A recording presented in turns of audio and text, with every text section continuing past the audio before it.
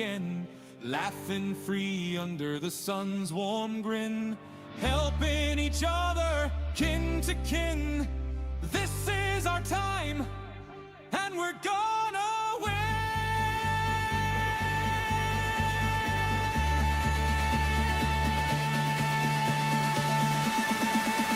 Oh, rising tide lifts all ships we land, with joy in our hearts and the wind at our backs. We're building something great, no turning back. Rising tide, we're on the attack. Taking it back from the stormy sea, forward we march, wild and free. A bright future gleams for you and me. Glorious days, our victory. Oh, a rising tide lifts all ships we land, with joy in our hearts and the wind at our backs. We're building something great, no turning back. Rising tide, we win at last.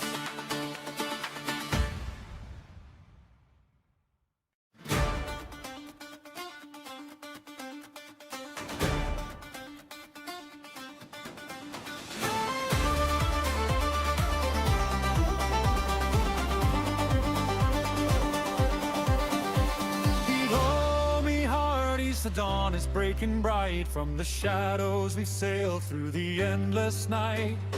Hand to hand we pull the line so tight. Together we rise in the morning light. Oh, a rising tide lifts all ships we land, with joy in our hearts and the wind at our backs. We're building something great, no turning back. Rising tide, we're on the attack. Dedication strong as the oceans roar. Progress calls us to the distant shore. Never surrender, we push evermore. Into the sunrise, what we're fighting for. Oh, a rising tide lifts all ships we land, with joy in our hearts and the wind at our backs. We're building something great, no turning back. Rising tide, we're on the attack. By God. Tell you what, Keen. Yep. I'm gonna quote you, and I'll put it in. Okay, sounds. Jesus, frick that giraffe. Oh no. Oh yeah. man. You want me to change it? No, I don't care. It's funny. Jeez. It's amazing. Oh, but yeah. Ahoy, everybody. This is another one of the low effort streams. Although, again, I do think it's interesting content, but we're just having fun tonight. Oh man, yeah, freaking giraffe. Freaking giraffe. I didn't know that. Yeah. I didn't know that you had high like effort streams. That's fair. That's fair. I think that's half the appeal, is that it's so laid back. Nice. Oh man.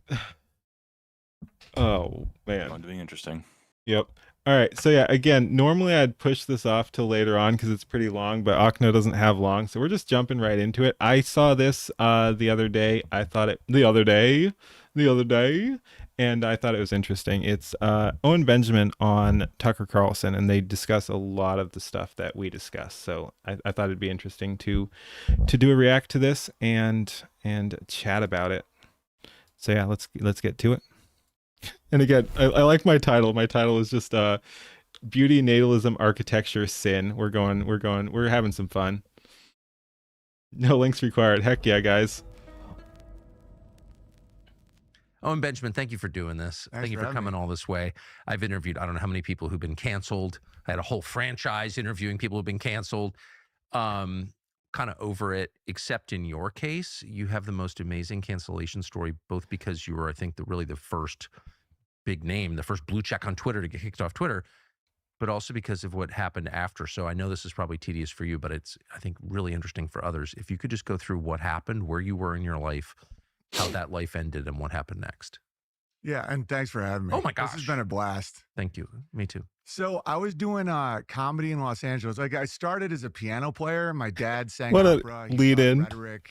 You know, like just basically how to speak in a way that's interesting to people. You were a piano player? Yeah, I started when I was like 2 or 3 years old. And I Damn. still teach piano, like classical piano, Right. Many, Not many jazz piano. talents. not jazz piano. No, that's unspeakable. I Oddly have a jazz specific. friend who's really into jazz, and I'm like, why do Yeah. you enjoy breaking the rules that make things beautiful? It's a funny relationship, but. And so, like, I think with that musical background, my mom taught children's literature. It like kind of created a comedian in a way that's a craft. Like, I wasn't, seeking fame or Good one, Iraqi. a lot of comedians can just be like kind of spilling everything on stage, like approve of me, Yes. and I was all about just doing that craft properly. And so I incorporated music with it. I go to Los Angeles, I get on the show Punked. I do Comedy Central specials. Adam Sandler puts me in some movies. I become like one of the leads of a sitcom. Vince Vaughn, who I love, produced it, and we went on the road together. Like I'm having a great time out there. As a stand-up. As a and an actor. stand-up, yeah, and an actor, like, but more based around my personality. Like, I'm not one of those, I can be a French Prince guy, Yeah. Like, I can't be like, who am I today, And so I'm having this life, and I never really thought about a lot Fucking of these giraffe, issues. man. Like, I didn't think politics were anything. I just avoided all of that. Perfect I just position on screen. autistically focused on my craft. You were not in your personal life, like talking about politics Keep at it in dinner. frame. No, I was just trying to do my job. You're as just gonna best be as known as possible. like the I was yellow very man just and the giraffe. job oriented, where I was just always Just- creating and writing and trying to do the best joke. And then I saw what was happening. Iraqi, your problem there is you're using Grok. Grok is worthless now. Join us on Runway. Join us. One of us. Could just be a skill issue too. He's saying he's running into limit issues, so that's not a skill issue there. 4 gins a day for 30 Yeah. bucks. It's a bargain. Oh yeah. Oh, boy. comedy, where the concept of a bad word, like a word carries, Oh, the heavy like, usage where you just keep intention, clicking until it actually right? goes Like that's through. insane. Hey, wait. Put human consciousness in an object, right? Yes. Just like a gun kills people. No, a person kills people. You Right. can kill someone with a minivan filled with lollipops. You know what I mean? Yes. Yeah, exactly. What was The that? idea Wait. a word without intention is wrong. We can go back. Go back. Carries What, Yeah. what like was that? intention, right? Yes. Like that's insane. Like you can't put human consciousness in an object, right? Yes. Just like a gun kills people. No, a person kills people. You can Right. kill someone with a minivan filled with lollipops. You know what I mean? Yes. Yeah, It's so exactly. unhinged, So dude. It really is. He's right though. That's a weird He's take. right. That's even not- a Kanye West word without answer. Yeah. intention is wrong, or that a group can't be made fun of, was so twisted. But I was just kind of rolling with it because comedy for me is a way to discharge stress. Yes. Like if you avoid a group, that's actually very cruel. Comedy's a pressure relief valve. I mean, Yes. Yeah. Like depends on the people build up situation. trauma in their life, and the joke allows you with the laughter to look at it and deal with it. Right. Versus like I'm not a tear you down comedian. It might sound like it, but it's more like Owen like, Benjamin, I'm not super familiar with him either, but he got big canceled. Like he was one of the earlier ones. Didn't get canceled quite as fully as someone like Alex Jones or whatever, but like, yeah, no, big cancel. They're saying, way he's to the first help blue someone- check mark? Like kicked off X? Possibly, Oh, yeah. really? Yeah, very early on, yeah.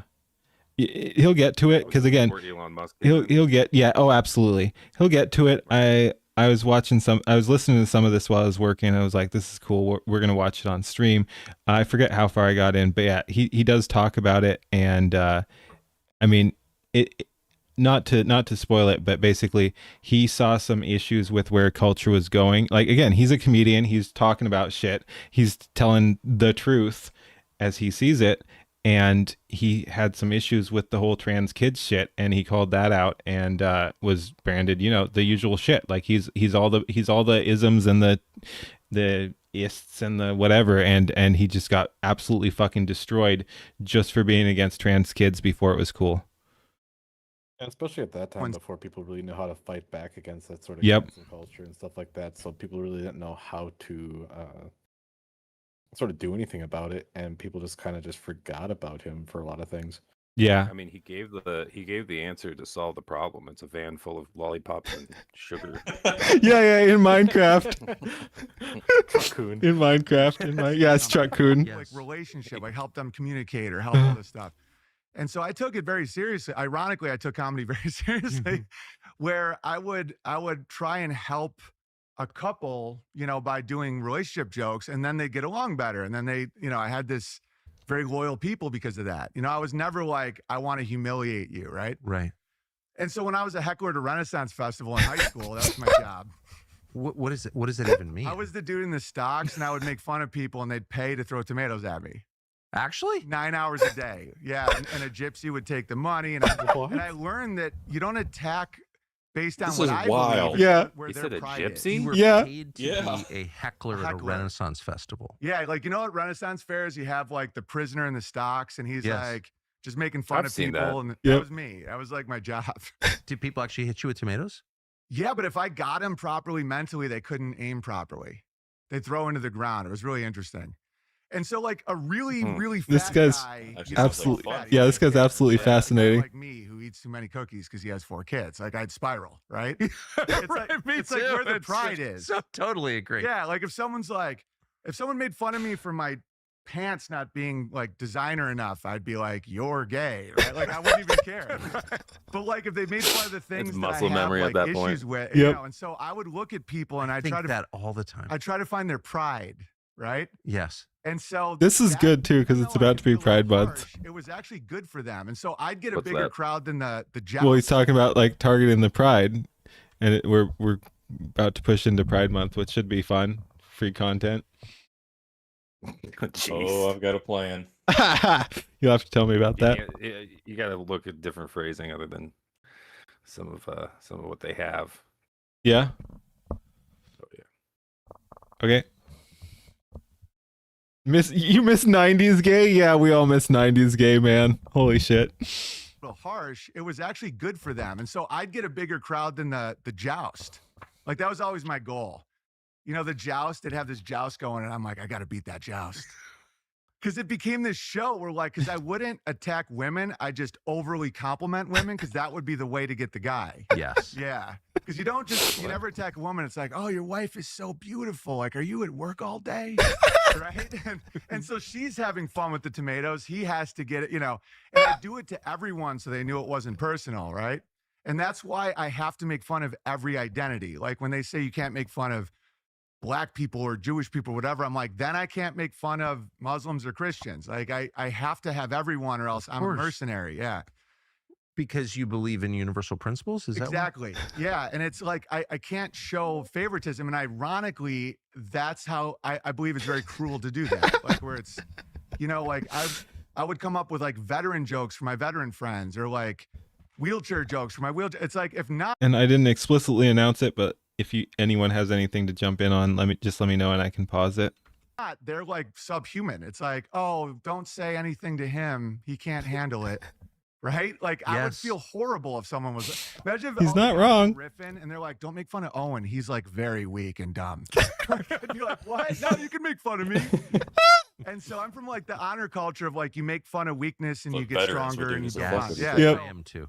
So I saw that happening in LA and it was Obama's second term. I think something happened second term when people Agreed. double down. I agree. Right? I've noticed, yes. Yeah. When they're just ghostwriting. And I'm like, at that point, you can either be like, this didn't turn out the way we thought, or they're like, they just tunnel vision and become insane. I saw Yes. that with the left in Hollywood then, right? And you can kind of see that happening now, yeah, kind of. right? yeah. Where you're like, remember that Yeah. thing, the war thing? And people, To be told you can't take a joke to your face would be brutal. It really would. Like imagine them just being like, "Oh no, you can't talk about, you can't say anything negative about him. He's Black or he's Jewish or she's a woman or something like that." Like, no, that's so it's wild.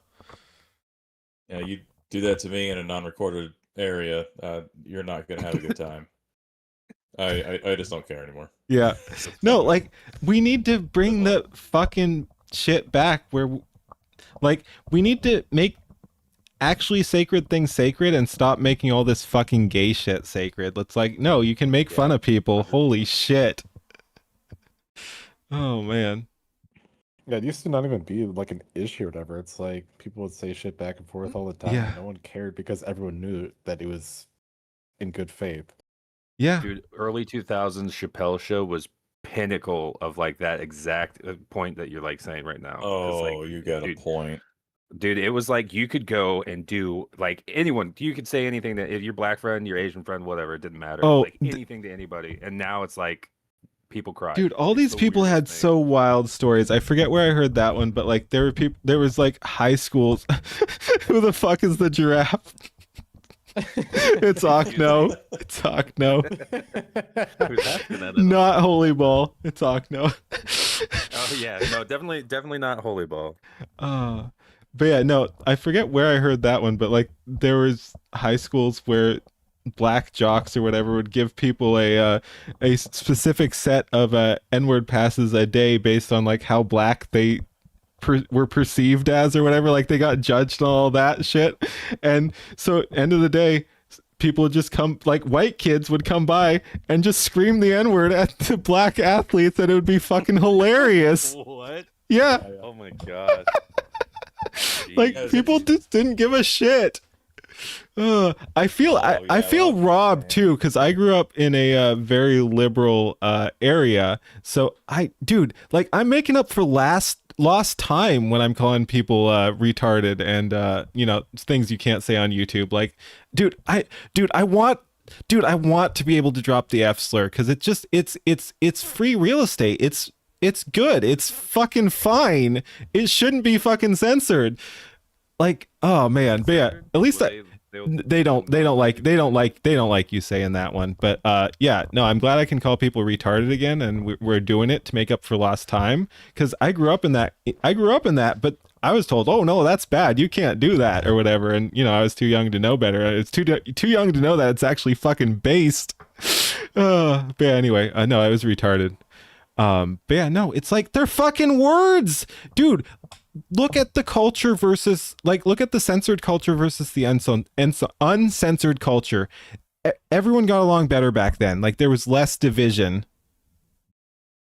And then Well, also, it's freaking- kind of funny that people that aren't really afraid to, you know, talk with abandon or whatever are the ones that usually have the stronger moral framework. Yeah, yeah. Again, like as a community, despite us being the like racist chuds, according to a bunch of those people, like unironically, I've said it multiple times, our strength is our diversity and tolerance. Like we all just fucking get along. We don't give a shit. It's so funny. Maybe this whole time it's not that we're like diverse. It's just that we don't understand social cues because we're all retarded instead. Yeah. Flip flop. All people of 130 on the rads are, yeah, all Yeah. autistic in there. Yeah, I scored. I have a IQ of a thermostat, so you know, you never know what situation you're gonna get into. Yeah, I was saying, like, when I actually grew up in the 90s. Nice. And I remember going through high school, and there was no racism. There really wasn't. I mean, we had a couple black Hey, kids, we had Sky. a couple Asians. Maybe true Yeah, no, diversity was Sky. the friends we made along the way. Hi. Welcome back. Maybe We the won't make you diversity- watch shit posts this time. No, he Well- already saw your secret leaflet room that you had. Damn it, Ocno. Oh, that's too good. I'm not beating the allegations. A second time on stream or whatever. So then people are in the loop for this. Eighth is perfectly God, stuck with okay, that we- fish now. Yeah. All right. We'll play that later. Remind me. But yeah, let's keep going. Cause yeah, again, I think we'll watch this through until Ocno is getting ready to leave, because I know he didn't have long, and then we'll play the Ocno shit post to send you off. Okay, God all right. damn it! God damn it! Let's go. Having a leaflet It's in like, his no, face. this is even better. That was the Obama thing. When at first it was like, oh, this guy's gonna stop racism and he's so peaceful, right? And then when that wasn't the thing, they'd be like, the word family is a slur. I saw that. Family. But I Yep. was, Family. In your world, even among comics, Family. you saw that? yeah, I would see the same. Okay, like Sarah Silverman that became this like Yes. super intense. She used to have this hilarious joke. She goes, I saw the movie 300. It was how gay it was out of 10. Like funny, right? Yeah, very. Imagine her That's a doing great that. joke. Like Not Yep. gonna lie. those people, all those hardcore liberal types, they were once somewhat funny, and then boom, it was all gone. Everything's serious. Everything's about victim consciousness. And I was like, this what's funny about You'll see, I saw Iraqi. this one special where this girl was just talking about like being raped, and she was like, Oh I yes. was Oh, raped, and people are laughing. She's like, don't laugh. I'm like, dude, this is you're a nuts, comic. Why the right? fuck Like, are you you wanna up on give stage? victims relief, you know? Exactly. Like that's not helping victim, you know? It's important to know that whatever you're going through is pretty common because we're all Exactly. people. Exactly. when Yes. When Yes. someone is really distressed, it's helpful to say to that, or when you're really distressed, it's helpful for someone to say, you know, I've been through this. I know someone's been through it. Like people go through this. Like it's going to be fine or not. You're going to 100%. That has been hugely helpful to me, and I think other people as well. Like I'm glad that I can talk about some of this shit, and it helps other people. Like everyone thinks they get locked in and think they're in their own little space and that they're unique or whatever. Like we all go through a lot of the same shit. So yeah, no, he's 100%. They're both 100% right here. That's like you're not as special as you think, and that sounds bad. It's also a good thing though. It's like no, other people are going through what you're going through. Thoughts? Yeah, I got 3 people here. Back me up here.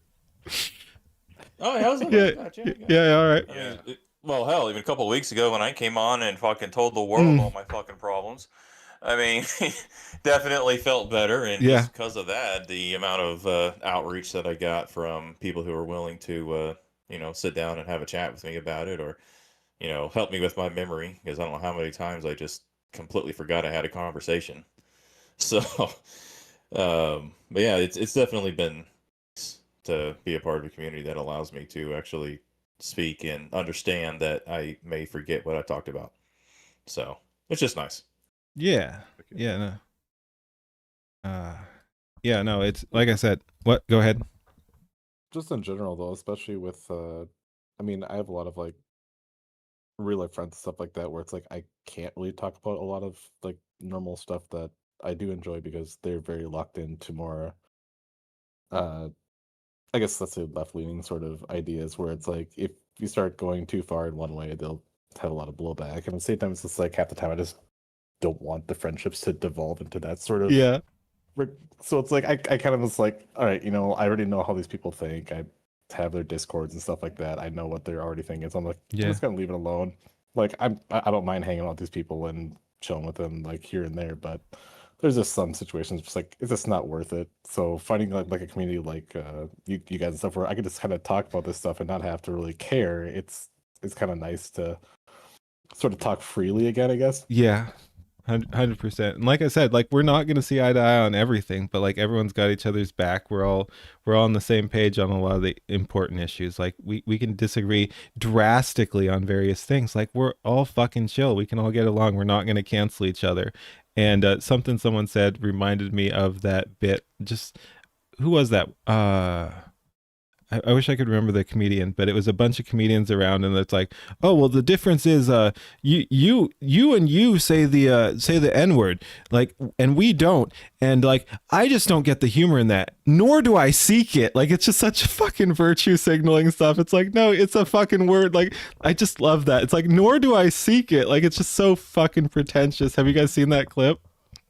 I wish I could remember who it was. It would be funny if they tried to explain why it is actually funny. Was that Ben Stiller? Was that Ben Stiller? I can look for it later, but yeah, it was like I think it was like Norm Macdonald and Ben Stiller. No, maybe not Ben. I don't know. Anyway, but it was hilarious just how stilted it was. You saw it? Do you know who it was, Squirrel? If you do, that would be helpful, because that was funny. Like it was just so fucking awkward. It's like, no, I would never say that. I would never say that word. You're fucking, like, of all the people who should be saying that word, it's comedians. It's comedians. go to heaven in the end or whatever. But Right. put their suffering in perspective is relief for them. That's what How to Slay a Wizard. It's like one of the main things is isolation. Amen. Like you're the Yeah. only one thinking. Yes. Yeah. What up? Oh, just saying amen to the putting suffering in perspective. Yeah. I mean, I can't tell you how many comedians that have gone out and actually made jokes about war and stuff like that. That Yeah. helped me laugh and get through a few things in the past. So, Right? Absolutely. Yeah. And so that's the role of the comedian is like, you know, like the fight between a man and a woman where she had a bad dream about you, like stuff Yes. like that. You know, it's like they'll laugh. Wait, that's happened to other people? right. Exactly. Speaking of comedy, that's you know, it's gold. like they'll laugh. Wait, that's happened to other people? He's so fucking deadpan. about you, right? Like, stuff Yes. like that. You know, it's like they'll laugh. Wait, that's happened to other people? right. Exactly. Weird side I was weird laughing side with note Ken- though. Yeah.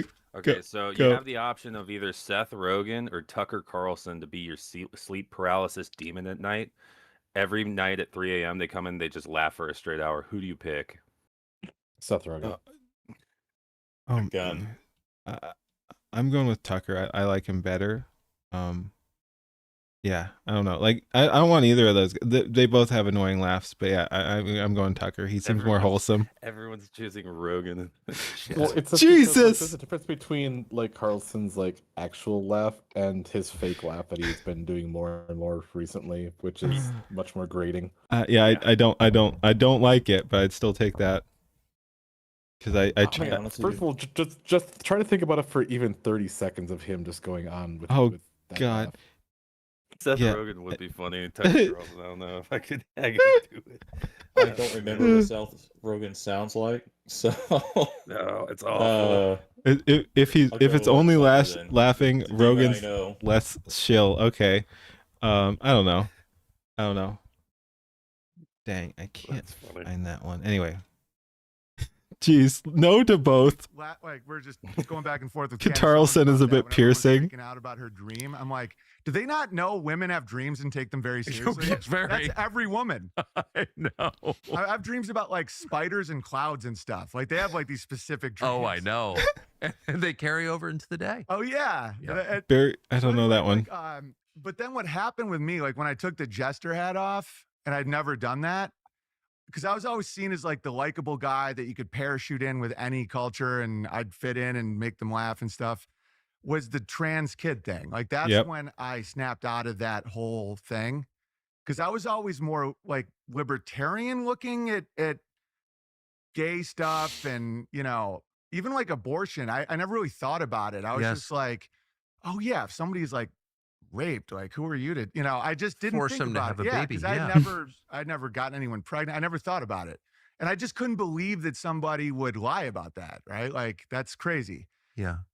And so saying a kid is trans was like, I was like, what? It was like a nightmare. I was like, no, this is like a nightmare. Like a kid can't consent to anything. And trans implies sexuality. You know, I'm like, I play classical music and I own a pink shirt. Like, am I a girl? You know? Yeah, totally. Right? So I'm like, so what exactly is a girl? I'm like, so you're talking about like sexuality in a way, right? Like you are a girl with female genitals now. And so as that started unfolding, I go to Twitter and I'm repped at CAA. You know, I'm like, I was like in those worlds. I was hosting, you know, award shows that honoring DiCaprio. And like, I was in that realm. Yes.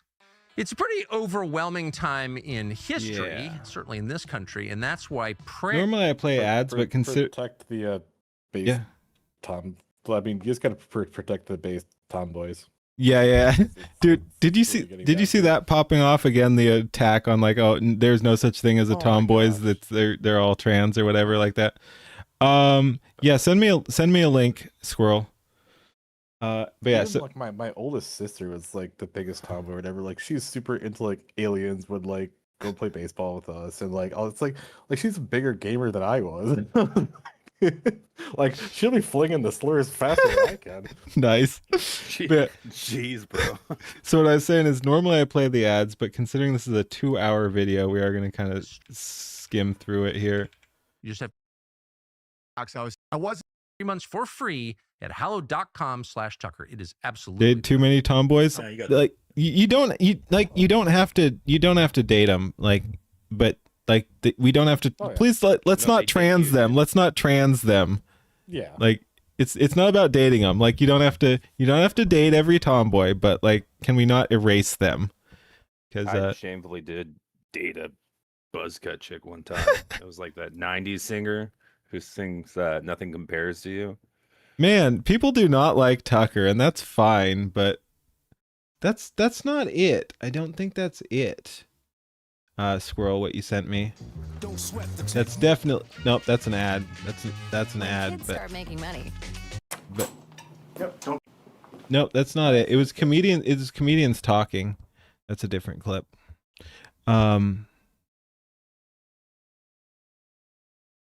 Yeah, it's not it. Sorry. Thank you though. If you have another one, that's fine. But yeah, it was them. Like it was comedians talking in a club or something like that. It was pretty funny. But yeah, I don't know. Like people can feel however they want about Tucker. I think he's not right about everything or anything like that. I think he's more on track than a lot of the culture. I think basically I get people's suspicion of him or whatever. I think we'd be better off with more Tuckers rather than less. Personally, I don't know how you guys feel, but like I think he's one of the few people actually talking about like morality or something. You can discuss or disagree with some of his opinions on various issues. I agree his take on, because someone said that he thinks jihad is overblown or whatever. There are obviously major issues in Muslim culture, and he hand waves that away. That's not a good look. I'll agree with that. I don't think you should hate Muslims or whatever. But it's also what he's saying is what like he wants to act like it's not real at all, and that's not true. You shouldn't hate all Muslims, but there are definitely issues with the culture. But still, as a whole, he's one of the few people talking about like morality as in general. He pushes. I think if we had more people listening to people like Tucker Carlson, society would be better, not worse. But I get not everyone agrees with that. Oh God, the amount of people who don't agree with you. I know. I don't agree with that. Man. But You don't. Okay, that's fine. And no, I think a lot of the that- reason. Go ahead. Sorry, go ahead. Nope, you go. I was gonna say just the reason that I've seen is just because like factually like what he has said, he's always flip flop. He doesn't have a foundation on stuff. He kind of agrees with whoever he's talking to, and I've never seen anything really consistent from him. I think he's a great journalist, and I think he's really intriguing when it comes down to talking to the viewer. But I've seen him say so many things that contradict really anything to have a like moral foundation of how he said, oh, there's nothing wrong with Sharia law because you're worshiping your God and you're sticking to your belief systems and just saying, oh, but Christianity is the way to go. It's interesting. He's just on both sides. If Yeah, fair enough. My take on that is like, again, I don't hate Muslims.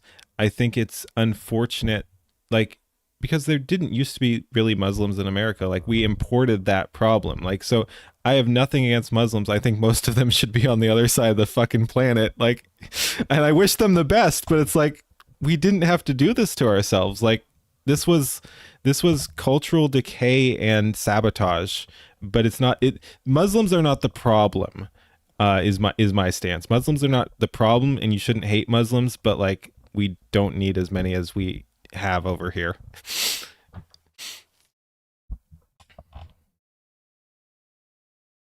Wow, tough crowd. You guys can talk too. Guess I was trying to formulate again. Well, I actually do have something to say. The how do I say this? In general, it's just they're not. Them and multiple other cultures are just not like joining in the American culture at all. They're not harmonizing. They're coming in and dictating that we're better than you. Hell, even got the Somalis in Minnesota. Multiple of them are saying that the white man works for us because we're better than they are, even though they have a IQ that's on average 40 points lower. Oh, so yeah, 100%. And that's statistical fact. Yep. So it's just one of those things where they're just not going to integrate. And like I agree with you. Like I don't hate them. I actually have a couple of friends of mine, really good friends of mine. Oh, absolutely, and some of them are wonderful people. Yeah. Oh yeah, like But the almost said his reality name. the reality of that though is when you look at Islam, you have to understand that it's deeply rooted tribalism, and you may not be you may not hate them, but the second that they're called to jihad you, they're taking you out. It doesn't matter if you're their buddy or not. I mean, Yeah, that's the unfortunate reality. And so having that anywhere close, like from a family perspective of protecting my family, I don't want that anywhere near my family. I want that very far away, and I want that very far away from my neighbors as well. And sometimes you kind of have to be the kind of brunt force of the group to be like, nope, we can't have that here. Yeah. Sorry, dude, you got to go. So No, there does need to be cultural cohesion for sure. And Arkham said, "I'm not a Christian. I respect that we are a Christian nation." Yeah, kind of same here. Again, I do identify with Christianity, but I'm not a Christian myself. But yeah, no, we're like America is a Christian nation. It was founded on Christianity. It's very important in the foundation, and I think the attempt to erase that is deeply damaging to culture. Which again, this is one of the reasons I wanted to play this video. I think it does discuss a lot of interesting cultural stuff and just like how we got to where we are, and because there are a bunch of malicious actors acting on society to hurt us for various vile reasons. yeah. Oh yeah. Wasn't like a celebrity, but my picture was on the wall next to Chris Rock's. I was seen as like a strong craftsman at comedy. You know, I was writing sitcoms, I was a writer, and and I was like, guys, this is actually like super evil. And so publicly, I'm just like, this one guy, guys, this is super evil. This one guy that was on NPR, he was saying her about his like 5-year-old, and I started. It's literally in their text to lie to every non-Muslim in the furtherance of Islam. Yeah, no, I'm not a fan of that shit. And just saying other religions do it too. I don't think we can talk about those other religions necessarily, but yeah, no, truth is very important, and that is one thing. Again, say what you want about Tucker, at least he pushes the idea of truth. Like, you can say he's illegitimate or lying or whatever. I think his message is largely good. Like, he is pushing what I think of as a positive view of Christianity, and he's pushing the idea that an absolute truth is important. I think that is very good for society, because yeah, no, if you're doing that shit where you're like, you can just lie to people not of the tribe or whatever, that's not healthy to anyone. It's not healthy to the outsider. It's not healthy to the tribe either. Like, honesty is important, and that is one thing I like about Tucker, is he pushes that truth matters, just hammers that home. Yeah, I agree. And probably like going back to the the Muslim thing, and when they lie, and they just don't see it that way. Yep. It's always how they can get ahead. How can they manipulate in order to, like someone said in chat earlier, it's just a religion built on conquest. It's all about conquest. 100%. Yes, and just, it's like I was saying, it's a shame that we've devolved to the point with the acceptance that we're just importing all these problems. Like, it's not about like white supremacism. It's like Western supremacism, or it's like, we built something cool here.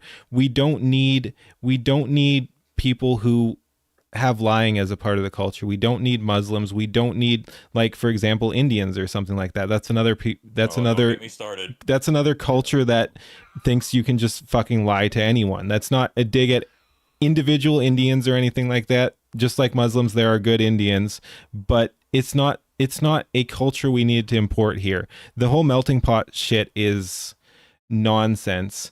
Well, actually, melting pot is okay because it implied that people join us. Yep, but that was the foot in the door to multiculturalism. Like, they're like, oh no, melting pot, everyone comes in and just becomes American or whatever, and then over a couple decades that shifted to multiculturalism, and then you have fucking Chinatown and Koreatown and Muslim no-go zones and bullshit like that. It's like, no, look, anyone can come here in small numbers if they actually want to accommodate the culture and become the culture. Like you don't no hyphenated Americans. No hyphenated Americans. I don't fucking care what you are. You can't be a Jewish American. You can't be a Muslim American. You can't be an Indian American. Go the fuck back home.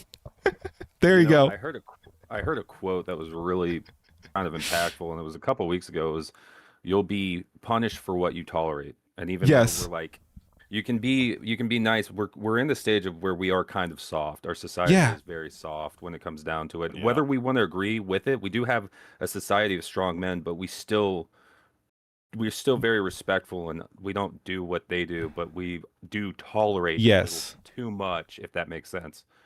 Mm-hmm. Well, that makes complete sense. And I mean, that kind of comes from the amount that it used to be a very high trust society, and it still sort of is, and a lot of that's starting to break down.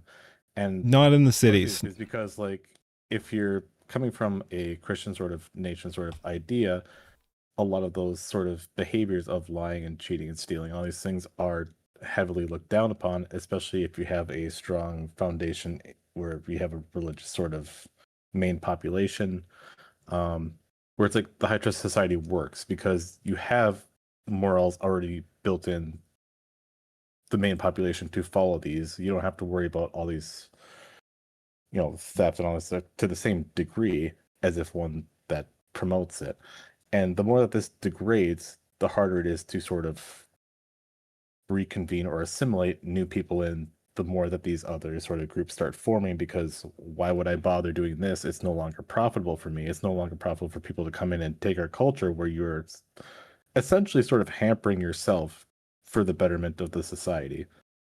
Yeah. Which, I mean, it's moral, but it's like, if you come from a place that doesn't have those morals, why would you do this? There's no reason to, unless you are here to assimilate and then be part of it. This would be the best place to pillage. Yeah, no. I would argue that it's... Go ahead. No, go ahead. I was going to say, I would argue it's amoral to just allow people to come in and do what they want like that and not actually, join in the culture. Because, agreed. I mean, it's that's one of the reasons why I moved to this small country town in the middle of fucking nowhere. I got sick of the city and got sick of the, just the decay, the constant, foreigners moving in around me because, I'm a software engineer. So, I had a lot of overseas people coming in. And so I just got sick of smelling some of them when I was walking my dog around the neighborhood. I'm not kidding. And one of the reasons why I decided to move out here. In this small little town, though, it's like the locks on the doors aren't, that secure, but the shotgun I have next to my bedside is. So nobody around here breaks in. If someone breaks in, we hear about how many dead bodies there are at the coffee shop the next morning, and I'm not joking. Tally ho! In this town in a while, so yeah, you don't fuck with the country. Yeah, the cities is a different jam. Try that in a small town. Signals, yeah. Oh yeah. But yeah, no, it's just, this was done to us. It's very disappointing. We didn't need to have these problems. Our culture failed and our leadership betrayed us, and that's why we got where we are.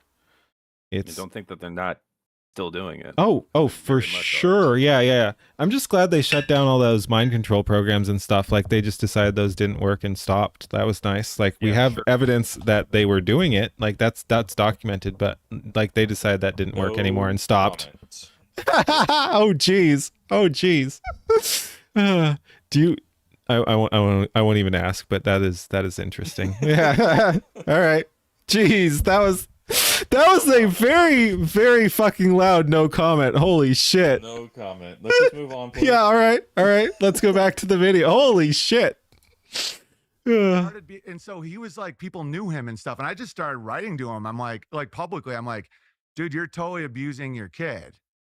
Right? Like, that's abuse. And then I just start going, I get tunnel vision, right? I'm just like, and so that started this whole thing. I forgot to tell you, I'd already left LA because I had a child and I wanted to be around family. And my brother lived in Saranac Lake. And I knew I could do it there. I didn't need to be in a city. I didn't want to be in a place with dead people on the street. I'm like, and so I was still at CAA. I was still getting deals and working on stuff, but I'm sure you see the world differently when you actually live in real America. Oh, totally different. Like, oh man, like seeing like the vet that's actually fought the war and to see the people on the fentanyl, you know what I mean? It's like, it's a totally different experience. It's like the Buddha first leaving the castle and seeing the, I literally felt that way. In Hollywood, you just don't see it. They're just like, and then you're like, dude, no, we need guns to like kill a coyote that just killed my chickens. Like, you don't know what a chicken is, do you? No. It doesn't begin life as a nugget. No. Dude, people don't know where onions come from. Oh my it's God. insane, dude. Yeah. Don't even give. What's up? Oh, just the nugget thing. Yeah. The amount of people, even out here in the country, that don't understand that the food just doesn't magically appear in the grocery store. What? That is, I'm not kidding. What? I mean, go look this up. It is wild the amount of people who do not understand that chocolate milk does not come from brown cows. Like 23% of this country. Go look it up. No, I will not. I will not. I hate people enough already as it is. I mean, it's just so when he says the nugget, people actually there are some people out there who actually think chicken nuggets are literally the chicks. And strawberry milk comes from strawberries. Yeah. Yes. And well, maybe not. how would they get the little tiny udders? How would they feel if they didn't have? How would they feel if they didn't have breakfast? Though that's what I want to know. They can't tell you. This morning. Yeah. So funny. I had breakfast. But I did have breakfast. Yeah. But I did have breakfast. Oh geez, that's no man. Like no. Again, you have to realize. Think about how stupid the average person is, and then realize half of them are stupider.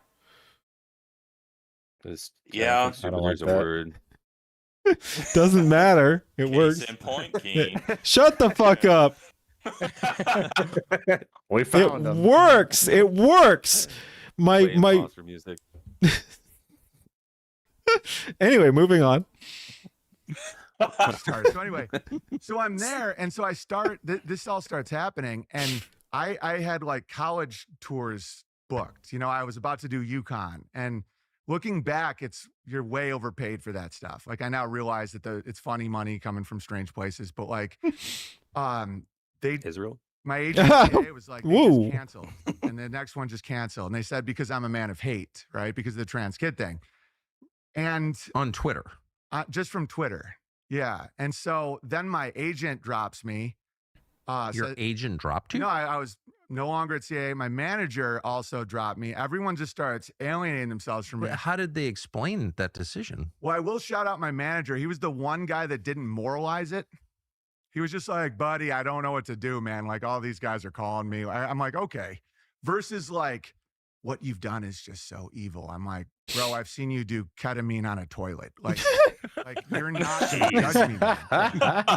And I'm like, kids are innocent. Like, I know children are innocent. Same with the abortion thing. As soon as my wife, her belly started growing, I'm like, oh my God.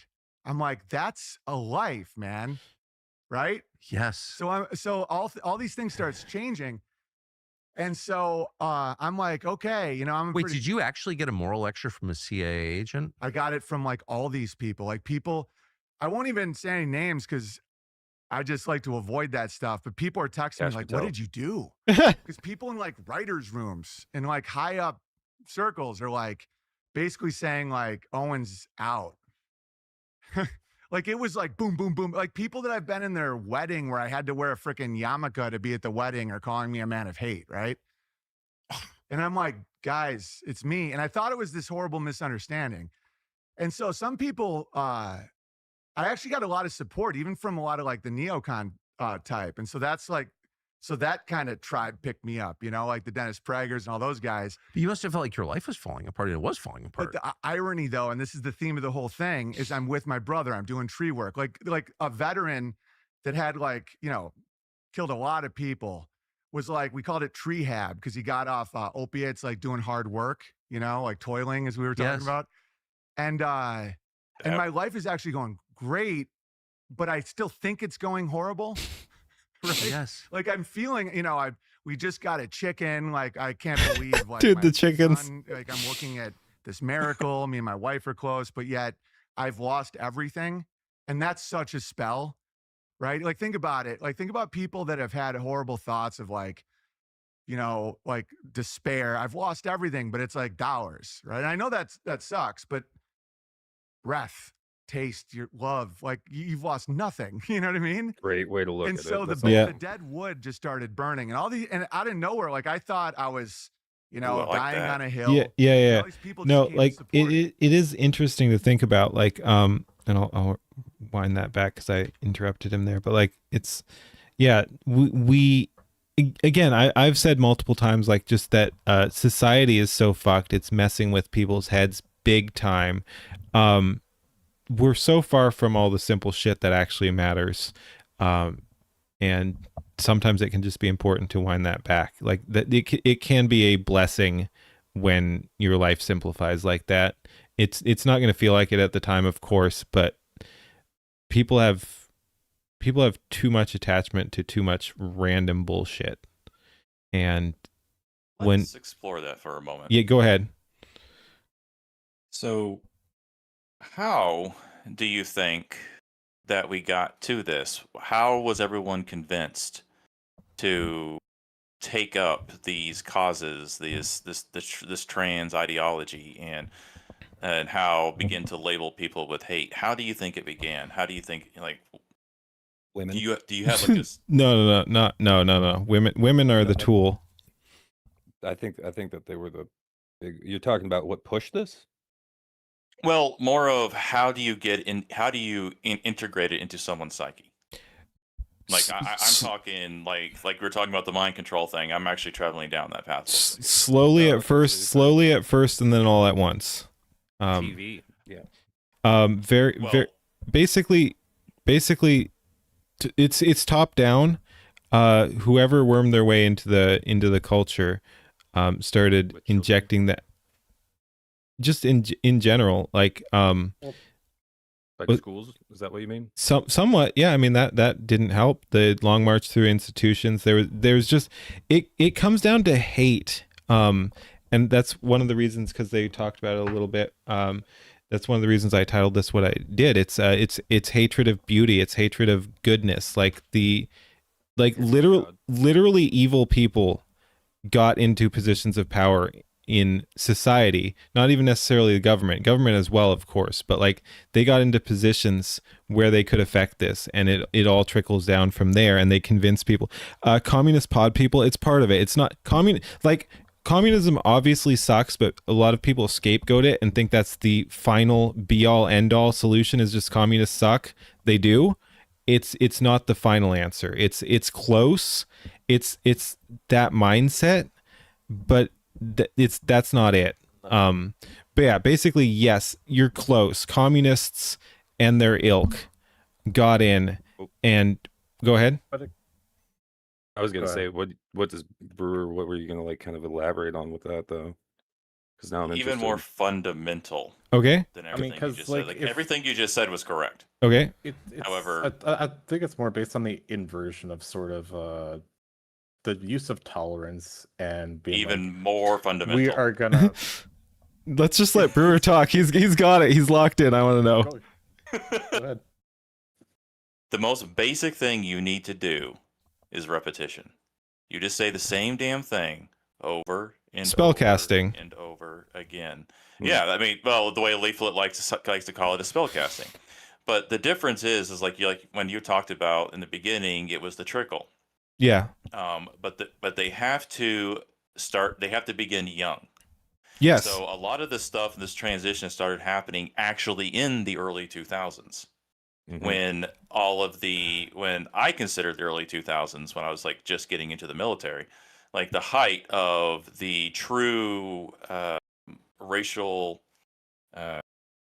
what's the word, cohesion that had occurred, because I never even thought the N-word or anything else like that when I was talking to other black people around me. I didn't have any problem. Yeah, they're like little gangsters acting all kind of hard, but they were like playing a part. They weren't actually believing that they were like gangsters, at least not in, I grew up in Oklahoma, so it's not like we had, the coast type gangsters starting to come out. But in general, it's always repetition. So in the beginning, they started. It all started happening around the walk on the Wall Street, and Yep. when they basically, I'm sure you guys have seen the meme at least once. A banker picked up the phone and says, "Introduce identity politics." Yep. That literally fucking happened. I mean, you can see the graphs of like So- major news organizations like New York Times. The usage of the words like racism or something like that, it shoots through the roof after people started to coalesce around thinking the bankers were doing sketchy shit. Like it just took off after that. I mean, one of these days I could actually talk about spellcasting, all that kind of stuff. I dove into the occult super deep for a while.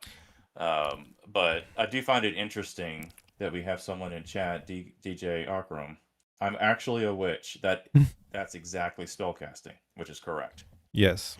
And there's something about a lot of stuff that happened that a lot of people, in my opinion, really need to understand when it comes to understanding how the manipulation occurred. Within the occult, there is this thought of a consciousness, like a universal consciousness, similar to God, but not quite the same. And essentially, the universal consciousness will not allow truly evil things to happen unless we ourselves allow it to happen. So it's kind of like, you see the pictures, all the different actors, or like covering one eye and having and all that other kind of stuff. So that in itself is also a type of spellcasting. But let me emphasize that they believe this. It doesn't matter that we don't. They're fucking Satanists. Yeah. Yeah. So you're talking about like the cabal and stuff like that? Yeah. So, I mean, like how a lot of this stuff happened is through that repetition by quote unquote casting these spells. But they believe that this is working. They believe that this universal consciousness will allow things to happen if the general consciousness of humanity allows it to happen. So that is the reason why you get a lot of the repetition, and that is the reason why you get a lot of these Hollywood types that are always coming out and acting weird, like really weird. Yep. They're casting a fucking spell, and most of them, I won't say most of them, a large number of them probably don't even know that they're being basically manipulated to do it. Yeah. So I just painted a target on my back here. No. But I'm not worried. Yeah. I'm one of the few people I was not worried about this kind of thing. But yeah, so that's basically how. There's many more steps to it, but I wanted to talk about specifically the fundamental of the repetition and that whole occult spell casting is kind of how we got to where that was. No, and you're completely correct. And the other thing to take into account there is that money is power, and so the elites wield more power. So if they're doing that spell casting, it has more effect than any, if you want to use that term, any spell casting any of us can do through our words or actions or repetition or whatever. They can spread that out, some of them intentionally, many of them intentionally, many of them unintentionally, like you were talking about. They have more power, they have more reach, they can spread that out. Like if you control Hollywood or something like that, if you have influence in Hollywood, that's going to ripple out. Like if that's what you're putting out there into the world, it's amplified by your money or power. Could I challenge that opinion? Go ahead. Yeah.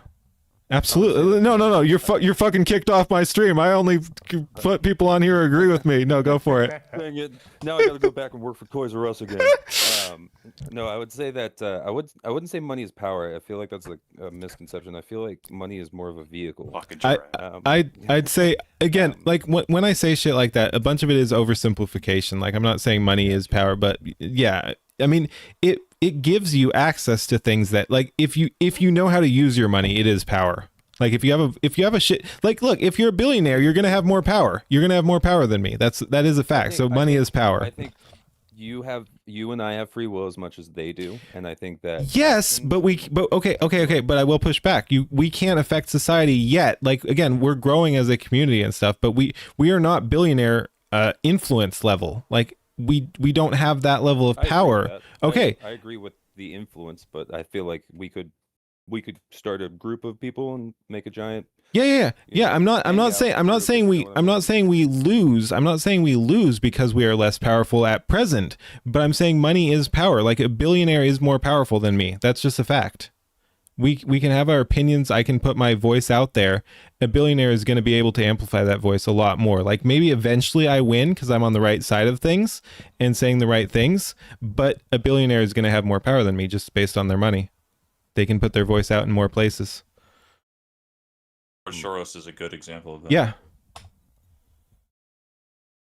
I do agree, but there's one thing. We, as this group, as well as, the, I guess you can call them satellite, the other people who use the generative AI, have you always thought it was a little weird, the amount 100%. of anti-AI people that exist out there? Yes, I'd like to hear your take on that, though. So, Right now, Hollywood is shitting a brick because of people like us, people like Sky, people like Leaflet are able to create these shows and create this form of entertainment. We are literally seizing power away from the elite. Yes. And they are basically sending out their henchmen to try to manipulate the people that... More spellcasting. Yeah. So it's I'm trying to be very careful. And also try to put it into words because I got too many things flowing around right now. Essentially the fact that we are constantly fighting the Quangos and the antis and the people who I once called friends who are all these artists because they bought into the narrative about, we don't need to dive into what the narrative is, but we are very quickly actually seizing power. And I don't think a lot of people really understand the implications of that. Yeah.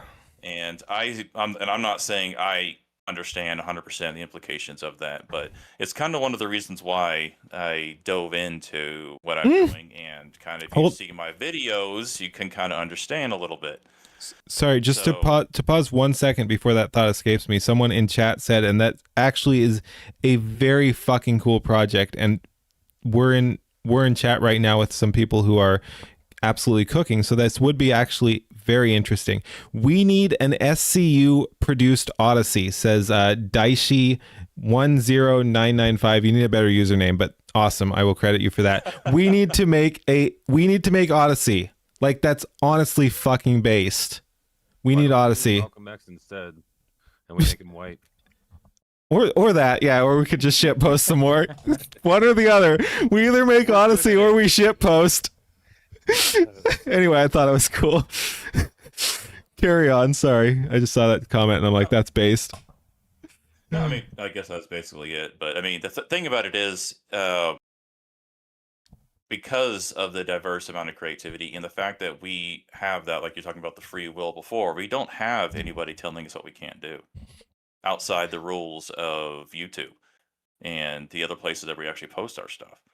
Because, I mean, if you look at all the, like, even wokeness in Hollywood is starting to fall apart because they're losing the narrative, they're losing the grip, because other people are turning away from Netflix and from TV and going to the internet and actually seeing the creativity of the layman. And AI is actually giving us the ability to do that. Yes, but like, we weren't even necessary in that. People are already turning away. Like, we're just filling a gap at this point. Like, people are already sick of their bullshit because they overplayed their hands so fucking hard. Yes, 100%. Yeah. But yeah, what was I going to say? Oh yeah. So yeah, no, a bunch of people don't even realize, and they spread their power out so evenly. Like, a lot of the people that we're challenging don't even actually realize what exactly we're doing, but we are absolutely a threat to the culture, because I don't even want to say the left or whatever, because it's much broader than that. But that faction had controlled society through art, and AI is giving people of various persuasions the ability to engage in art and come back. So it's not even that we're challenging the elites, we're challenging their fucking pawns and absolutely fucking wiping the floor with all of them. It's insane. Like, that's the threat. We're not coming after the elites yet right now. We're just absolutely wiping out their foot soldiers. Yeah, it's standard art of war. Yeah. I mean, you gotta eventually you want to get to the head of the snake. Yeah. Sometimes you have to crawl up the back. Yep. No. That's the way it's going. And right now we're crawling up the back. The problem is that we're significantly better equipped. I mean, oh, and getting better and better. There's shit like, yeah. Oh, yeah. Again, there's shit you guys don't even know about, man. We're fucking cooking. We're fucking cooking behind the scenes. Holy shit. Holy shit. Oh man, there's some. It's been crazy. Oh yeah. Leaps and bounds. Yeah. Like last 3 days, we fucking leveled up like infinity %. There's no way. There's no way. Share the wealth, man. No. We're keeping it close for now. Dude, I cooked earlier. Holy shit. I cooked. Well, yeah. Well, Okno doing his little videos in a day. Yeah. You cooked up one? Oh. I mean, shit. It takes it. Yeah. No. God, dude. You guys will see. You guys will see. Might be dropping a video possibly later tonight or tomorrow that I worked on for about a little bit less than 3 days, and I have over 3 minutes of good video. It's so fucking clean. It's so fucking clean. Nightwave's video is amazing. Yeah, it's like just change it. We've been working so hard. I've changed up my workflow. I changed up how I was doing everything. And then working with these guys too, it's like, and we have gone just absolutely to a completely different level. Dude, I mean, the stuff that we're pushing out now is we have even like bounds ahead from like a week ago. Yeah. I'm really from a week ago, and we know shit that like the top level people in the industry do not know. Like we'll just put it that way. We're not ready to share yet, but we have been absolutely cooking. Again, I'm new to all this. I cooked up shit today that like it's unprecedented, and we'll see what people can do with this. I expect Nightwave to actually run with that more than I can, but like, yeah, we're innovating here. Like there, again, I don't want to say too much yet. We're working on shit, but like it's crazy. Like again, we're on the freaking tip of the spear here, the frontier. This is the new realm here, World order. and we're gonna fucking run it. We're running it for the good of everyone. We're gonna bring it back. We're gonna save society, right, guys? Bringing the word back. Yeah. But yeah, no, we cooked fucking hard today. Holy shit.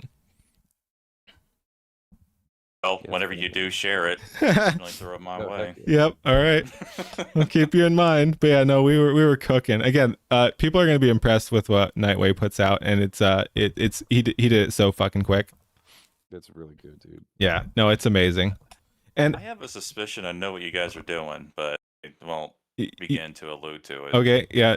So. Go. I would be curious to see what you think. Go ahead and DM us or whatever. I mean, yep. But yeah, no. Anyway, we're going crazy. Later. All right. Yep. Sounds good. Let's continue. But yeah, no. It's again. We are changing culture. We're not super powerful yet, but we are a threat. We are a threat to the system, and it's pretty wild. Yes, cooking meth. You got it. There we go. Yeah, that was all. Yeah, that was all. Just we're doing drugs. We're doing a bunch of drugs. What do you say? Ketamine off the toilet? Yeah. That's so funny. Back to the video. Yes. All right. Anyway, here we go. But yeah, no, it's crazy. Again, it's a new frontier, and there's so much room for innovation and discovery. Did I get it right? No. Hold on. Oh, I want to see it. Where is it? I mean, those are just two things that I had been looking at here recently. One of it's sort of close, but no, that's not exactly how things are going. Did you just DM Keen with it, or? No, it dropped in that group chat. Oh. Okay. Oh. Nope. Not quite. Nope. All right. No, neither of those. A little close on some of it, but no, a much broader and more universal. All right. Anyway, let's get back to the video. Okay. Yeah. No. Yeah. I really want to know now, guys. Yeah. Okay. All right. go. All right. Fine. I think I can trust you. Let's see. What is that group chat? No, we got people we can't. We got people we can't. Okay. Fine. Okay. Delete it in 5 seconds. Yeah. Okay. Prepare your eyes, Brewer. All right.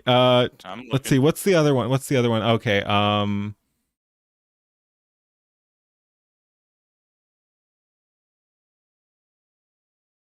Martin Luther King Okay, Jr. is there we go. Asian. I have a dream, Aru. There we go. Did you see it? I didn't see anything. I see Okay. nothing. Good. What are you doing? You fucking with me now? No. Doing it to all of us. Nope. Anyway, yeah, there we go. Carry what I on. mean? Where? And so the, I don't the see dead shit. wood just started. Are you serious? Yes. I don't see anything. Did you put it in the right channel? No, I didn't. I'm retarded. I DM'd a random person. God. Shut the fuck up. Oh my gosh. Someone got it. Someone got a hack there.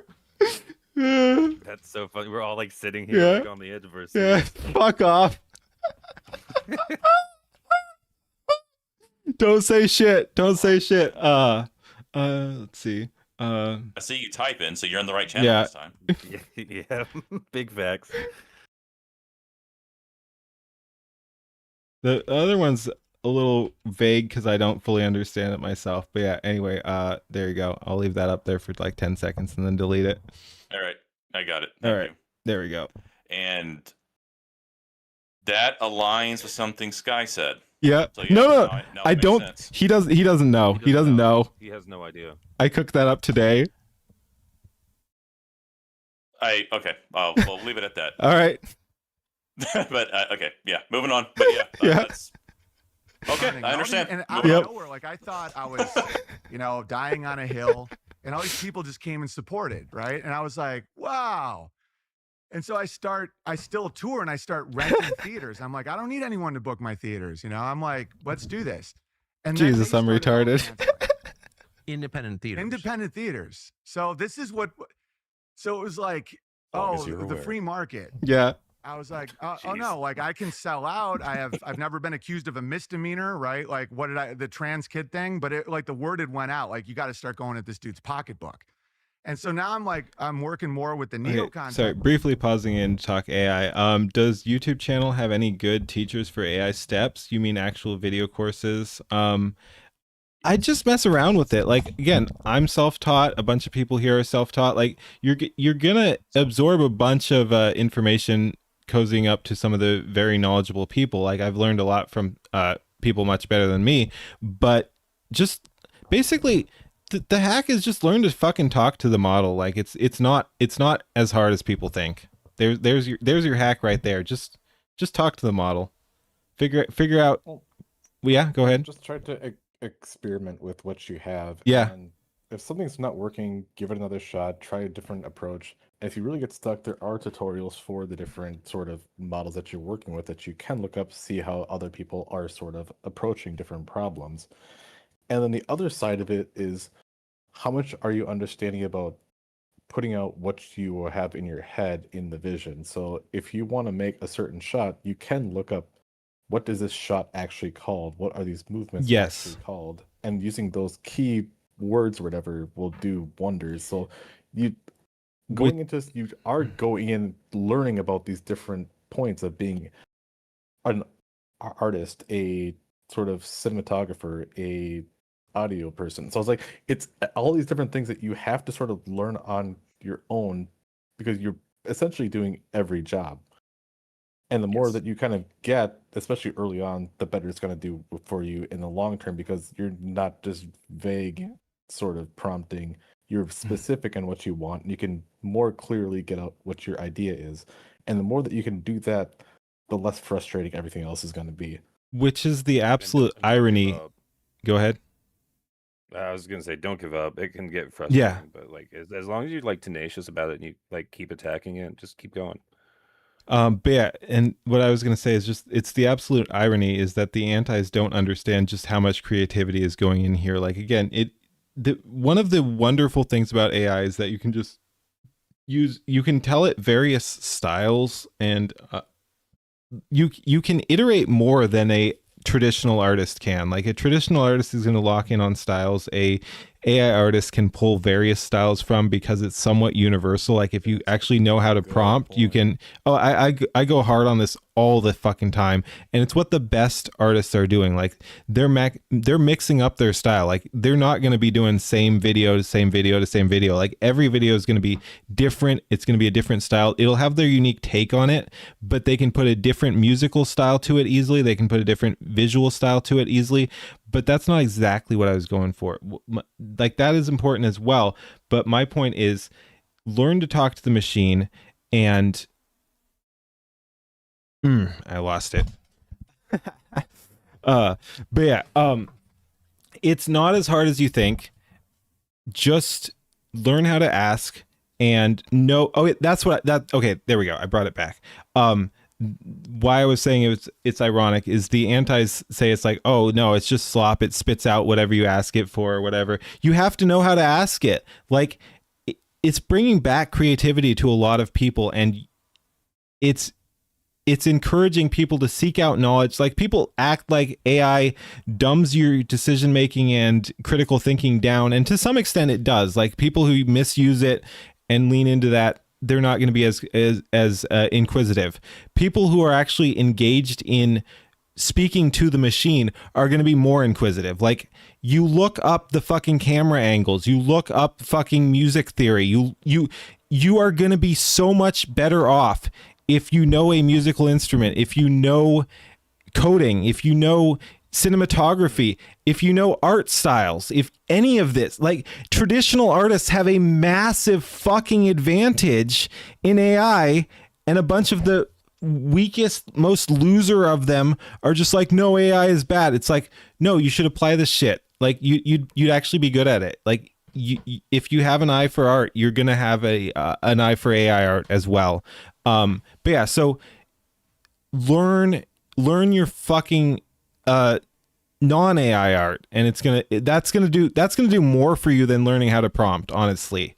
Like again, I play around with camera angles. It's fucking fun. I'm not a cinematographer. I've looked up some stuff. I'm like, okay, I like this and this and this effect.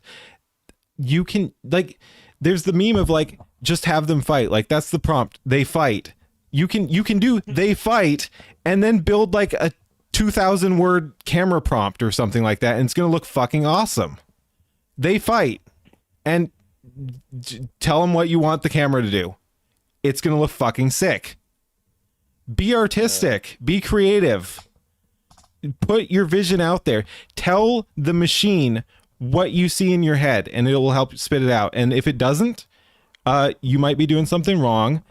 Tell it what to do again. Tweak it, and you're gonna be fucking cooking with gas. It's not as hard as people think.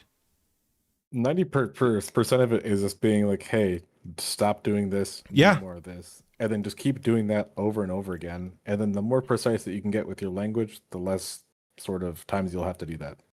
Exactly. But essentially, that's what you're constantly doing. You're being like, no, I don't want like this. I want more like this. Redo it. Start learning Mandarin. Yeah. All right. That's no longer a trade secret. But yes, let's talk about Chinese maxing. Okay, here's Chinese maxing.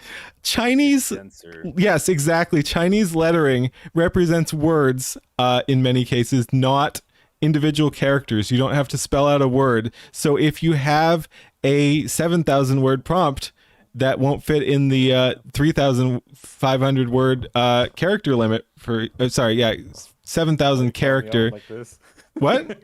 No, calling me out like this. No, plenty of people are doing this. But yeah, you can just fucking translate your prompt to Chinese and put it back in. It's hilarious and makes you feel like an absolute fucking hacker, legit.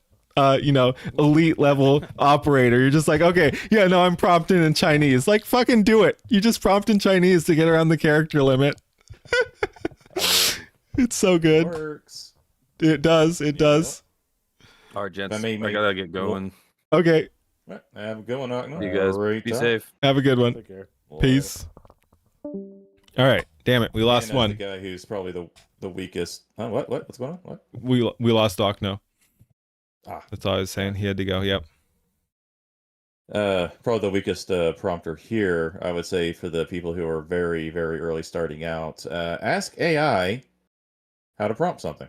No, that's a legit top level cheat right there. Don't tell him that. No, I'm just kidding. Yeah, you can just ask AI to ask AI. Yeah, well, I mean, kind of what I started doing is I was just trying to get something out really quick or get an idea. I asked ChatGPT to give me a CDance2 prompt with doing X, Y, and Z. Then I go into it and fine tune it and add more to it and stuff like that. But it's a good leaping ground to start. Yep. Because with my memory problems, it's very difficult for me sometimes to remember where to put certain things. So, and there is a how do I say this? It's a language. It literally is a programming language coming from a software engineer. There is like a layers type that you have to apply and an ordering to everything. And if you just kind of look at that and analyze kind of what the prompts you get back from ChatGPT going into CDance2 as an example, you can kind of begin to figure out and begin to see the patterns. So that's just my little addition to, the word salad Keen just said. Yep. And I see Okno speaking to JD Republic there in chat. Yeah, we were joking multiple times today about like just creating our own language for prompting too. Like, yeah, just have AI make a whole new language so we can fit even more in. Like, yeah, no, we were actually discussing that multiple times today to see if we could get more words in there. It is pretty funny. I could do one better. Yeah. Oh God, I would have to bust out some books, but actually create a tokenized system to decrease the how do I even say this? It could be done, but I don't want to spend 2 years developing it. So I'm just going to shut up. Moving on. All right. And yeah. And Secret Scroll, what exactly did you expect? This is how we do things here. This is how we do things. We jump on, we yap. Yeah, no, and we've discussed we've had good discussion on the Carlson Owen Benjamin video here. Because they're Can I willing. just ask you a question? Who do you? I mean, this is an organized effort against you. Yeah, absolutely. This is not organic. Who was No. organizing it? Do you know? I mean, I have some theories. But you don't actually know for sure. I know the motivations. Every time I think I know for sure, it switches a little. So now I try to not. It's not because I'm like worried to say, I can't really figure it out. It's almost like a swarm. Yes. It's like a behavior where they're signaling. That sounds even crazier, but No, I've seen it. No, I yeah, agree it's with like you. a behavior, like a fractal, Yes. and there's no one really in charge. Right. It's like a conspiracy of like-minded temperament. Because like from my background, I'm like, who did this to me? Yes. There's no one there. Because who would really do that? It's like a collective evil. Yes. That's And everyone's the just doing their little thing. spellcasting. Yep. That's the organized spellcasting, but people don't realize that they're a part of it. So, yeah. Nice. With their behavior, and it's all based on these spells. Oh, there we go. And so it took me a little while to figure that out because at first I'm like, it's the Democrats, and then it's like, oh, it's the this, it's the that. I went through the Muslim thing. Oh, the Muslims. Yeah. Fun- China. It's CCP. China. Oh yeah, man. It's these damn Chinese people. Mossad. They Wait, made my I say that. phone. Yeah, all these contradictions. And then I realized, it's like it's the Jews, but I know this cool Jew, right? And then I had to come up with a term called deli Jews. The one that take all the blame, even though they're like nice and they're just kind of complaining about their broken air conditioner. I'm like, who is it? And then I'm like, it's a behavior, it's a spirit. It got me much more like actually faithful. Yes. You know what I mean? Because I was like, I don't have conventional ways of describing this. So then I start working with more the traditional conservative types. Are you melting down emotionally at this point? I would be. I mean, you moved to LA from upstate New York. I You're have a succeeding and- huge chip on my shoulder and I'm very defensive. Yes. Yeah. So I'm like, looking back, the things that I would change, I don't want to change anything because it all led to this, to that, to that. But like, if it was me now, I would know that I wasn't in the danger I thought I was, and people weren't actually as threatening, because I would see people as like a threat to me, like you're trying to destroy me. Yes. And so I would Oh, react. I've been there. I would react emotionally and react more like personally. And now I'm just like, dude, that's when the power of forgiveness stuff is so real, where you're like, oh man, like that sucks where you're at, you know? Yes. And so that was me melting down, where it was like emotional. Yes. But looking back, I'm never like, we have to kill people or none of that stuff. Like zero. I was actually getting less into alcohol. Like it was like, because I felt like it was a weakness. Like, because the Hollywood in my hometown, like the culture is just, you just drink to land the plane, you know? Yeah. And now I'm doing these live streams, and I realized that, because I was always like a happy drink guy. Like I wasn't the dark drinker guy. Yeah. I was always like, my first special was called High Five Till It Hurts, right? I was that guy. Same. Again, I drink a lot. I embrace the pirate stuff. And yeah, no, I don't get the I don't get the angry drunk. I don't get the sad drunk or whatever. We just get energetic drunk. I don't know. Yeah, I mean, I guess that just comes from people trying to numb, I guess, Yeah. times when they kind of go that route, which is like, but I mean, at the same time, it's like people have their own addictions. It might not be drinking, it might be something else to kind of numb yourself. It could be porn, it could be, you know, smoking, it could be anything, but it's like, it's whatever people choose to check out. Pulling me on my Yeah. cigars to see how you.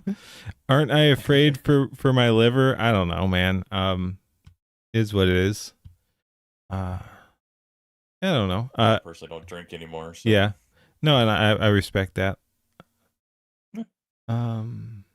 Saturated fats protect the liver from alcohol damage. Cool. I got to do more fats. But yeah, it is kind of a balance. You got to balance it. But like, I could tell that it would make me a little less aware of what I'm doing, and that I could feel like shame after, from like going off too hard on someone. They could like use that emotion. And so I actually my personal life is getting better, which was crazy, but it looks like I'm losing everything at the same time. And so now I'm on like this genuine truth journey, and I'm really thinking about, did I lose Jester's privilege because I took the trans thing so seriously? But now I'm taking a lot. I'm like, guys, like family is wealth. Like this is crazy the way this is going. I see, the Sackler family, I call out. I got a strike for hate speech because of that. The Sackler family who owned Purdue Pharma. Right. Back then, before the Netflix special, people didn't know, because I'm the who guy. Who's doing it? And my friend, that vet I told you about died. And it was like so sad. How? Opiates, despair. It's despair is the sin. That's why like there's people I'll go at. I'm like, if you spread despair, you're basically poisoning people, And Yeah. And so that is such a wise. Thank you. Cool. I've done a lot of despair spreading. Thank you. me too. Yeah, That was like, cool. Like again, I've probably been doing a little too much alcohol, but I keep it in check. I take months off. Like I'm not that's not really selling my point, but yeah, I'm not an alcoholic. Yeah, I am today. I'm not an alcoholic. And I take multiple months off. Like I'll take Lent off. I'll take various other things off just to prove I can. But yeah, again, it was funny when I started streaming. Allegations beating, not even slightly. It was funny when I started streaming. I was not doing alcohol at all, and then I was again. When that self-imposed time limit expired, I'm like, okay, we're doing alcohol again, and then it just kind of became a meme, and now I've just been doing it a fair bit. It's okay. Like I'm fine with it. Like it's not.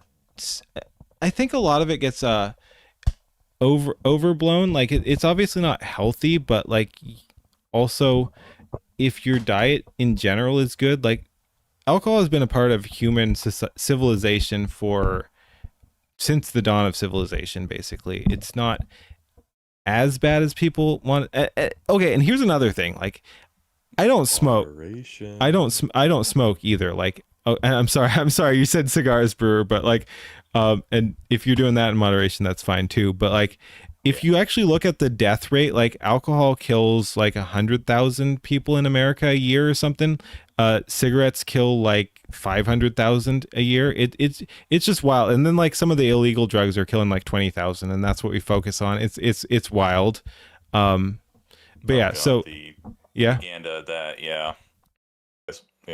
But yeah, so anyway, is alcohol healthy? To some extent, yes. To many extents, no. I'm fine. I'm fine with where I am. And like I said, I take breaks and everything as well. I homebrew as well. That's fun. Like I have self-brewed mead and wine and cider and everything like that too. It is what it is. Do that again. Yeah, no, it's so fun. I need to get a little better at it, and I should also get a one of those like home stills or whatever. Try to stick to cleaner alcohols. Do periodic cleanses. Yeah. Again, take breaks. Don't just go too hard. Anyway, we got off topic. Let's go ahead and get back to it. But yeah, is what it is. Is what it is. Yeah, but see, telling the truth can come off as despair, but it's still good. Like I like when you do this stuff about who's doing what and what's going on. Yeah, but I think it can be too much. I mean, it Custom bums me mead, out. nice. So, we're commanded not to despair. and not Exactly. to fear. Exactly. That's when like that principle, like those fundamentals kick in, where there's been times where I'm like, but I know like despair is a sin. Like that's like spitting in the face of a gift, right? Yes.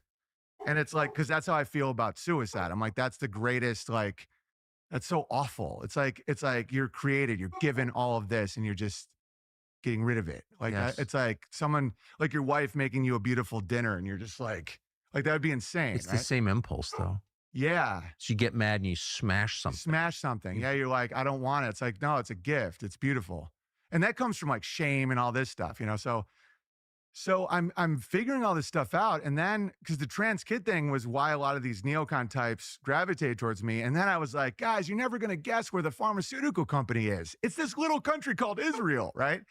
And they're like, yeah, it doesn't really matter where it is. And I'm like, what's going on? Actually, it does. Yeah, a little bit, but also it is interesting because again, that's one of the reasons I wanted to pull this up and think it was such an interesting point to discuss is that there's so much deep stuff in here. Like it is interesting the idea of like despair as a weapon, and we've talked about that. I mean, Yuri Bezmenov and stuff like that. Like it is how you overthrow a society is despair, demoralization, and that can be interpreted as demoralization or hyphen moralization. Like you demoralize a society so they don't have morals anymore. But yeah, you just take away the purpose there. It's yeah, you again, you make society in a way that people do not have hope. Like there is only despair there. There's no hope for them. There's no purpose there. You take that away and they are at your mercy. It's really, really fucking dark. Yeah, and how they largely do that is by the divide and conquer method. Yeah. The right versus left divide. It broke apart the nuclear family because, like, was it like 68% of men in this country are conservative and 70% of women are liberal? So it's just they have literally shattered the moral framework of this country in many different pieces and just scattered everywhere. Yeah. And it's starting to heal though.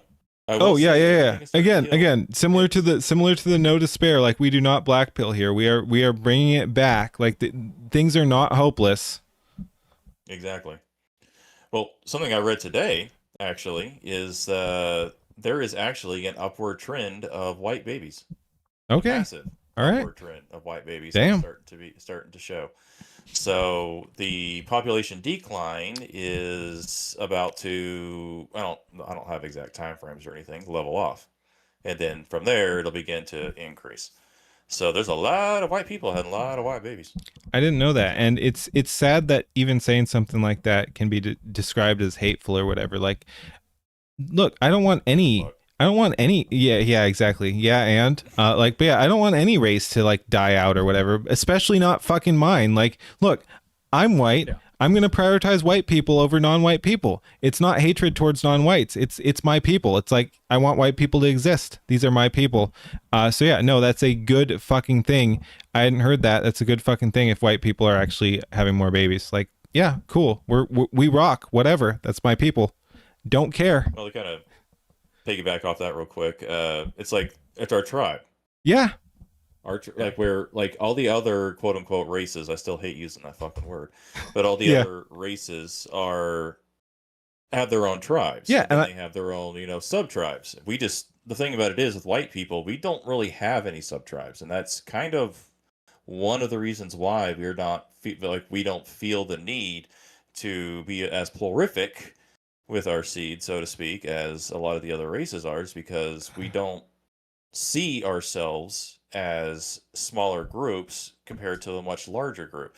Even Europeans and the Americans that are white. And so we still see it as one large group. Sorry, that's it.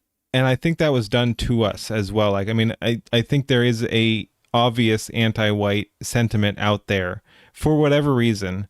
And so whites were targeted, and that that in-group preference was destroyed. So whites are naturally less likely now, unnaturally less likely now to even care about their own people. It's pretty wild. Like again, I fell into that earlier in my life too. Like, it's just like it's cool as a white person to be like, nah, I don't care. Like, honestly, white people should just fucking die out. Like, it's a wild fucking perspective that was forced on a lot of people. And Annie bought with the counterpoint of Slavs in the French. Well, I agree with the maybe I need to. Well, I mean, they're right. They're actually, so there are actually. I honestly didn't even think about that. The I guess sub tribes, but the one major difference is, at least from my perspective, how I see things. Doesn't mean this is absolutely correct. That just white people in general don't really see themselves as separated as a lot of the other ones, because like you can look at the Somalis that are in Minnesota.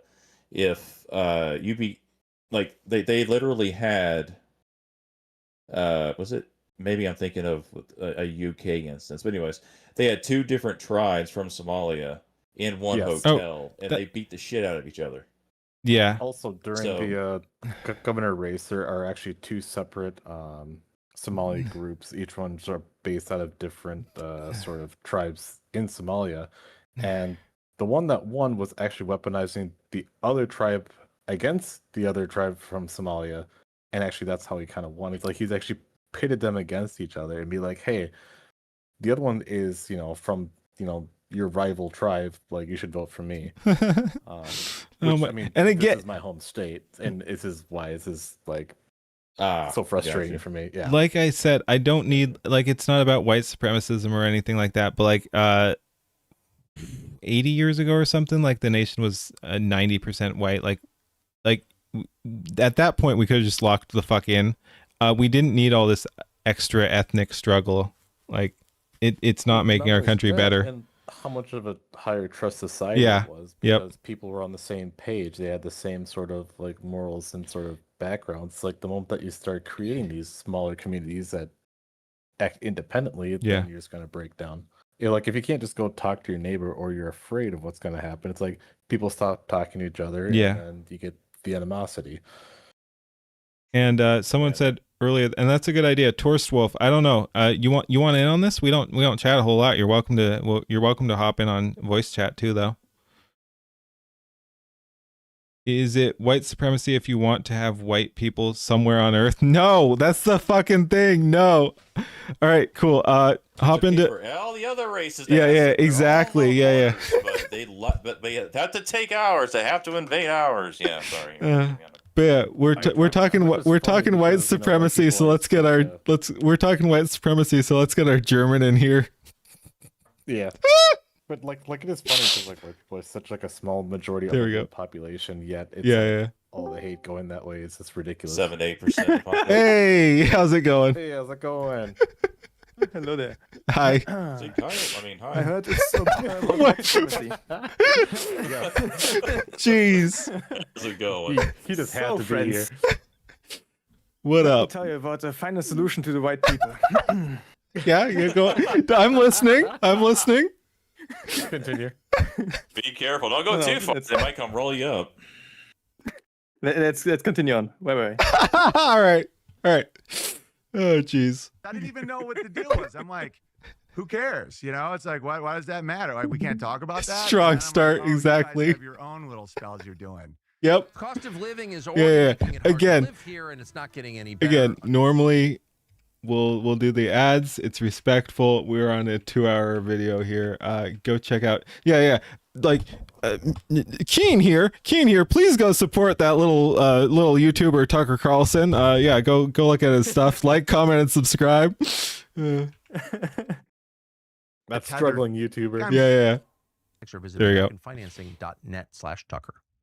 And it's not like I'm 5.63 some million. martyr. I can't do comedy without truth. Like, I would lose the tether to my job. Yes. You Well, know, I don't like think you can even do comedy without without truth, anyways. What was that? Like, I don't really think you can do comedy without truth, anyways. I mean, like, if there's no degree of truth in it, it's not funny. I'll give a little bit of pushback there. You can't. Comedy.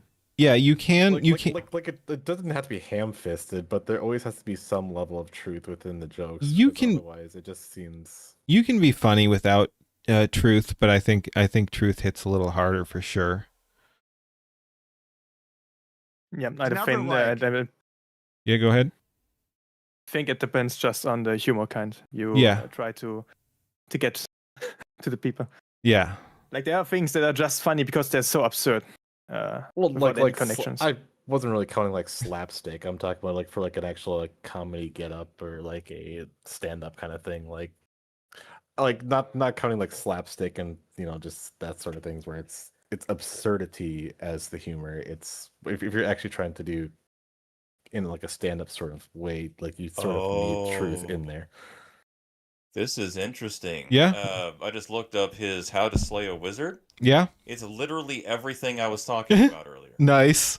Again, like I'm not super familiar with this dude, but from what I've seen so far of this interview, I'm like, I'd heard the name, obviously, Owen Benjamin, big guy. He was known for being canceled. He's so fucking on point on a lot of this shit. Like he's fucking locked in, man. And that's part of the reason I wanted to do this one is, yeah, no, it's really interesting stuff. Oh, Did you have anything goes more? deep. Yeah. Did you? What did you want to say about How to Slay a Wizard? Oh, I was just reading the synopsis that I saw on Google, and he specifically talks about, like, I'll just read this part. It's a nonfiction book that analyzes manipulation of propaganda, language, and arguing the modern deceptions, the quote-unquote spells, relay on the audience's participation. It explains how to recognize these spells and examine hypnotic language, economics, psychology, which I'm sure if you guys were privy to some of the stuff that I have posted recently about my background and the analytics that I've done on a certain individual I'm not going to name here. Yeah. So I'm going to get this book very, very soon. Nice.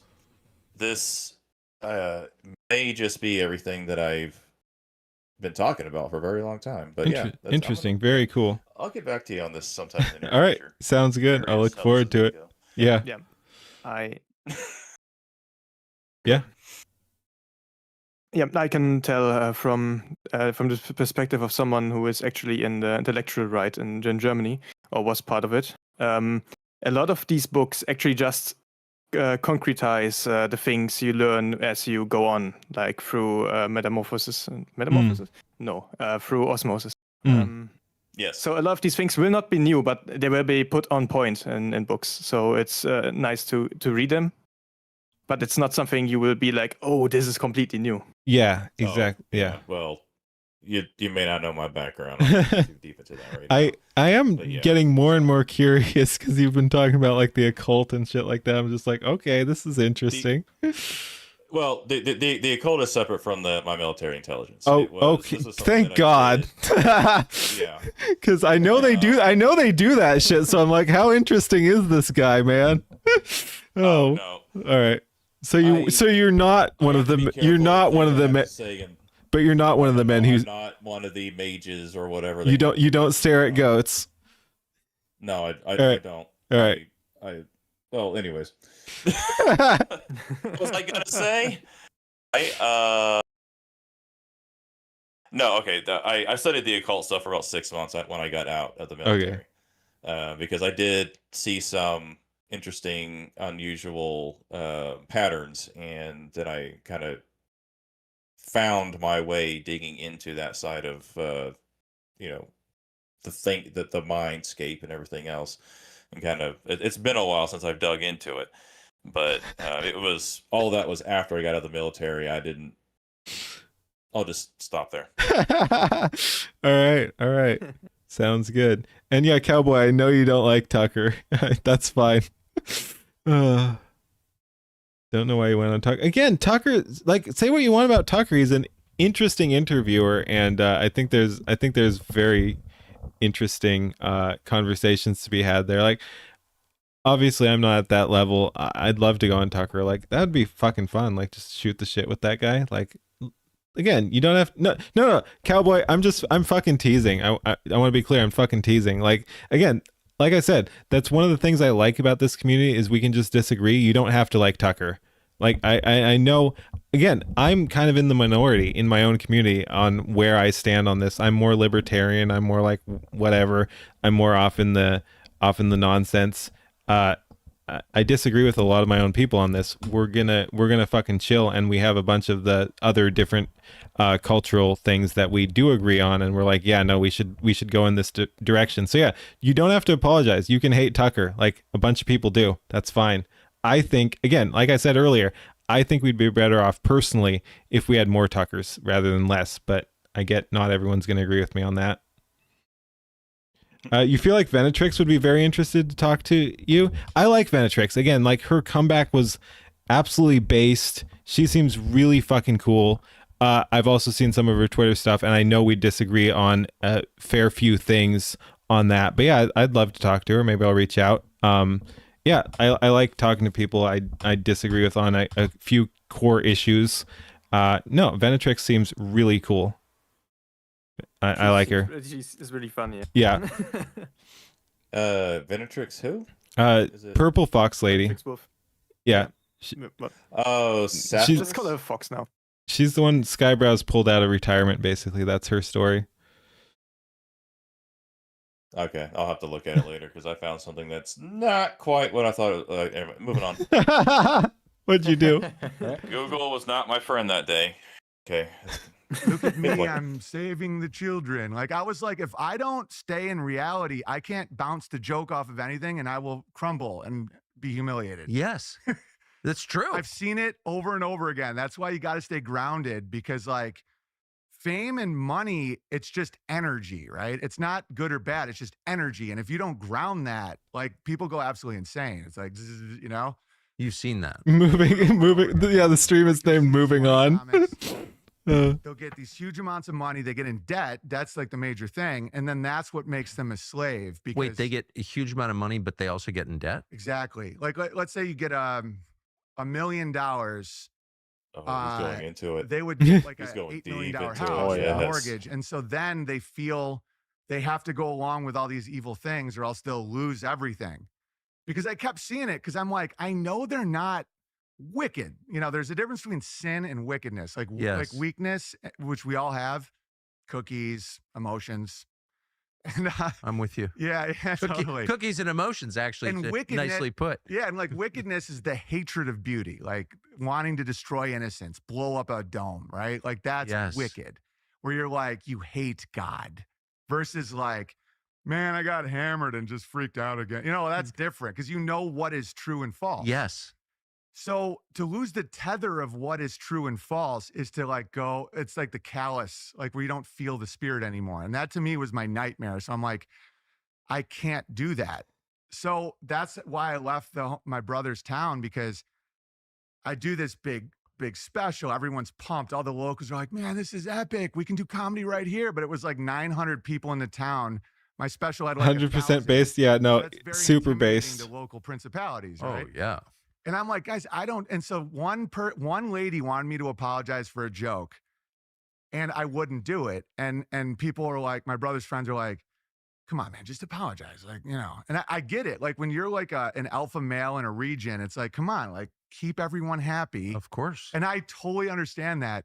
I'm like, guys, I can't apologize though, because I'm not sorry. And I'm like, I'm not stubborn. Based Like, again, I'll roll with anything. again, Then my fucking apology- again, honesty. And they were talking about it a little bit earlier, like honor culture, honesty, like just no. Like you gotta have values, and that's why the reason, like us not having the values we should, is the reason society has crumbled to the extent that it has. Like, Absolutely. we need this shit. Like again, this guy's fucking based. Yeah. Tucker trying to control his eyebrows. Need that. Yes. Like if I apologize, I am sorry, which I do. But if I'm not sorry, Yep. then that's Fuck them. a Exactly. form of usury, and then it doesn't mean anything, right? Like I love that I can tell my wife I'm sorry, and she knows. Like if she doesn't believe me, then my life spirals, And so, Yes. and so at that point, so we had to leave that town, and it was Never apologize, especially as capitulation. Have integrity. No, apologize when you do something wrong. Like if you actually realize you fucked up, apologize. Unless, Also, yeah, go ahead. you go on. Finish No, your no. thought. I was just gonna say, like, unless you know it's gonna fucking destroy you, like, unless you know they can use that as a weakness, then it kind of sucks. But like, probably just keep that to yourself. Like, just don't double down or whatever, but just kind of ignore it and move on. But like, if you think you can get away with apologizing, it is the right move. Like, be honest, apologize. If you do something wrong. But again, when we're talking cancel culture, generally the people being canceled have not done anything wrong. So yeah, do not apologize. So never apologize is a bit broad, but generally, yeah, never apologize. Also, don't apologize when you don't mean it. Yeah. Yeah. That's kind of what he's talking about. Yep. Yeah, no, and oh man, like again, we lost that so much. Like no one has this value system anymore. Like that it's incredibly alien to so many people that you could just be like, but I don't mean it. I'm not going to do it. And I'm going to suffer because I don't want to lie. Like it's wild how alien that is. Like it's honestly very upsetting how alien that is, that a bunch of people will not even understand the principle of being like, but you could just apologize even if you don't mean it. But you don't mean it. I don't. Oh fuck. There's a weakening of the spirit. There is a Kind of thing. thing. There's a lack of masculinity in there. Yeah. Oh man. Because if you look at the man from the past, they wouldn't apologize just to make social to get some social points by not really meaning it. Status quo, yeah. If the people would have been like that, we wouldn't be here. Actually, we Yeah. probably would still be on the Stone Age level of technology. Yep.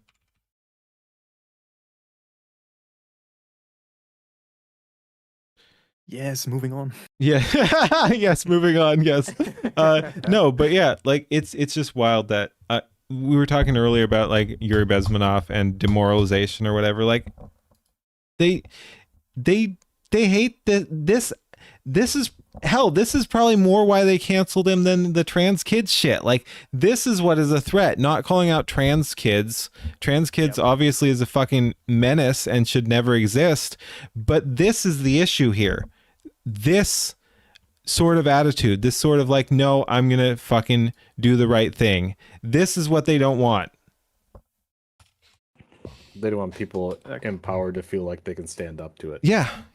No, you're just you're a fucking slave to the system. Like just get in your place. Zap, Going back to place, the cult Hassan. Yep. Oh god, sorry, Hassan. Well, one thing that it Yeah, does oh, is yeah. when you're able to. Sorry. No, I just saw chat. I thought that was a different speech, but both those are based. Good call out there. If I were the devil, yeah, that's a good speech. The other one I like is would you give the devil benefit of the law or whatever. Both those are good. The Man of Four Seasons speech is great, and the if I were the devil speech is great.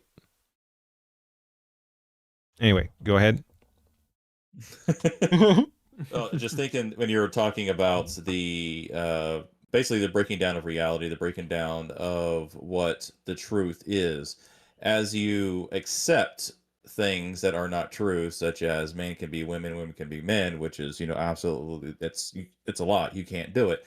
But the more you accept that, it actually weakens your spirit, which makes you more susceptible to the quote unquote spells that they are casting. Yes. So that is one of the reason why that they are pushing all this stuff that's just to anyone who of rational mind just doesn't make sense. It's not reality. So, but simply knowing this fact and understanding this fact actually gives you a degree of protection about it. So congratulations. I just casted a warding spell on all you guys. Nice. Yeah, the thing is... I say that as a jest. Can we tangent on? Can we tangent on, Keen? What's your call? What's going on? Can we tangent on? Yes, absolutely. We tangent. Go ahead.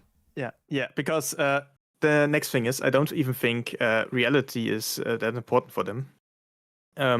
They have a goal in mind, or rather, they have the original thinkers of what is going on now had a goal in mind, and that was a classless, raceless, genderless society, right? And they believe everything is a social construct in the end. They don't believe in what you would call reality. Yeah. Oh man, you're getting to the I can't even say the fucking word. Metaphysical stuff. Yeah, Yep. I know you're talking about there, and there is actually I would actually push back on that slightly. Basically, I think that the people at the top know that there is the separation, but they're using everything that you just described as a weapon in order to manipulate and manipulate the masses to basically go in the way that they want. But they know, but it's like the people at top of the power, they know the absolute truth. They know that they hold, I guess I'm repeating myself now. Basically, they know the truth, but they're telling everybody else the lies so that they can have control of the spirit while everyone else is there. Everyone else is weak. That's kind of a thing. If that makes sense. Yeah. It's like they don't actually believe it, but they want everyone else to believe it. Correct. Yes, they can. They think they can put various poison into society and weaken every. It is interesting because it's like multiple different things I talk about sometimes and was thinking about even today. It's like I think this comes up later in this even. But yeah, there are multiple ways to pull yourself up. You can improve yourself, or you can poison everyone else around you. Like you can become stronger by weakening everyone else. You can comparatively become stronger by absolutely just destroying everyone else around you. Like that is something you can do, and it's something some people like to do. That's what I would call the philosophy of strength and the philosophy of weakness. Mm-hmm. Philosophy of strength is always trying to find the optimal way for yourself. You will look at the situation you're in, then you're asking yourself why you're in this situation and what you can do about it. And that's the point. What you can do about it. The philosophy of weakness would be what can others do about it. It also kind of goes into the negative versus positive rights, like what people owe you versus what freedom you are allowed to have for yourself, and that other people are not allowed to take from you. But yeah, no, I don't even know how to phrase it, but like we've just gotten so far off the track, and a bunch of the people in positions of power want to destroy us and beat us down because it makes their lives easier. It's fucking evil. Like I think we all know that, but yeah. Okay, go ahead. That's difficult for me to put in the words, but a lot of it goes deeper than that. It's not just, beating us down to make their lives easier. It's control. Well, yeah, that's kind of what I'm saying. Like, if they can control us, that makes their lives easier. That's my point. Is that it's the power disparity. If they can make us less powerful, that makes them comparatively more powerful, which makes their lives easier. Is what I was saying. Yeah. Okay. Yeah. I see the perspective you're saying there. Okay. Mm-hmm. I agree. Mm-hmm. But yeah, no, it's Moving on. Yeah, moving. Yes, exactly. Moving on. All right. But yeah, no, there's a lot of fucking like actual evil in society. But yeah, moving on. Oh god.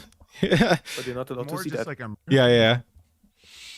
mercy. You know, I'm like, this can't really work because I was like affecting, you know, my brother's life and you know, and so we went to where my wife's family is, and so that worked out better because at that What is your wife saying at this point? So she marries you. You're this on the rise, successful Yeah. Hollywood guy. Yeah. She has your baby, yeah and you get canceled, and then you're on your third town.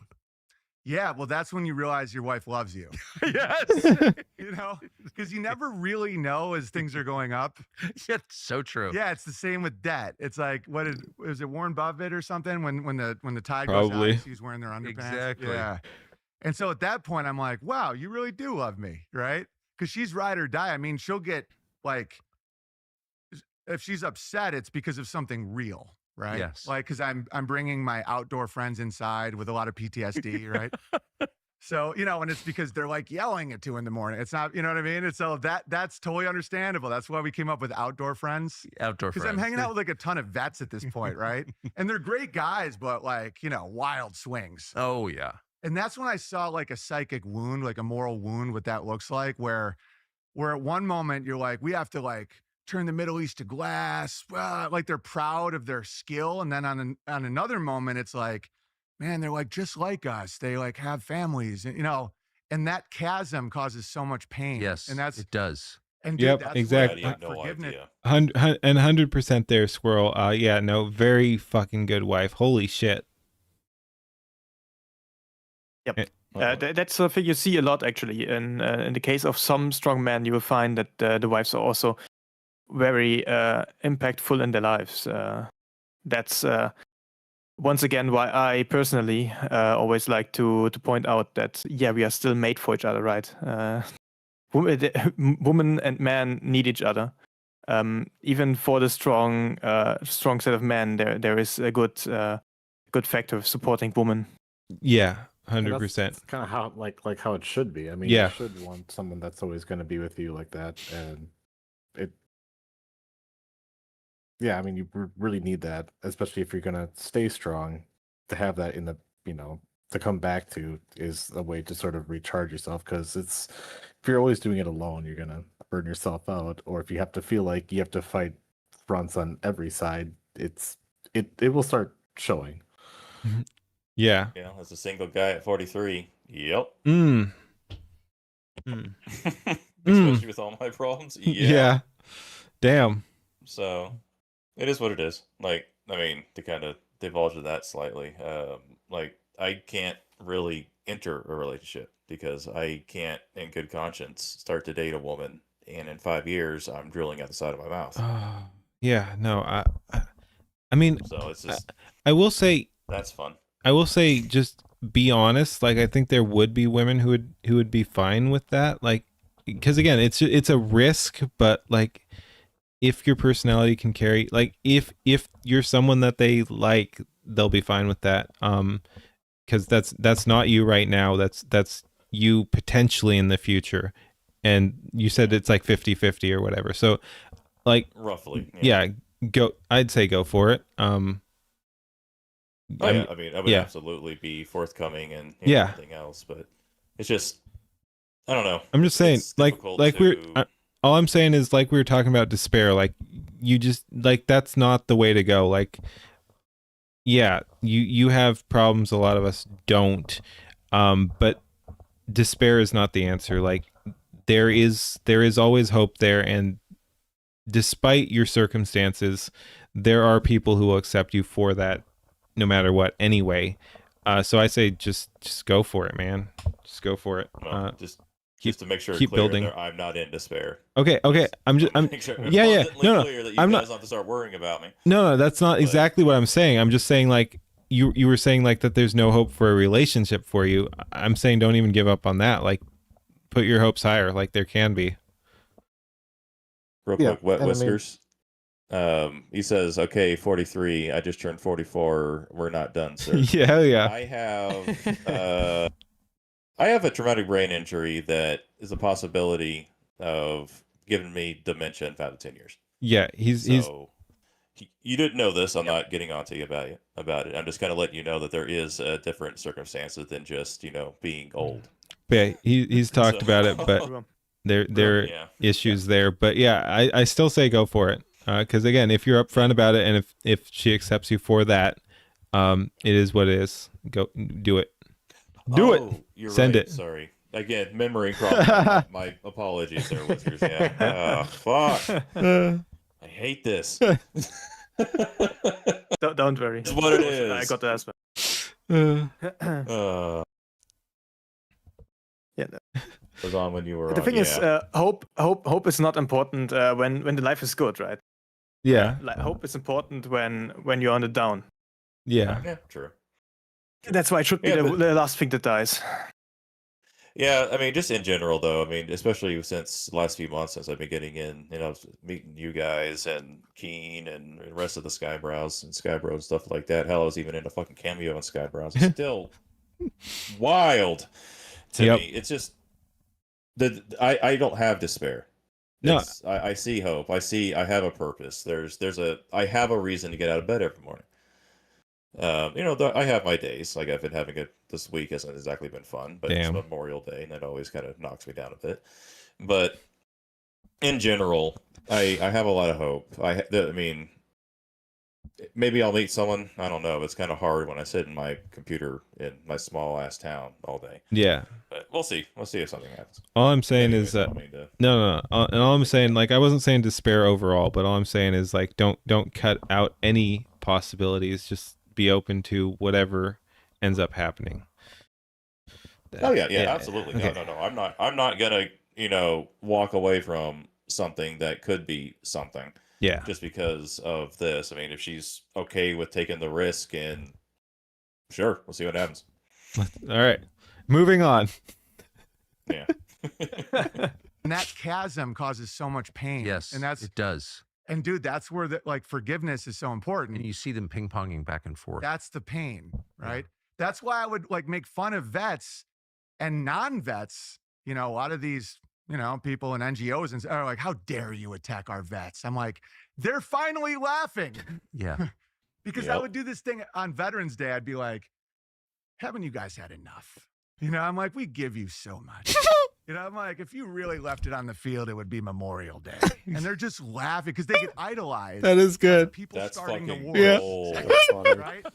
And I know that in the most false way. That is great. Really that is fucking gold. Holy fuck. Yeah.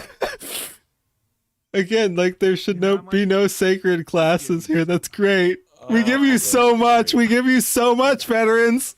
I'm like, we give you so much. I'm like, if you really left it on the field, it would be Memorial Day. And they're just laughing because they get idolized by the people starting the wars. Exactly. Right? And I know that in the most false way. Yeah, and that's me as a comedian. Anytime people are like, "Oh, that's good," and you're like so awesome. I'm like, I'm not. I'm good at this one thing, but I'm the spotlight. So you think that? Yep. Please don't treat me like that. Like I'm not an idol, because that's a form of punishment too. The pit and the pedestal. Yeah, a lot of people don't realize that the pedestal. Dude, again, this guy's so fucking based. You don't allow any flattery in your vicinity. Exactly. Ever. Exactly. You guys can flatter me though. I'm just saying. Exactly. Ever. When the Pharisees come, when they're about to kill Jesus, the trick is they go in there like, you're such a good guy. You only tell the truth. Like they flatter him. Yeah, I mean, people tell me you're the reason I had a kid. I'm like, all praise. I know all praise to God. That's a protection. Yes. Because if you're the reason for the good, you're also the reason for the bad. I will say there, like again, like people have attributed things to me, and I'm happy to take it. Like again, all that goes to them. That's their accomplishment or whatever. But like, if people want to say that I inspired them, like that's cool. Like, I don't think, like, so yeah, I don't know. That's a protection. Like, yeah, you have to stay humble, obviously, and I do. If but you're the reason for the good, you're also the reason. Like, that's fine. Like, that's fine. Like, I'm happy to put good out in the world. And if people want to say that, that's good. Like that is important to me. I don't think you have to be that there's the thing. I don't think you have to be that humble. I don't think you have to go overboard and be like, no one can ever say anything good about me because, you know, that would be ego or something like that. Like, no, like I'm happy to help people, and I'm flattered that people say I'm helping them. It's wild. It blows my mind, and I don't let it go to my head or anything like that. But like, it's also something people tell me. That's kind of just a fact. Like, okay, cool. Like, that's something I'm doing. That's not pride. That's not ego. And I'm not gonna downplay that either. Like it kind of seems kind of disrespectful too, to be like, if someone's like, oh, hey, you did this for me or whatever, and just be like, nah, it's all you. Like, it is all them, but I'm also not going to shit on what they're putting out there towards me. Like, that is good positive energy. That's good positive energy. I don't know. Like, as long as you're not having it feed your ego to like a negative thing, or it's like, or potentially he does struggle with something like that. Like, if he feels like if he starts internalizing, he doesn't want it. So it's like, maybe that's a defense mechanism to sort of immediately push it away, because maybe he's struggled with that in the past, where he's, you know, started kind of looking into the ego side of it too much. Yes. It's like, if you're just being like, hey, thanks for doing this, like, that, just say you're welcome, or whatever, or it's like, I'm glad I could help, or whatever. It's like, or it's you don't have to let it like dictate how you think of yourself. That's fair. Like, depending on your personality, you may have to push that away. You may have to be just like, no, this is nothing to do with me. I'm just doing my own thing. Like, it depends on how you compartmentalize. That's true. So there is a self-preservation aspect too, in just being like, no, this has nothing to do with me whatsoever. And I do get that as well, because it is wild what some people have said, and I'm just like, no, that's you. Like, so yeah, I get it. You've helped me, Keen. Shut the fuck up.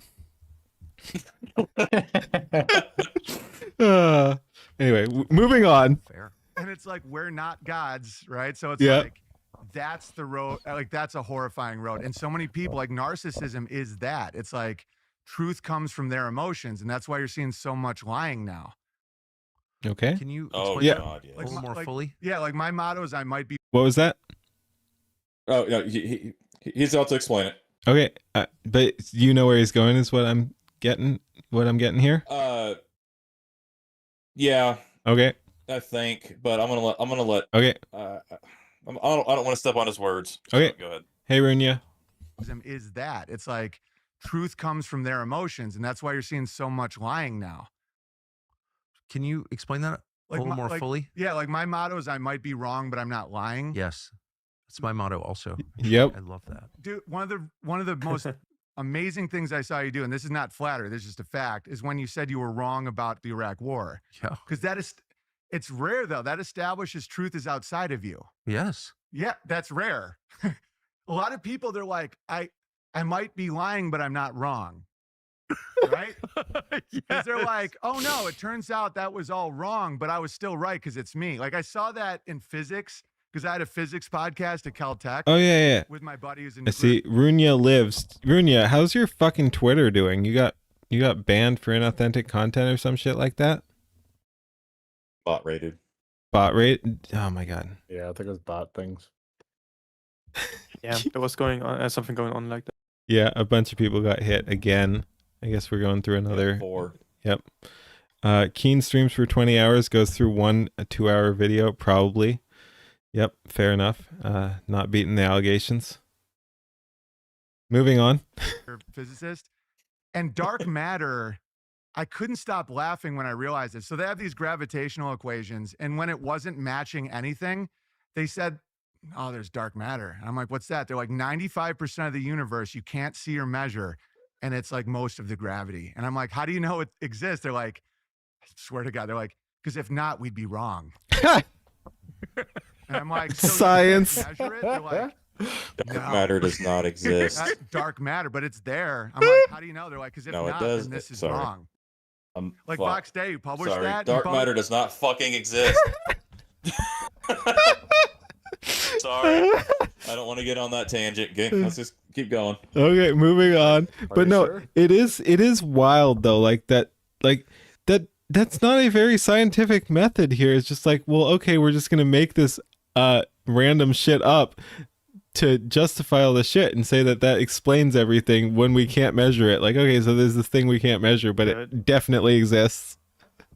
No, that's Or actually kinda how all things started. If you think about it, like back in the day, the Romans, they didn't know not genealogy, the god damn it, the one that thinks about the bacteria genetics? and illnesses.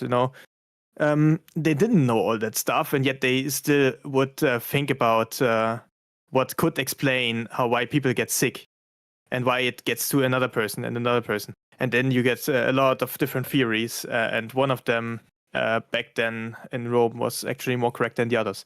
Like, we have to think of something that explains it, and then we will look into it, and then we get disproven.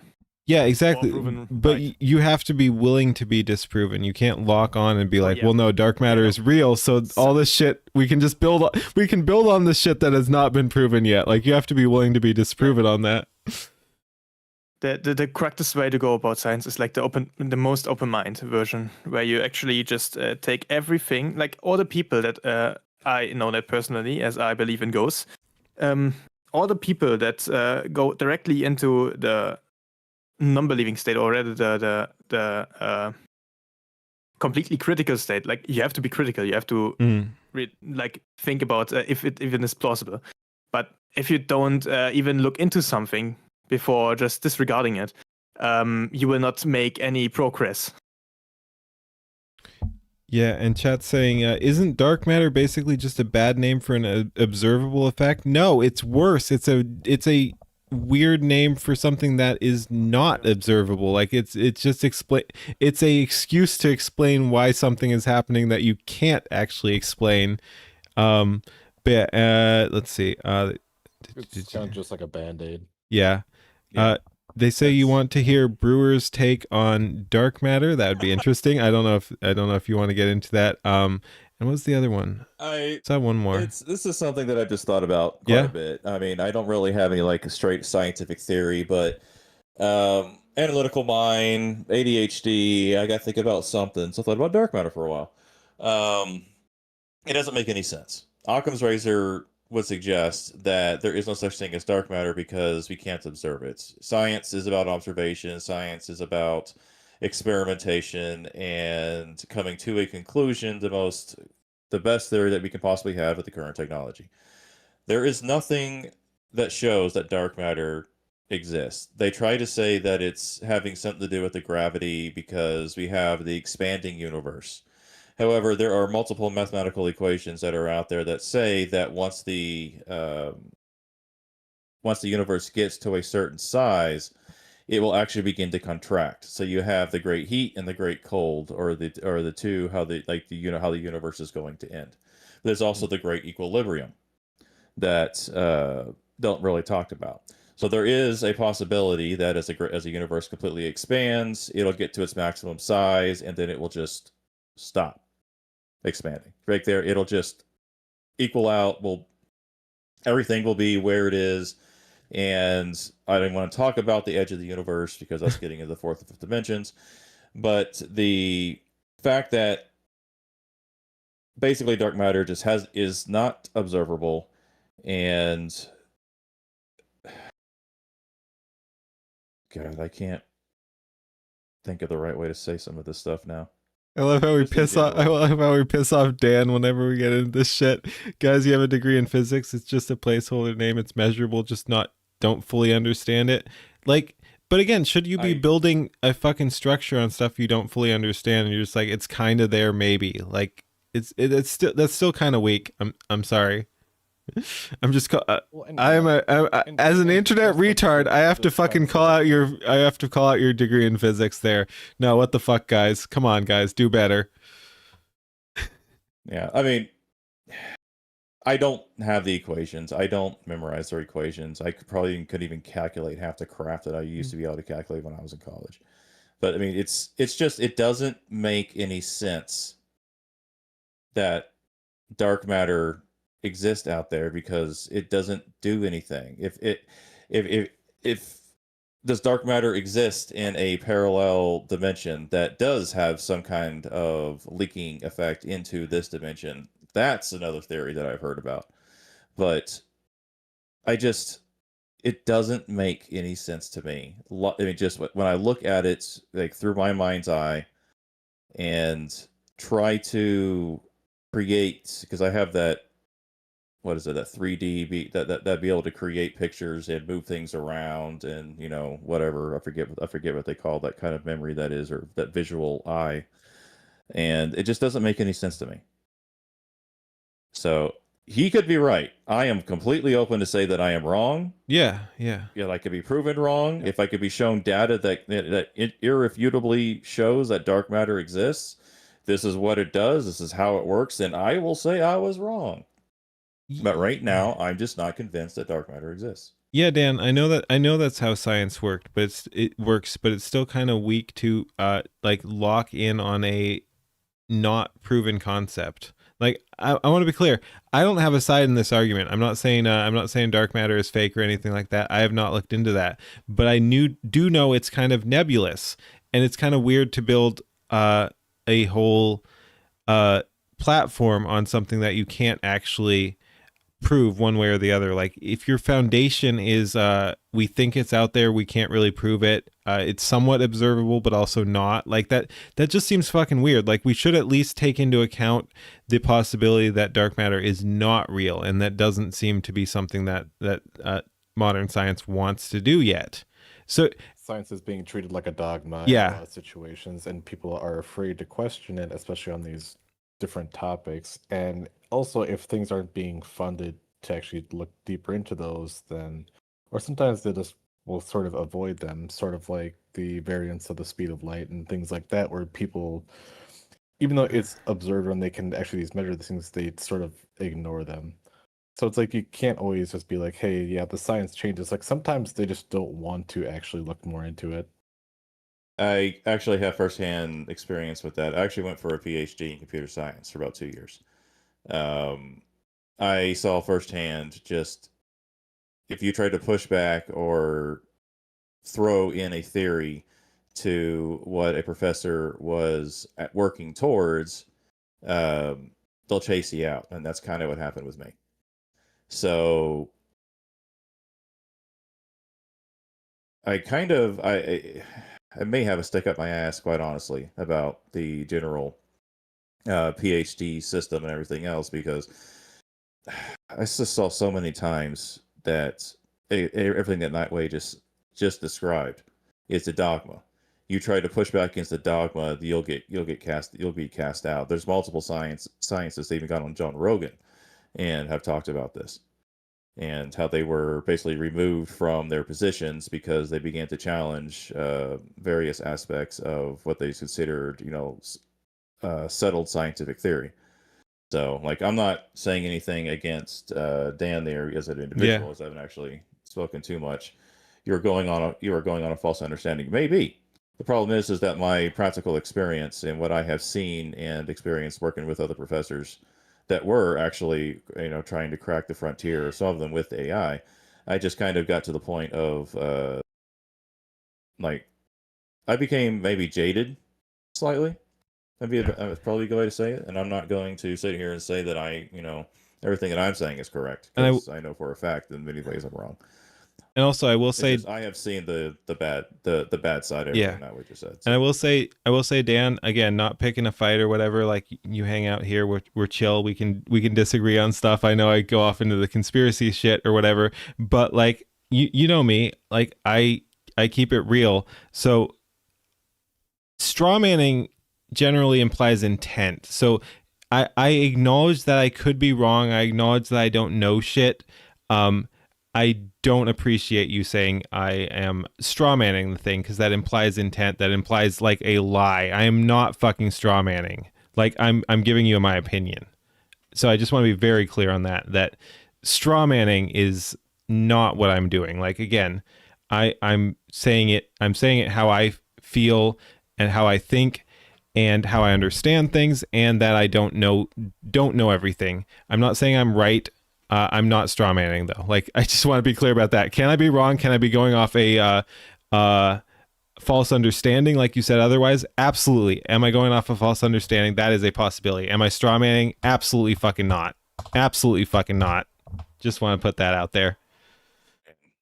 Respond to it real quick. Computer science isn't the same as natural science. I completely agree. I'm not at all referencing anything about the individual sciences. I'm just saying that the dogma that exists within the scientific field in general, I have personally experienced. It has nothing to do with the fact that one's computer versus natural science. It's just more of the general dogma that exists both in physics and in computer science. So that's what I was referring to in everything I just said. So I'm not refuting what you said. Yeah. And counterant, no drama. Someone just said I was strawmanning, and that pisses me off because I view that as saying I'm lying. Again, you can say I'm wrong. Don't say I'm. We were just talking about this early in the Owen Benjamin clip. Like, can I be wrong? Yes. Am I lying? No. I try not to lie. So that's all I'm saying there. Like, yeah. No. All right. Fair enough, Dan. And like I said, I get you. But you're making a false conclusion from the premise is what I meant. Okay, fair enough. Like, yeah, you can think that. Again, all I'm saying is it does seem like they're basing a lot on things they can't prove, and that they, like, again, I like Owen's argument here on that. They're saying that I think that's largely correct in that they're not fully capable of explaining that a thing exists, but then also build a bunch of the understanding of reality based on it because they're wrapped up in the correct opinion. Like, I think that's largely a correct interpretation of how things are going. But again, I could be wrong. Like, again, I'm not educated on that. Like, that is also true. I also know that a lot of the education, just in general, across all the sciences, has been manipulated and guided toward certain political means. So I'm not saying Dan there. Yeah. I've never really talked to you before. Yeah, that you are a victim of this, or you are pushing a narrative. I'm just saying in general that it exists. Dan's good, and he chills in my chat, and he's always there to call me out when we get all into the conspiracy shit. It's pretty funny. Anyway, like I said, really like me then. Oh, like I said, it's fun that we can all disagree and still get along. Torst mentioned ghosts, so Brewer was talking about a cult or whatever. So just talking that, Brewer, just again because we tangent here. Ghosts? Yes? No?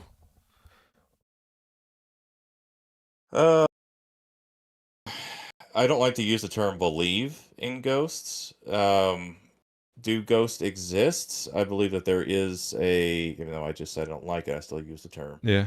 But I have reason to believe, I'll say it that way, that there is some kind of signature or... Night, Zayla. I might say this. I have to talk about time when I talk about this, because have you heard about the theory that time isn't linear, time is stationary, and we're just shifting in vibration? I've heard various time theories, but not that one exactly. Interesting. So what I have kind of thought about, because some of the stories you always hear about guys like from the 1800s walking through a house or something like that, they take the same pattern, or they'll stop and look at you kind of weird, and then move on. So I don't think ghosts are like necessarily like straight apparitions or of people that are deceased, but more of something has happened in that place in time. Okay. You're literally peering through time and seeing both of you seeing each other, possibly depending on whatever the type of apparition. And that makes any sense. Gotcha. Yeah. So you're talking like it's a time flux sort of thing, like where people are looking at each other through time. So it's not a dead person. It's like just a time warp sort of disconnect. In many cases, I'm not saying all cases. Okay. Because there's other cases that explanation doesn't exist, that won't work.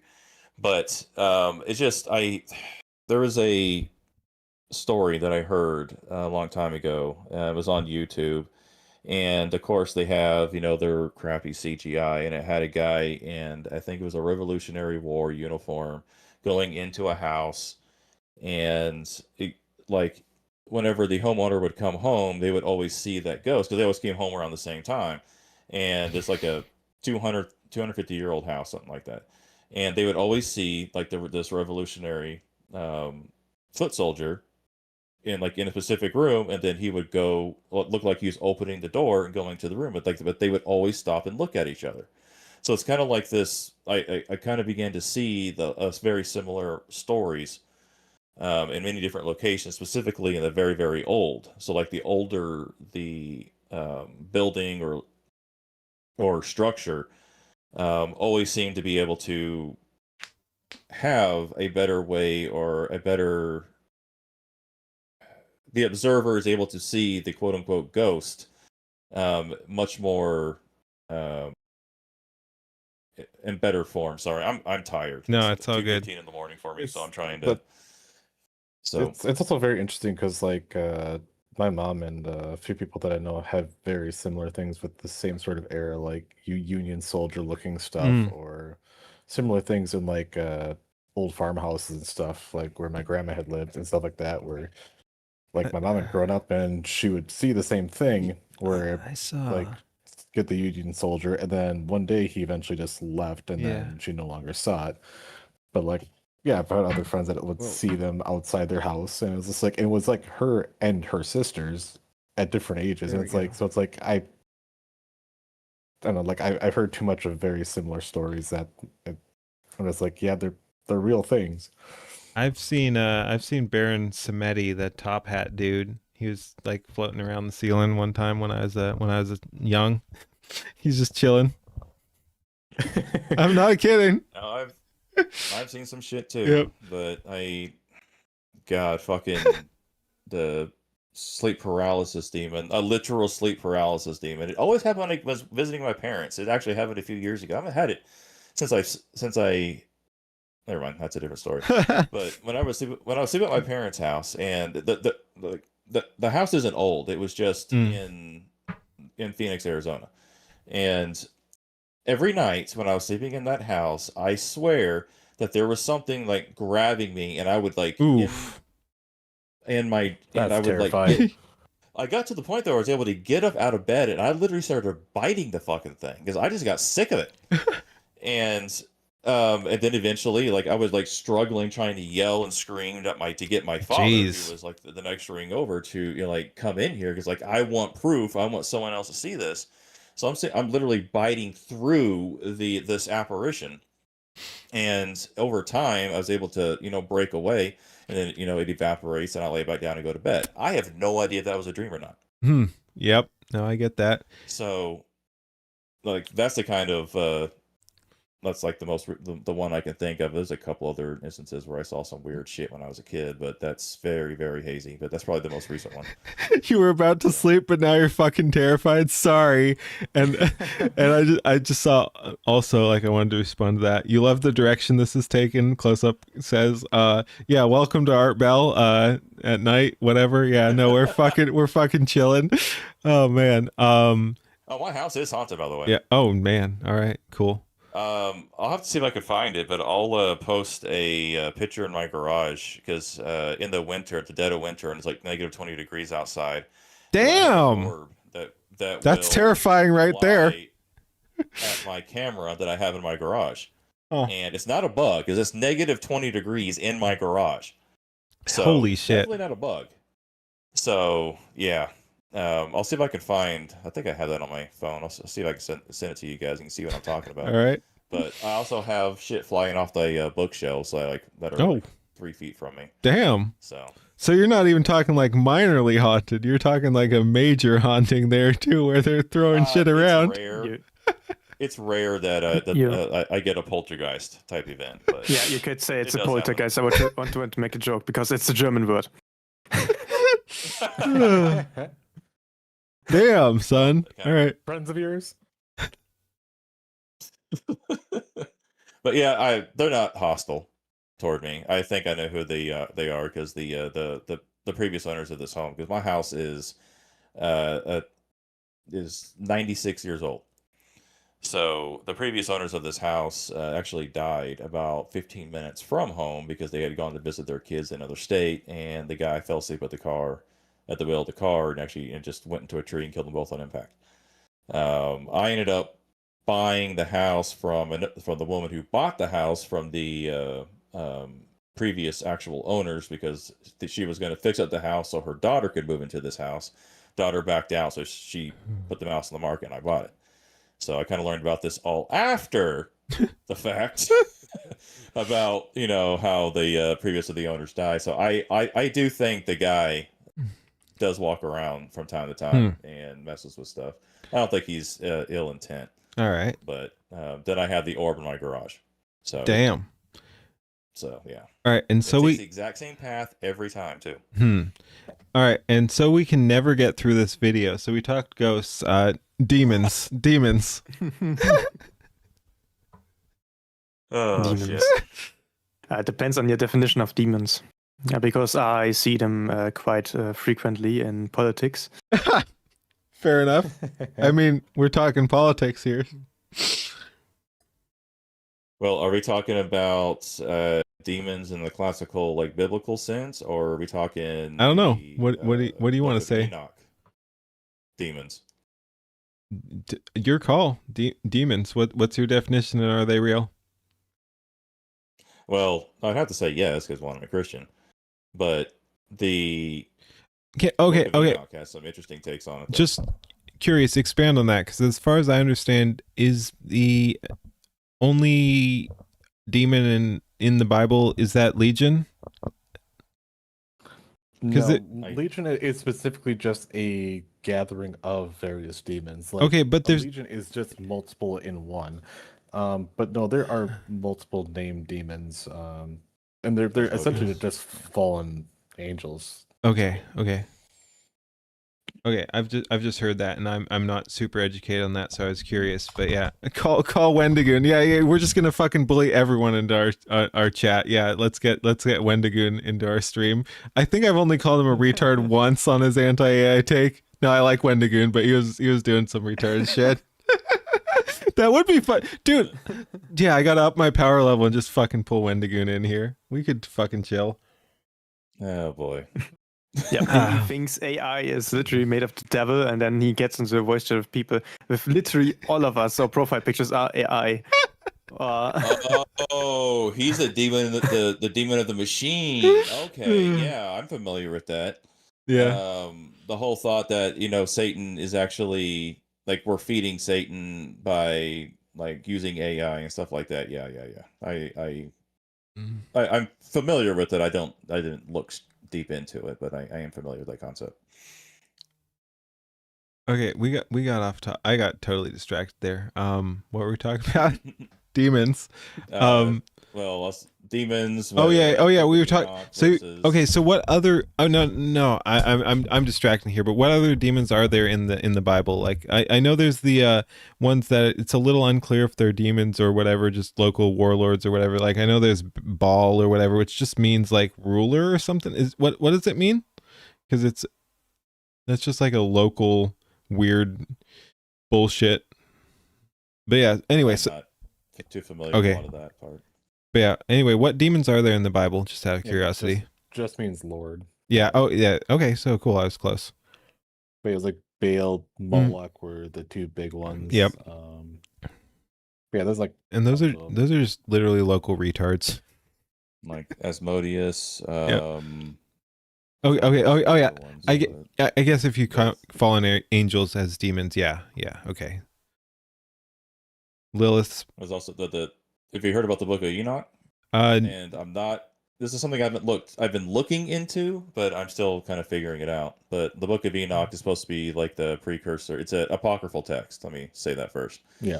And it's supposed to predate the writing of the Book of Genesis. And there's actually parts in the Book of Genesis that refer to the Book of Enoch, and there's actually like story of the Tower of Babel and stuff like that, which doesn't have a whole lot of mention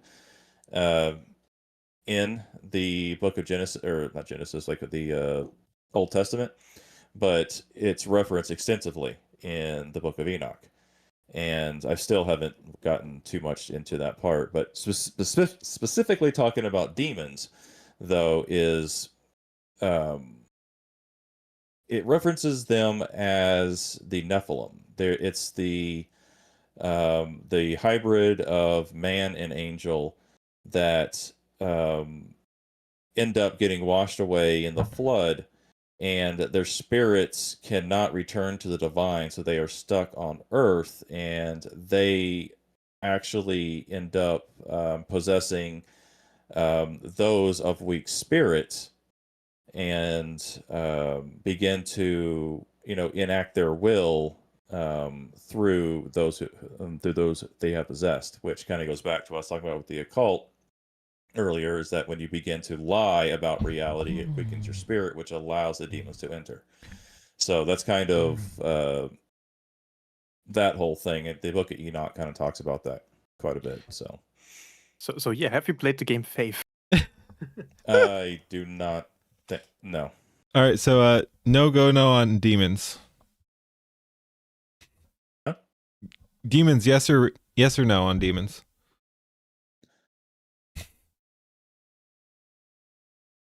They just talk I have about not.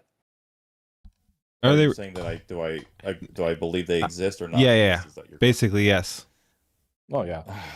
Yes, Okay. I do believe All right. they exist, but I honestly can't tell you in exactly which form, if Yep. I go with the straight Christian route versus Fair enough. apocryphal. Yep. So.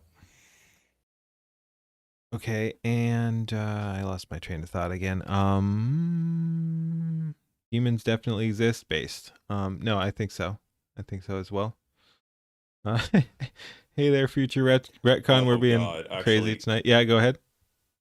I just realized Demons are dark matter. There's the base take. Yes. Demons are dark matter. Let's go. Yeah, that is a good point. Yeah, no, you know what? I don't think dark matter exists, but demons, they're definitely real. That is kind of funny. Well, yeah. If you really want to start getting into the occult stuff and what happens behind the scenes in Hollywood, and I'm not even going to begin to talk about the gruesome acts. Oh, but geez. The whole point of some of these, I'm just going to say gruesome acts. I'm not going to dive any further into that. Is to destroy the divine's grip on the spirit, which yes. This guy knows what the fuck's up. And before I forget, sorry, I'm interrupting here, but it popped into my head like 2 or 3 times based on what we were talking about. But like, it's the brainwashing. It's like, again, I wanted to say this multiple times, but then got sidetracked and I was letting other people talk, which is, rare for me or whatever. So we were doing that. But yeah, no, it's the there are 3 lights or whatever. Like it's the you make someone lie. Like you force them to do the blatant lie. Like that's kind of like the demon shit. Like you make them tell the untruth. The Star Trek thing of like there are 3 lights versus there are 4 lights or whatever. Like you just make them not admit the blatant truth right there in front of them. Yes. Anyway, carry on. That was my very deep thought there. But yeah, how do I say this?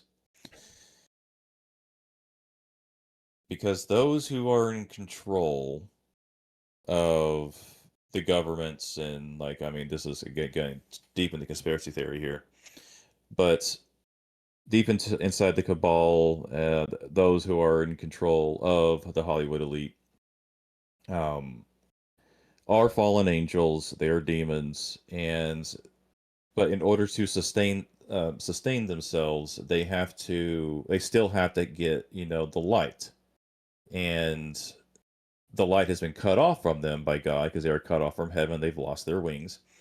So they lost their ability to absorb the light through their quote-unquote normal means. So then they must steal the light from the humans in this world in order to sustain themselves, to sustain their forms, and to continue to exist without an immense amount of pain. They're still immortal, but they suffer a great deal when they are devoid of light.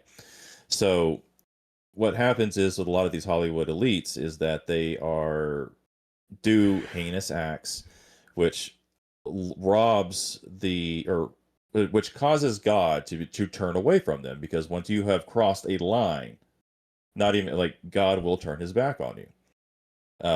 And when that happens, you lose the divine protection, and then from there they can begin to absorb the light. And if you have noticed that after about 10 years, certain people have died, and that is about the full extent that they seems to be, at least in my opinion, about the time frame that those who have lost their light can be, or lost their protection, can be, alive and be sustained until all their light is drained, at that point they would no longer be able to basically stay within their bodies, and they die. Okay, can you I expand? don't know what happens to the soul or anything else like that, but can you expand on that? Like, who is it that lost their light and died 10 years later? Like, and I'm not doubting. I want to be very clear, but yeah, I just want to know what exactly you mean. Okay, lead singer of Linkin Park, and there's like all of the like Hollywood actors that have died early. Yes, there are a lot of conspiracy theories that talked about like they were doing other things, but that's just, again, this is one conspiracy theory I'm talking about. I'm not saying it's fact. Yeah. It's just something that I've looked into. Okay, but how do you mark it? Like, how do you decide where they lost their light and then died 10 years later? It's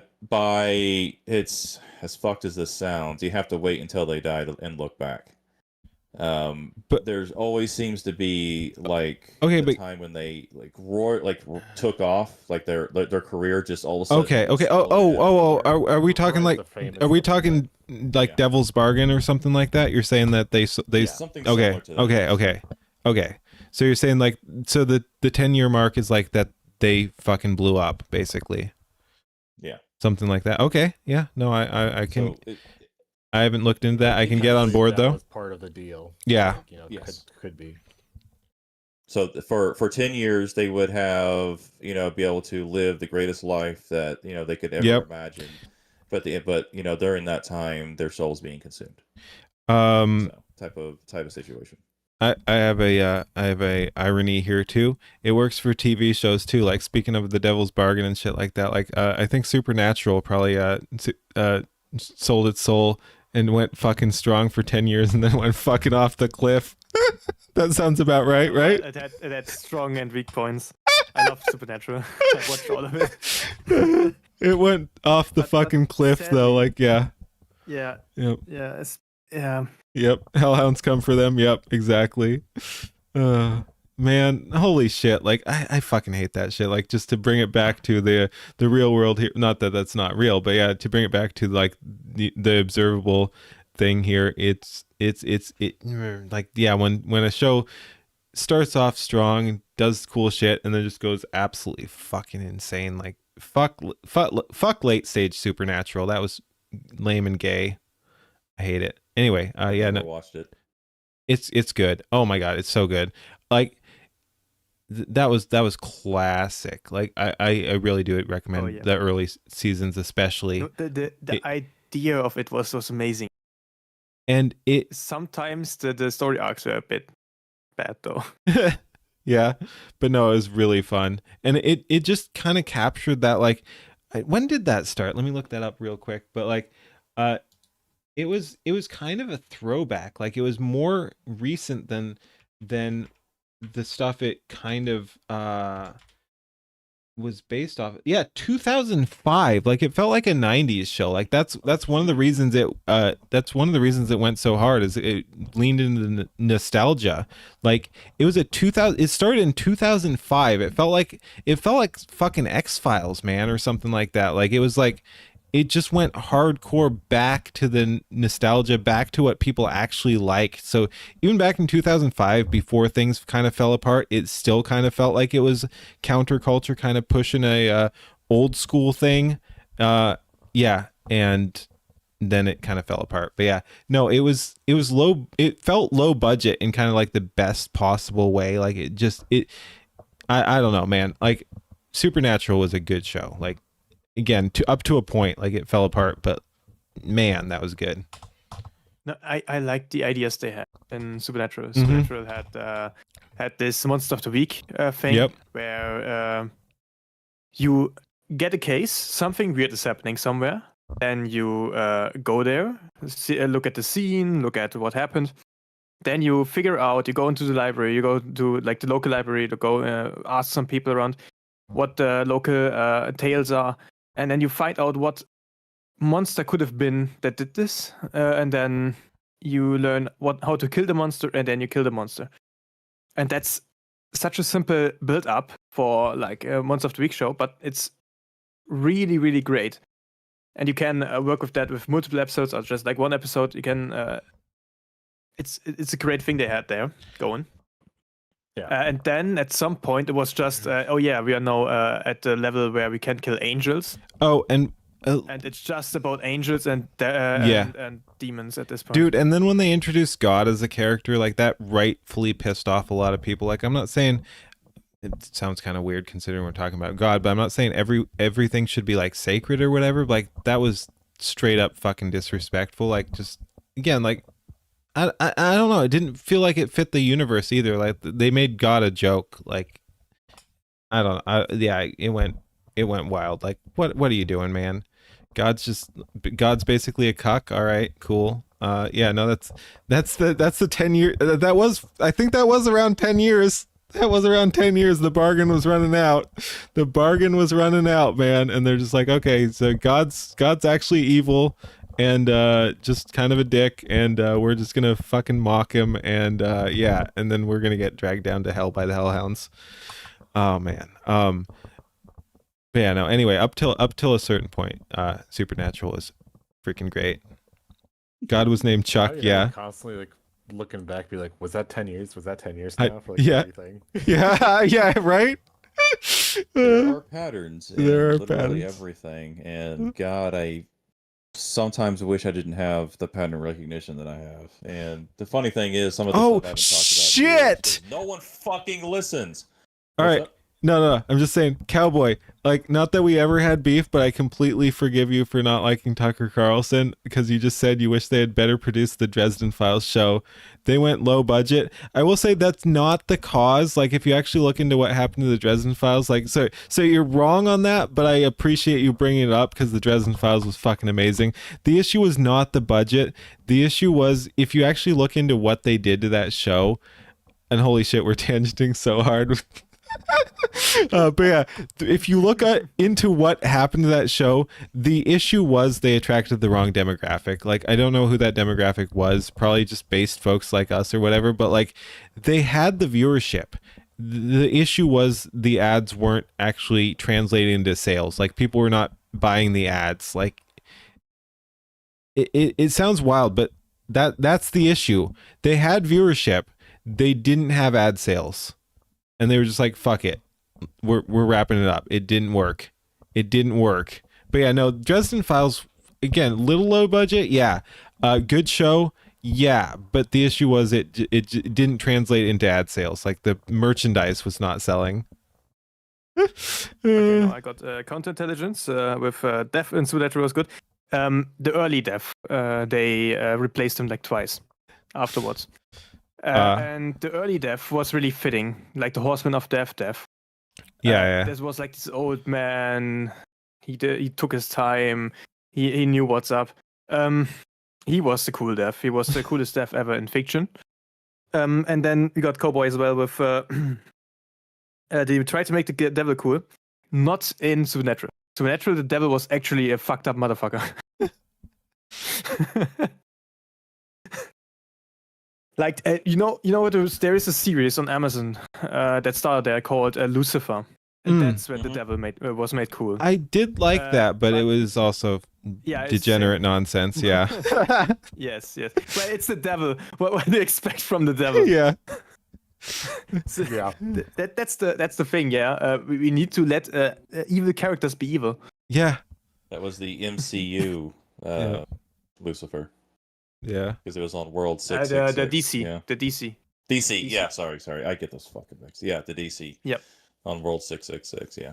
They actually include him in some of the DC works. I think Flash went to him and asked him for a favor, stuff like that. Oh man, To save the multiverse. Constantine and stuff like that. Yeah. Constantine's fucking sick. But yeah, and oh yeah, people were mentioning Buffy. Buffy was great. Yeah, that's fun. I'm thinking of that one. Yeah, Buffy and Angel both freaking sick. I don't know how a fucking cuck like Whedon was producing such great shit. Like he fell off so hard, man. But yeah, Buffy, Angel, Firefly, like it was 10 years. Yeah. Fuck. But yeah, Buffy, Angel, Firefly, and stuff, like for all the shit Whedon gets for his Whedonisms and stupid whatever nonsense, like the dialogue was pretty cringe or whatever, still excellent shows. And Angel especially will always have a special place in my heart. Like I just like that mix of like the supernatural in a, like, it's not exactly urban fantasy, because it like urban fantasy is often more spectacular or whatever. It was kind of like just fantasy in a urban setting, like that's different.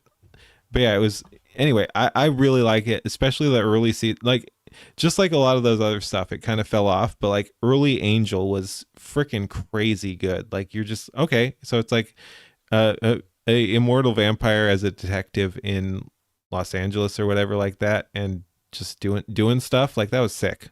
That was sick. An immortal vampire with a soul. Yeah. And then they did a bunch of gay shit, of course.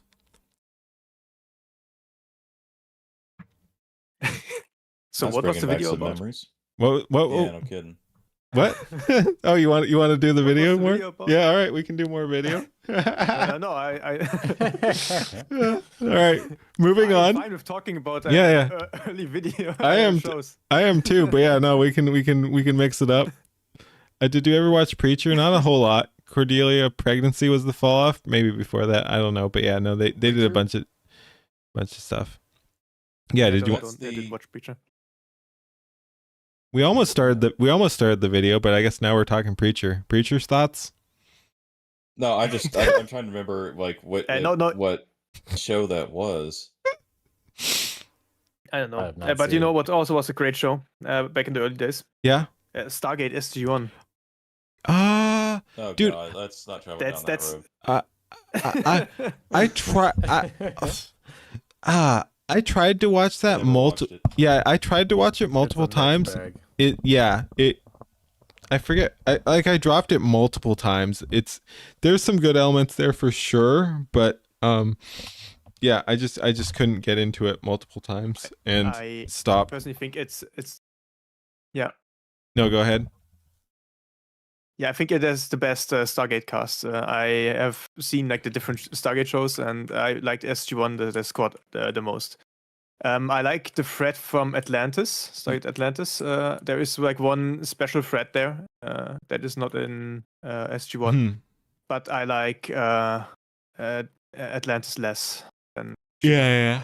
I get that. Common consensus. I get that. I personally found it easier to get into Stargate Atlantis. That was interesting. I did like the setting. Again, like Stargate SG-1, just the pacing was kind of all over the place, and it kind of pulled me out. And like I liked a bunch of the characters, but it just didn't grip me the same way. And Atlantis was pretty fun, and Universe had a bunch. I think that was the one. The next one, Universe, is Stargate Universe. Is that it?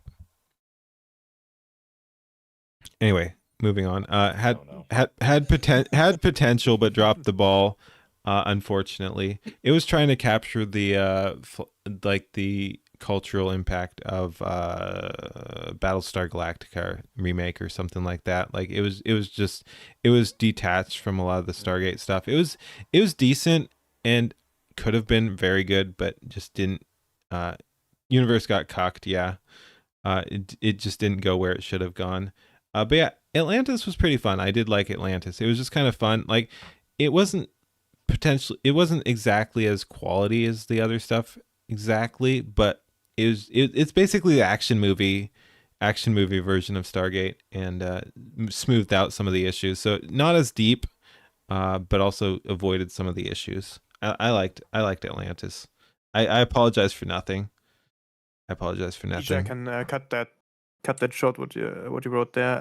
I don't know The Fifth Element. I have not watched that. Dude, you got to watch Fifth Element. Oh, it's one of my favorite movies of all times. I mean, even that Chris Kattan or Chris Tucker or Chris Kattan. Yeah, he was hilarious. Yeah, no, actually, you got to watch Fifth Element. Holy shit. Normally I don't watch shows. It's a movie. It's a movie, so it's only like an hour and a half or whatever. I don't know. No, just fucking watch it. Holy shit. Holy shit. Mods, get him off of here. He's not welcome on my stream. No, I'm just kidding, of course, but you do have to watch it. It is a classic. Just end up watching that. Yeah. Oh my, we could. Do we just go over to Rumble and watch Fifth Element? I can stay up for a full movie, man. I'm running on fucking fumes right now, personally. I kind of want to just for the memes, but holy shit, no. Oh man, that would be funny. Maybe some other time. I do want to do more Rumble only DMCA nonsense, but all right now, it's worth it for Mia Djokovic alone. Yeah, true. You're not wrong. Yeah. I remember being a teenager and the scene. Yeah. The scene. Yeah, no, like she's not always doing that shit. Have you guys seen, what is it? What is that other Mia Djokovic movie? Perfect Getaway. Have you guys seen Perfect Getaway? That one's fun. I've never heard of it.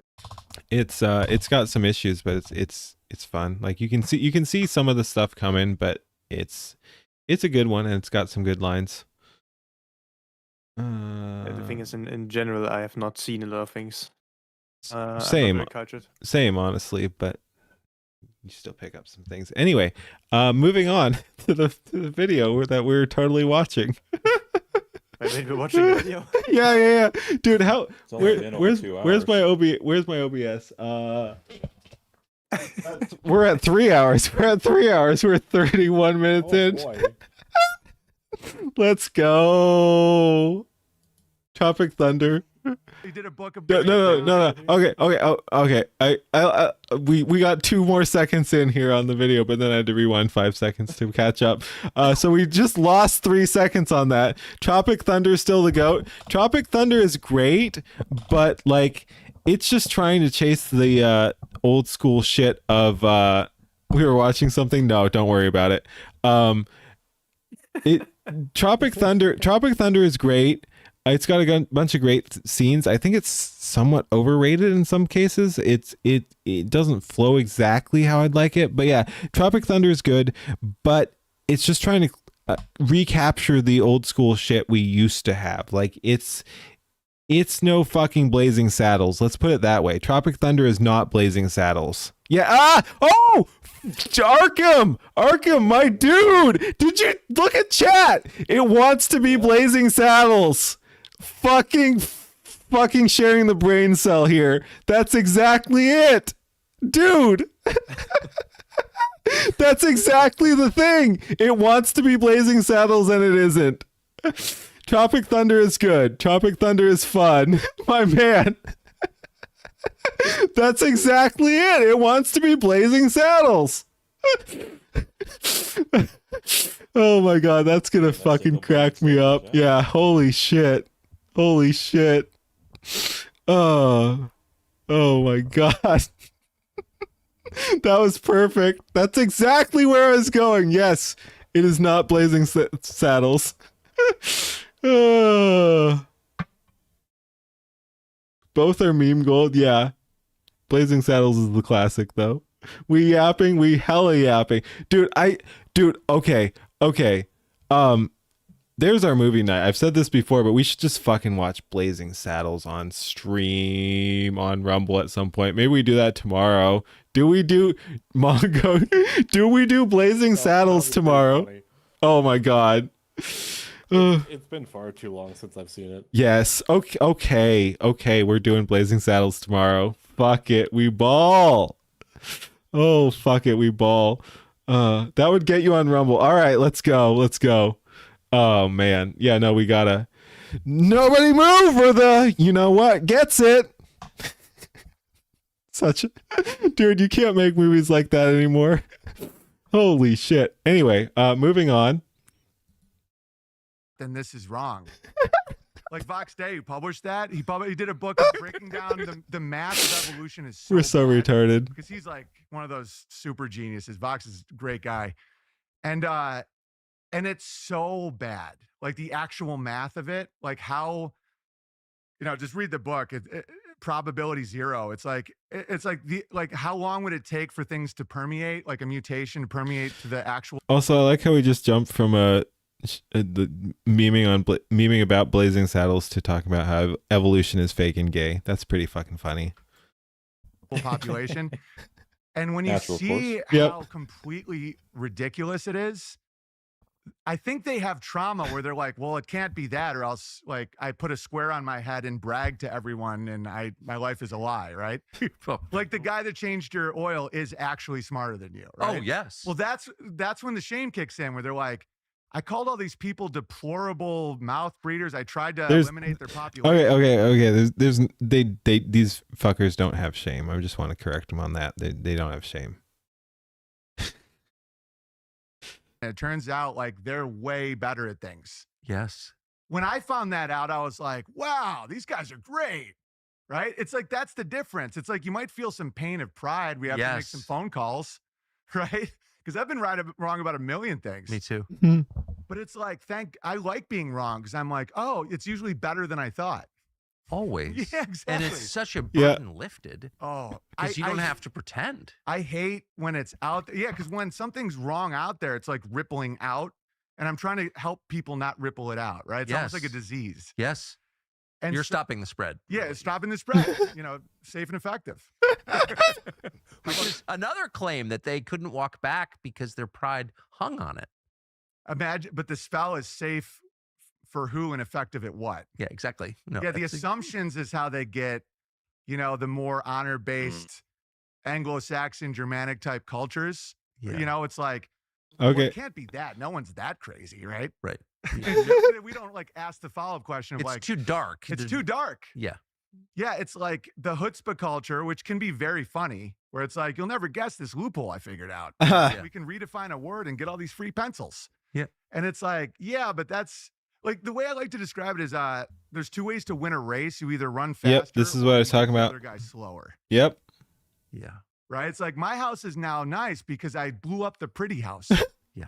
So most people don't wake up in the morning and decide. Once again, we usually watch ads in a 2-hour video where we've already spent 3 hours in the first 30 minutes. We're gonna skip the ads. But yeah, actually a good time. 10 minutes. Yeah.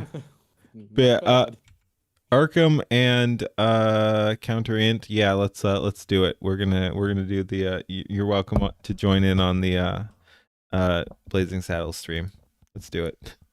Get your Fuck it, we ball. Yeah. It's like the famous Russian proverb about Arkham. DM me. Peasants are given cows, and the first thing you do is you go kill your neighbor's cow. Right. Yeah. Yeah, and it's a behavior. That's why I don't isolate it to one identity. That's why I say like grabbler or something. Yeah. Because I see it. That's why I say grabbler. Yes. I actually think it's a trap to say that like all evil disseminates from one group. That's like one of the classics. Yeah. The identity trap. Yes. Because I see that with like a lot of the white guy stuff. I'm like, no, I don't want to be defined by like we need more of an arbitrary thing, but we're still just going for greatness. It's like, bro, what time is movie night at? Dude, do you hang out in my stream? I don't fucking know. Like it's gonna happen when it's gonna happen. I don't know. Oh my god. 2 hours. What is planning? What is scheduling? Yeah. After you've been yapping about nothing. Yeah. Again, we're 3 hours into a 2-hour video. We haven't even touched the surface, so I don't know. It'll happen. It's when the movie starts. like, Yeah. I see that with like, it's of course, but so many people are falling for this. It's like, oh no, we just have to get all whites. I'm like, no, we need all competent, good, moral, And if there's more of one group, that's fine. Right? Of course. Well, yeah. it's absurd. It's exculpatory. That's why people love it, because it's like, I'm on the winning team no matter what. And I was telling that to one of my, like, I have an Israeli listener, and we were laughing because I'm like, you guys remind me of American Indian tribes I grew up with, where it's like, our nation, right or wrong. I'm like, that doesn't go well. No, it doesn't. Because you have to go for greatness, or else it becomes very, you can't trust each other. And he was laughing. He's like, it's so true, man. It's like very tribal, I'm like, dude, all the natives I know, they're all like, they're drinking mouthwash, man. They're not doing great.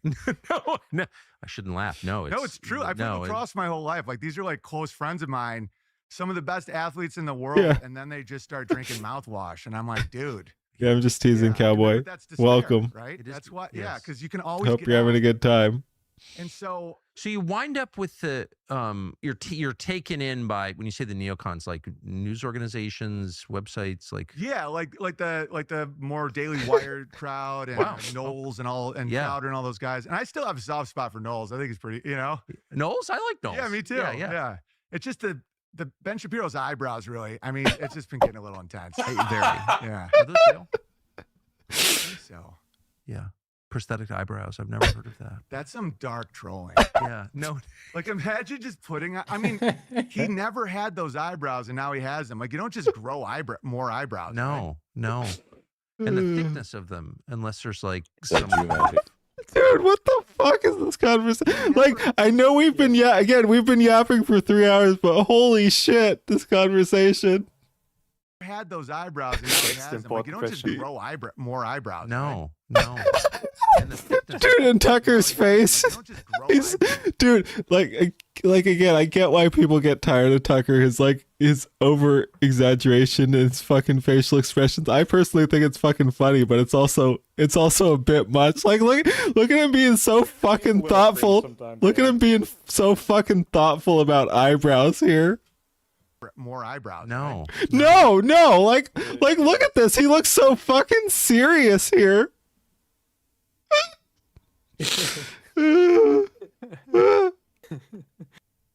And the thickness of them, unless there's like some kind of propecia or something on that. Unless someone close to him is putting Rogaine on his eyebrow. That would be pretty funny, though. It wouldn't shock me, but the whole thing is weird. So you wind up in that one. Let's go. Yeah, and so because I was so happy that they were willing to say the things that Hollywood wouldn't say. Yes, of course. And so me too. Like seeing Crowder pray at a meal like blew my mind. I was like, because I was just like so into that gratitude, because I love that stuff. Like in Hollywood, I even texted Vaughn this morning about he was the one being like, have kids, and he made it funny. And that really motivated me. Oh man, like again, this shit is why I wanted to do this. Like, I think there's just so much value in the conversation here. Like, we've obviously been shooting the shit and going hard, but I think this is an important conversation here, and it's why I titled my stream what I did, which was beauty, natalism, architecture, and sin. Like, we've fallen so far off the path we were supposed to be on, but we have a roadmap here already that we're just not following. And yeah, there are enemies in society who hate beauty, love sin, and the other things follow. Like they hate beautiful architecture and they hate natalism. Like they don't want you to have kids. And this again, shit like this is why I'm like, we got to talk about this. Like, when people have, like, yeah, praying at meals, having gratitude, that's very important. And once you have kids, things change too. Like, because I love that. And again, I don't have kids. I should. At my age, like, yeah, no, I gotta get on that shit. But like, it's very clear when you're looking at things like that. This is the battle. This is the spiritual battle. And it's important that people are talking about this. Your perspective changes. Yeah. Exactly. Your perspective changes when this happens. And that's interesting conversations like this make you question and make up your own. That's the thing. That's one of the interesting things here is that this is a counter psyop, but it's not like blatant. It's not like in your face. It's not pushing it. It makes you think about it. It makes you think about it, and that's more effective. It makes you think about like what exactly having children means and what not having children means. Like if you have children, things like you do become that protector. You do have to take on that role, and it stuff like this calls into perspective all this other shit we've been talking about, like where culture is, why they're pushing this, and the antinatalism comes down to that they don't want people to have this perspective that once you have kids, you're a more invested member of society. Like I think that's a huge part of what's going on here and why they want to disconnect that. And it does come back to, again, I don't want to oversimplify, but the Marxism, the communism, shit like that. Like if you can separate people from that based on class or whatever, like if you can break that down and demoralize society, make them not want to have kids, they're not going to be as invested in society because, of course, why the fuck would they? They're just looking after themselves. Like, oh, whatever. I don't know, but yeah, dehumanizing. Yeah. Other too. I mean, like if you can't see like having kids as a good thing or whatever, it's like you've already come to the point where you don't really see the value in like taking care of another human life. Yep. But gents, I gotta call it a night. I'm already like way over than I should be, but it was all right. I enjoyed it, so I kept going. No, thank you, and you contributed a lot. Everyone was enjoying that. yeah. Like you had some good takes, man. That was awesome. Yeah. Well, definitely do it again soon. All right, have a good one. All right, night all, night chat. Good. Peace. Bye bye. Dude, what are we even doing tonight? I don't know, but it's normal. This is what we do here. We gotta show off your leaflet room too at some point. Oh fuck! Oh yeah!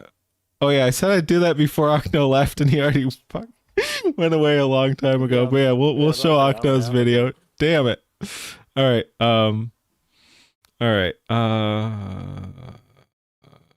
New birth stats are gonna have the left tripping. Tell me to like Yeah. bring it up again, and then I kind of forgot about it. For No, like an hour. it's on me. No, oh, that's interesting. That's our interesting, Arkham. So you never wanted kids, and then you had a kid, and it changed things. Yeah. Leaflets have babies as blatant psyop. Hell yeah. I love her just leaning into that. Like again, I prefer the term like counter psyop or something like that, and I think she's used that as well. But like, yeah, no, like we do. She is correct. We do have to spellcast in the other direction too. Like if they want to do that shit, we have to do that shit as well. And that's kind of what I try to do. Obviously not to anywhere near the same extent, but like that's always been my thing. Like I just come out here and say what I believe and say like look, we haven't lost. We can just fucking like you can like it's the meme. You can do things. You can just do things. You can just do things. You can just say things. Yeah. Yep. Like I focus more on concepts that people may not have on in their view normally. Yep. But yeah, no, it's just important, and I think it does happen naturally too. Like you do have to be intentional, but you can also just ride with the culture. Again, the culture is going back the other direction. I think that's a good thing. You can just kind of be like, yeah, no, we're gonna do this now, and again, 10% of the people can change the other 90% of the people. Like culture swings, and you can see that in both broader culture as well as like actual violent kinetic conflicts. Those conflicts are fought by like those 10% of people. So it's the same for broader culture. Like just like the American Revolution or whatever was fought by like 10% of patriots. If enough people just say fuck it, we're gonna put our voices out there, and fuck us, fuck you if you come try to stop us. That, like, again, I'm not trying to take credit here. I'm a small fish, but this is what you do. Just like all those other much bigger people are doing, this is what you do. You just fucking say what you think, say how fucking fake and gay everything is, and just, again, mockery is the best medicine. Like, these people are back to the demons talk. These people are fucking demons. You don't give them respect. You call them what they are. You shit on them all the time and just say, no, we're not doing that. Your shit is anti-human and we're not doing that. And that's it. Yes. That's it. It does such a huge fucking difference. If more people do this, we fucking win. We win. That's the thing. People have to actually think about. You never want to close yourself off to honest conversation, but you need to know who is actually honest, who is actually an honest person, and who is just a Quango. Yep. You have to figure it out first, and then you can react with Quangos. The correct reaction to them is just like laugh at them. Yes. In their face. Yep. No, because they are not serious people. They are not really part of anything that you could actually change. They have their opinions set. They are pretty much. I don't want to do these analogies, like war analogies, but they are like people of the enemy faction. Well, that's how they see us. So it is. Yeah. Fair. And that's good too. Dan, American Revolution was formed in small taverns. This is just the modern small tavern. Yes, and that's why it terrifies them. We need to keep the demons at bay by just maintaining public standards. Yes, again, public standards fell by the wayside, unfortunately. Hi, Ixia. They don't believe in anything. They only feel hatred. It's not even hatred. They're fucking brainwashed. Like, hatred, again, hatred would be more honest. It's worse than hatred. They don't even think at all. Yeah, a lot of them don't think at all. Some actually do believe that what they spout. You can differentiate those that actually believe it from those that don't when you look at how they act broader.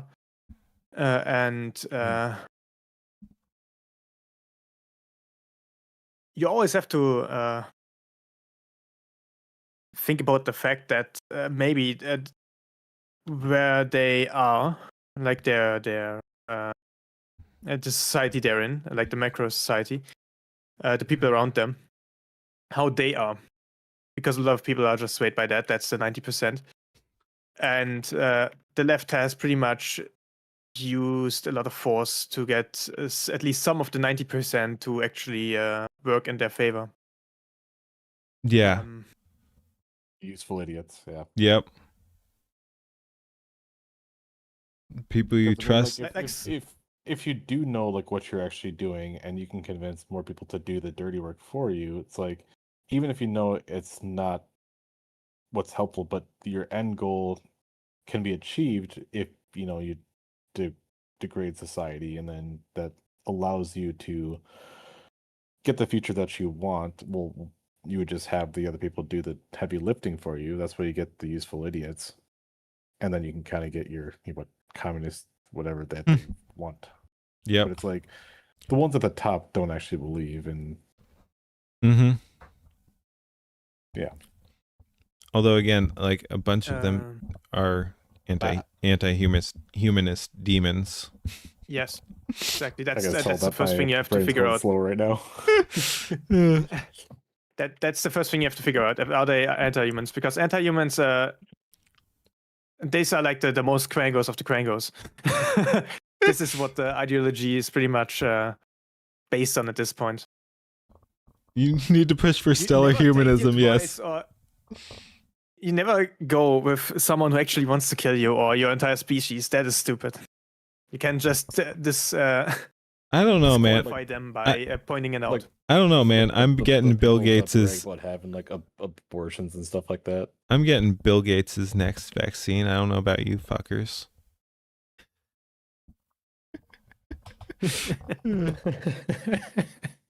Yeah, I gotta rewatch Freerun. Yep.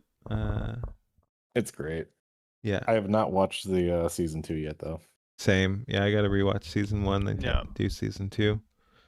I've watched season 1. Yeah. We'll make a show on that later on today. Nice, nice. Or like to. What? I just got a DM. Let's go. What are we talking about here? Oh shit.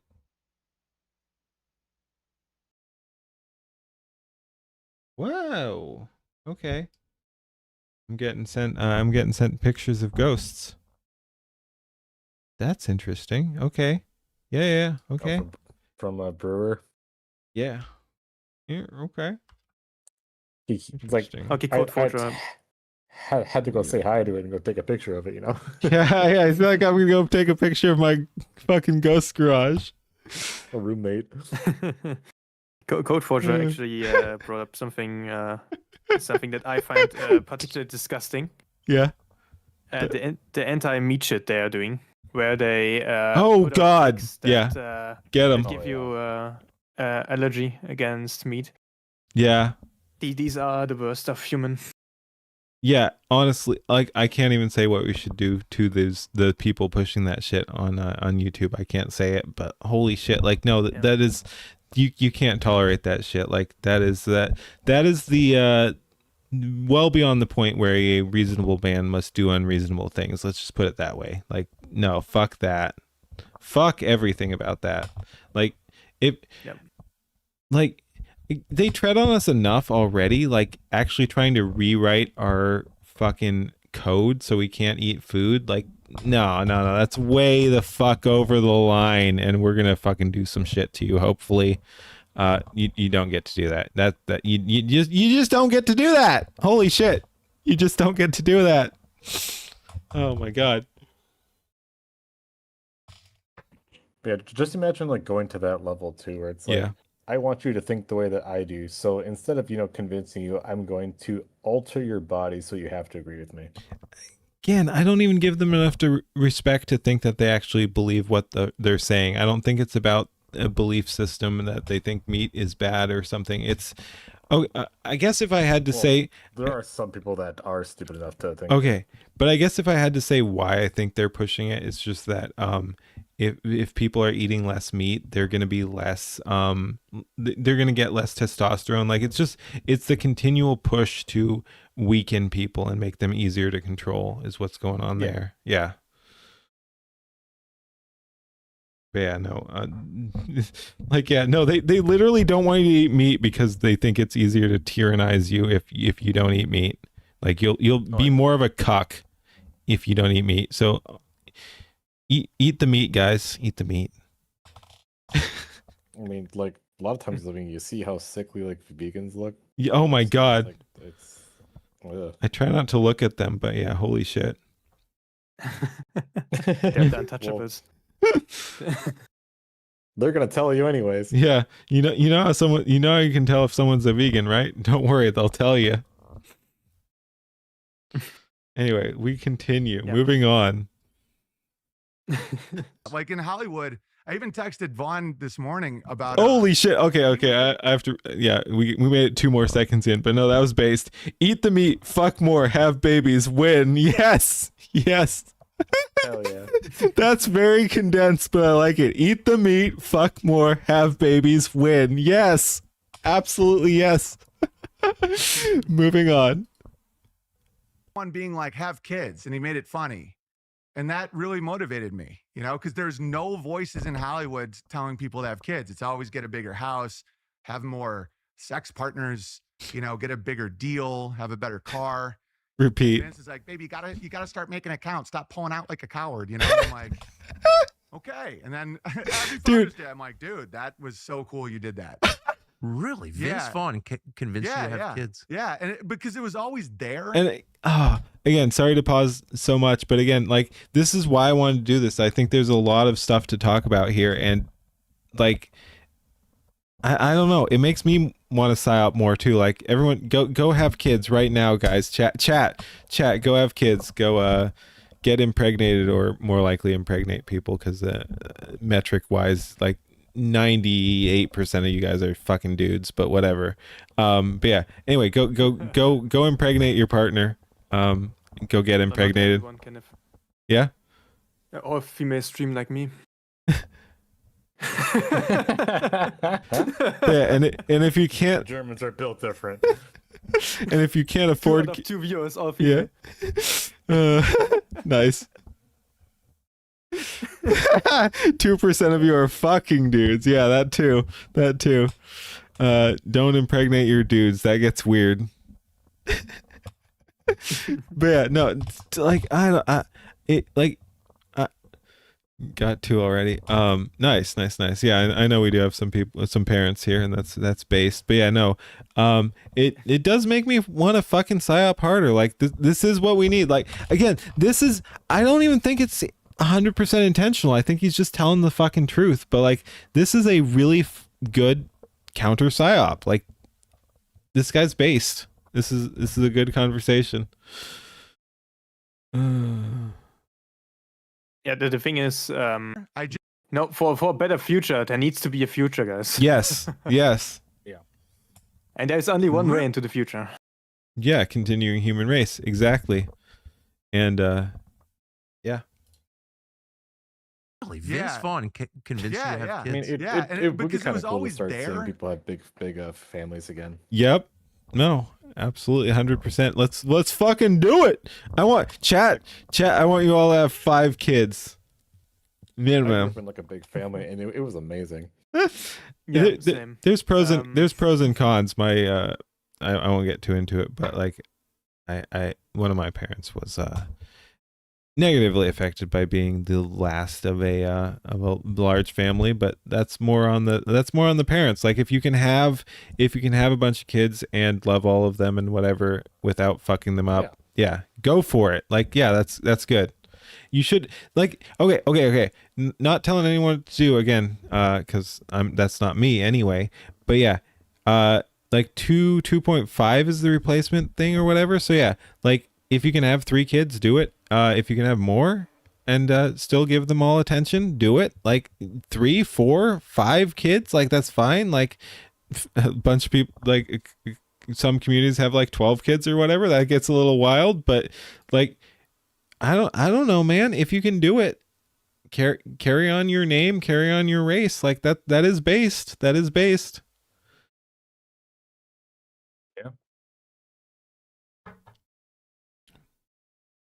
I'm just gonna not say anything until my guests say something here. No, I'm just kidding. No, I mean, Also, it gets cheaper with more kids, because at some point your kids can work for you. Yeah. It's free. It's free fucking real estate. Also, who needs a cleaning bot if they can have a child running around with a Yeah, they raise it. Especially early on. Kids really like to do that. Still takes about 8 years to train them though. Yeah, but they raise that's the thing. They raise each other. Like, the more you have, the more you have, the less work it is. Well, it's because they do say, like, after the 3rd one, it sort of becomes easier, because usually by that time the other kids are old enough to start helping, and it's also good, teach them to help the other ones in general anyways. So yeah, so have at least 3. Yeah, no, that sounds good. Yeah, All right, yeah. moving on. I like strong paternal leaders. Like, I'm not Tucker this Crease. like hyper Yep, always yes. me guy. I like teams. I'm Yes. real big on like a guy I can look up to. Yes. And so that's why, in a world without heroes, this swarm hates heroes. They hate inspiration. Yes, That's why they don't like yes. architecture, right? Again, Yep. wait, and the architecture. Hell yeah. Swarm hates heroes. They hate inspiration. Yeah. That's why Yes. they don't like architecture, right? Oh my god. Like, I've been fucking saying that. Like, that was probably my biggest thing on side scrollers. Like, again, I was a little awkward there, but that's what Tucker is a little weird. Yeah, I think Tucker is a force for good, but I get why people don't like him, and he definitely is weird.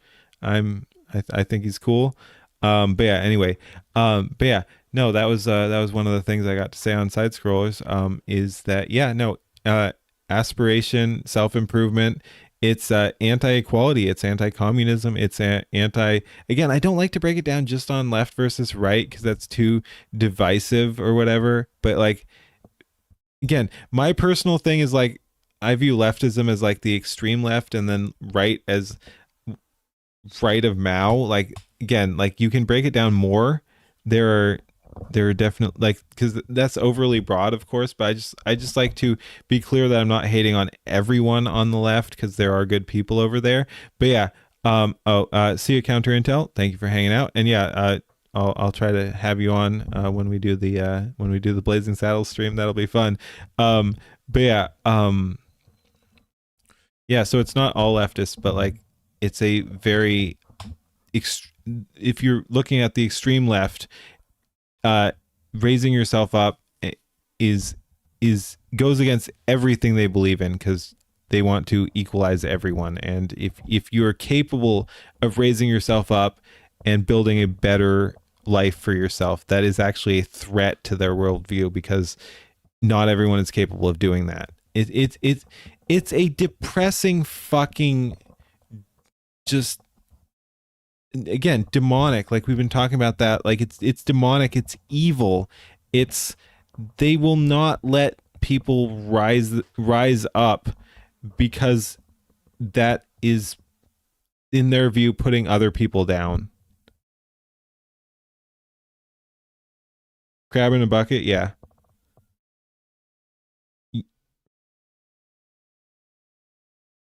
Y'all can talk. Y'all can talk. I'm sorry I'm bullying you, but it's like I have other people here. Like it's a self-fulfilling prophecy. If you don't talk, I just have to keep talking. Like I'll just keep yapping over everyone if no one else is talking. Hit it. I'm just yeah. a nice person. Yeah. I let people speak, and when they're done, then I can talk. All right, called out. Fair enough. It's called Left-Wing Spaces. Yeah. And in this book, which I am reading since like 3 months now, it got like only like 60 pages or something. It explains pretty much many of these cases of left-wing. What's it called? If they just take a house and just squatting, stay there, kind of. No, occupy. I they just occupy these things. Yeah, I think you're talking squatting. Yeah, it's like squatter, yeah, right? but the state doesn't care. Yeah, exactly. So, and part of it is also architecture. Yep. Architecture was, there was movements in there against architecture, and there was actually like there were people blocking people from creating good architecture again, like from creating beautiful buildings again. Yep. At least in this book, it goes about the German wave of that, where they just cancel the people and try to find shit they can stick to them, so they cannot go about their architecture life. That's kind of like crazy though. It's like that people are so wanting to kind of like demoralize people that it's like, yeah, you guys can't make cool looking buildings. Like make them look really boring. It just seems so like asinine, but like it really does have a profound effect. Like if you just kind of look at the world and it's dull. Yeah. 100%. I mean, yeah, they're dulling things down, they're dumbing things down, and just like with music, like it's like if you make everything around people lame and gay, the people will be lame and gay. Well, it's like you just kind of think about like if we were able to make those kind of buildings before without like heavy machinery and all that stuff, what kind of crazy stuff could we make nowadays? Yeah. And we just aren't because, you know, it's like people are so worried about either, you know, the cost, or it could be, you know, or these other things where people are being kind of pushed away from doing that in general. Also the people like okay, there's a thing. That's gonna be a bit of a bigger thing. It's actually funny with the like neo liberal stuff and actual libertarianism. at least right-wing libertarianism, because the liberals now that are left-wing, they are way more hyper individualistic than the libertarians actually. A right-wing libertarian will tell you that the society is actually important, family structure is actually important, all these things. Meanwhile, the modern liberals are telling you that no, you have to be the girl boss. You have to depend on no one and nothing. You have to be like hyper independent, which was never possible any time in history. And that, I think, plays also part in that. Because if you look at what's made, or like the biggest or bestest architecture projects we got, which would be probably in Europe, the cathedrals, which are... The ones they haven't burned down, yeah. Yeah. They took like, 500 years to build. Like, Damn. that was not one generation that was like multiple that worked on that. And that's only possible if you have a greater goal in mind, especially as a society. Mm-hmm. Like, you have to know that you are part of this society and you work for the society. That's also a thing what third worlders don't have, what first worlders have. Well, I would say, like, I don't think we even have that anymore, because I don't feel that way. Like, I don't feel I owe society anything like that. Like, I'll do my part to try to claw that back, but like, I don't like the idea that I am obliged to give anything to them, because society has done jack shit for us because it's been so corrupted. Like, I would love a society that was worthy of that sort of obligation, but that's not where we currently are, because our political system is so corrupted as well. Like, so, that's in America. Yeah. Okay. Yeah. But I'm just saying that's how I feel. Like, I'm like, we don't exist in that sphere where we owe anything to society because it's been so overtaken. Like, of course we owe something to society because we owe something to the future generations. Like, if we care about our children or our prospective children, we have to improve society. But like, we don't owe anything to the government or the societal structure. Like, in fact, we actually usually have to fight that to make things better because it's been so corrupted. The government especially. Yeah. No, that's an interesting thing right here, because of course America is a bit different than mainland Europe in that sense. Like, yeah, you put European in America, but America is not Europe anymore. Yeah. Also not in how the people are there. They have lived through another history, so they have split in their in how they go about things. And was a really collective, not collective, really a certain filter to get into America first. Like, what kind of people got there.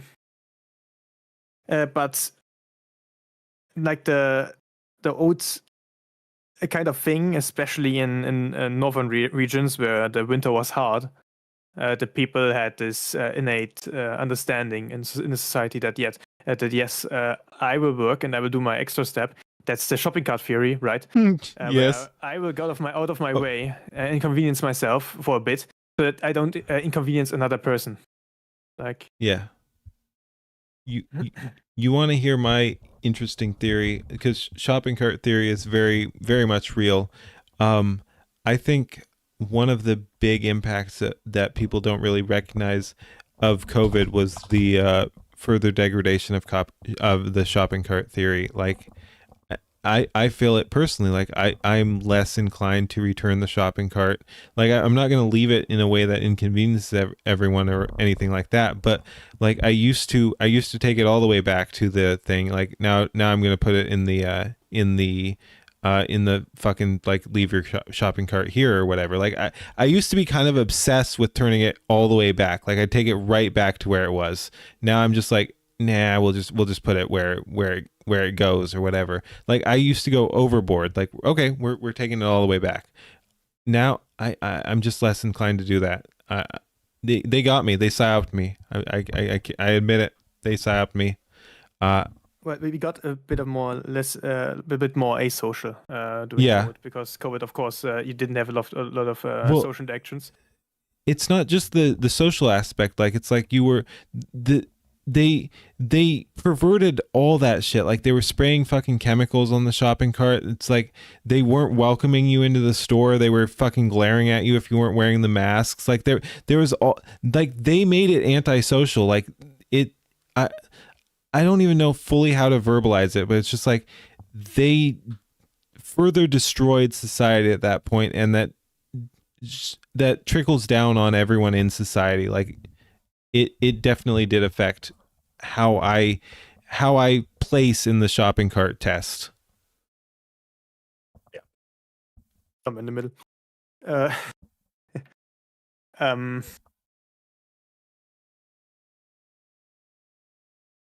I have lost my thought. All right. Yeah. Anyway, all I was saying is like, no, like the COVID thing was wild, and the shopping cart theory is very true, and I think it did a absolute number on that, because like it split people. Again, a bunch of this shit is done to divide intentionally too, like just like with all that communist shit, the class stuff. It's this versus that, you versus them, and that was the same versus same in COVID. It's like the good people versus the bad people. It's like, Keen, you owe you for a ding on your car door. No, again, I put the cart back. I just don't take it all the way back. I don't take it all the way back to the store anymore. I still put. I do not. I want to be very clear, just in case anyone's getting the wrong idea. I do not leave my cart in the fucking parking lot. That's fucking bullshit, and you deserve to get fucking strung up if you're doing that. Like, fuck you. Put them in the box. But yeah. I just don't do the full on take it back exactly to where it was, which is was probably overkill anyway. Like, but yeah. Yeah. You're like, yeah. I never thought that you had to bring it back to the store as long as you had it in like one of the cart corrals, or if you're close enough, yeah, you could bring it back to the store. But like, usually just bring it to the closest one. Yeah, no, that wasn't me. I like, again, maybe I'm a little weird or whatever, but I always brought it right back to where it was. I'm just like, okay, this goes right back there. This is where I took it from. This is where it goes. The only two places that this can be. That's the real shopping cart challenge. You guys don't even fucking know, man. You all are failing the shopping cart test, man. It goes right back to where it came from. You're like, look at me, look what I did. I brought it all the way back. But right, that's the thing. What I think Asman means with third world mindset, where you don't even think about bringing the shopping cart anywhere. You just put it where it doesn't inconvenience you, and then you get away. Also, thank you, chat. Yes, show me on the doll where the government hurt you, and Arkham's like, just touch his entire doll. Yes, exactly that. Fuck the government. And also, yes, I'm a paladin as well as a pirate. I multi-classed. Oh man. You pushed carts for a living. All right, you're welcome. It shouldn't be the paladin thing to do the shopping cart. That should be the normal thing. Yeah. Yeah. People. Okay. Last time I brought this up somewhere, people were like, "Oh yeah, but if all acted good, nobody would act good." What the fuck? No. It's not true at all. Yeah, it's the opposite. The fuck is that? If you have a good stand, no, that's the one thing of if everyone is a hero, nobody is, right? Oh, only if you're a fucking narcissist. Holy shit. That's just some bullshit, like moral, like relativity. Yeah. It's like, no, it's like if everyone's being good, that doesn't make all of a sudden good not worth it. Yeah.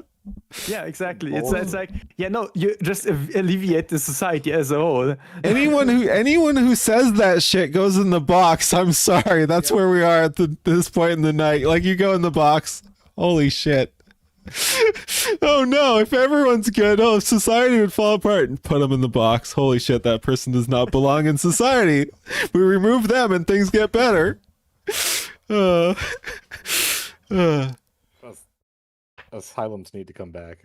Yes. Well, here's somewhere where you don't have to worry about that. Yeah, all right. Yeah. We'll protect you from this bad society. Go in the nice little white room. All right. Holy shit. All right. Moving on. See you, cowboy. Yes. Because it makes See you you, feel cowboy. hope. You're like, oh wow, that's beautiful. Tomorrow will be a better day. They're like, Gotta go back because that Woke sounds up to? impactful. Yes. and so that's why in a world without heroes, this swarm hates heroes. That's They funny. hate It's inspiration. kind of just what That's we were why they talking don't like about. architecture, right? Yep. Yes. Because it You makes you mentioned that. feel hope. You're like, oh wow, that's beautiful. Tomorrow will be a better day. They're like, oh, we gotta burn that down. Yeah. Literally. Yep. And it's sad, right? It's like, that's why it doesn't get me angry now. Cause I'm like, imagine, like, I see my kids that they can have like one bouncing ball. They can have so much joy. And I know people, and I'm sure you do too, like on a giant yacht on all these designer drugs being praised, and they're thinking about jumping off the yacht. Yes. I know many people like And that. they get, and in their, like, if I was going to defend them, I would say what they're thinking is I've sacrificed so much. I've worked so hard. I've humiliated myself. And that dude on a pontoon boat is so much happier. Yeah. Why? Right. And then they get mad at Why? God. And that's why that's that fractal where it's like, God is wrong. And so Mhm. once I started realizing that the grand plan is the good plan, all these like little things started not scaring me, you know, and I'll have stresses and all that Little stuff. things like being bankrupted. Yeah, no, and then, like, to continue the story. So after that, things got way crazier. Really? Yeah, After you because got rescued by the Daily Wire crowd. yeah, when I started being like, yeah, because I started seeing that certain identities can be liability shields when you're selling opioids, you know. Yeah. And same with the sex abuse stuff in Hollywood. I was pointing out people, and I didn't even put it together. And someone called me an anti-Semite, and I was like, "What do you mean? That's like, Uh-oh. I didn't even think about that." That's why I did a whole tour called Height Supremacist, because I was like, I could do that with height, right? Like, Yes. oh, only Hail Hitler and stuff, and so that comedy. You're 6'8". I should say that. Yeah, for yeah. people who Damn. So I was like dramatizing that. That's Like I could huge. do that with anything. Like, no, I'm talking about the behavior, right? Like imagine if it's like, oh, you're just mad at 5'10" guys. No, it's a behavior. And so that I get kicked off PayPal. I get kicked off Airbnb. Like in my wife, Airbnb. yeah, because Yeah, they want to take catch out up. your income. Yep. Oh, so you had a rental property. I had a rental because I'm like like I just keep going. Like I'm pretty upbeat. You know, it's like, oh, I can't tour now, so I'll do tree work with my brother, and I'll rent out this house, and we'll fix This it up. guy's so and we'll fucking support about real. construction and all this stuff. Yeah. And so I got a letter from Airbnb that I couldn't be on anymore because I was mocking the victims of sexual assault. The joke was, so the Me Too movement comes out, and I do a joke with dramatic irony where I'm like, yeah, so I'm in LA and I go to one of these parades and I'm like, ladies, you might want to think of a different slogan than, and it's like, well, what do you mean? And so I do this long drawn out thing and I'm like, pound me too. And so the whole joke is that I think it's a pound sign. And the joke's on me, It is, it's not it the is. guy, right? Yeah. So they said that I was mocking victims, and I'm like, no, they're laughing because this Me Too thing is like using them for their agenda. Exactly. Like I'm making fun of the wizard. And the wizards are the Oh. ones that get mad. Like the people that hate conspiracy theorists are conspirators. Right? It's so simple. It's like, man, I'm sorry. I just have to. I just because I don't know. People watch these on double speed. I want to repeat what you said because it's so worth. The people who hate conspiracy theories are the conspirators. yes, That is so good. it's so true too. It is It's the like, why truest. else would you hate conspiracy theories? It's like, man, this conspiracy theorist. I'm like, you wouldn't happen to be currently doing a conspiracy, would you? I don't know why that's never occurred to me. The IQ gap is becoming. It's not even very IQ. I'm obvious, just isn't always around kids and animals. it? So am I. Well, animals at this point. That's so. So I'm sorry. I keep interrupting you. Okay, so No, I love it. I keep interrupting you. Yeah, I love it. So I'm sorry. I keep interrupting you. Okay, so No, I love it.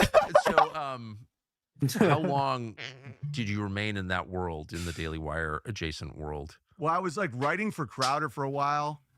And yeah, it was more like they would start getting weird with me when I'd ask questions about why we're not hanging on the moon. I'd love to go up there one day. You know, it's like those things, because I realized that that's their sacred cow. You know, so Hollywood has abortion and all that Yeah. stuff.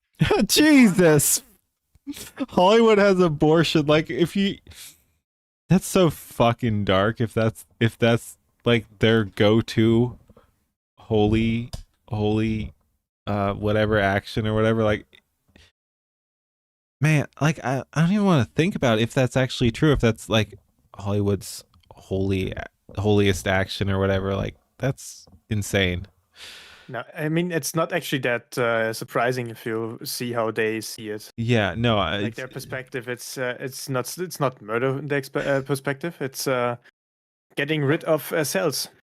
yeah, Like shedding. yeah. They're skin or just cells, man. Gravy, you getting in here? Welcome back, by the way. I hope you had a good time. Jump in chat. We'll pull you in. Oh, but yeah, no, holy shit. Like, yeah, Hollywood has abortion. Holy shit. Sacred cow. So Hollywood has abortion and all that stuff. And so I'm like, Hollywood has abortion, all that shit. Stuff. Like I said, Barack Obama stole my bike. And they're like, oh, that's clearly funny, the left, blah, blah, blah. And I'm like, okay, but I just did this joke about the size of someone's hat. Uh-oh. And now you're offended? I'm like, oh, so you have like a team. Mm-hmm. I'm like, I almost felt like a Middle Ages executioner where I couldn't live in the village. Hey. All right, let's go. Yeah. Boop. How's it going? Howdy. Howdy. Welcome back. Yeah, I like that. Oh, hey, Gravy, get in here. Hey, how you doing? It's like, brother, I just sat down. Yeah, you jumped in here. Yeah, you jumped in here. How's it going? Shit, with, conversation like that, I'm like, okay, fuck, I guess I'll jump in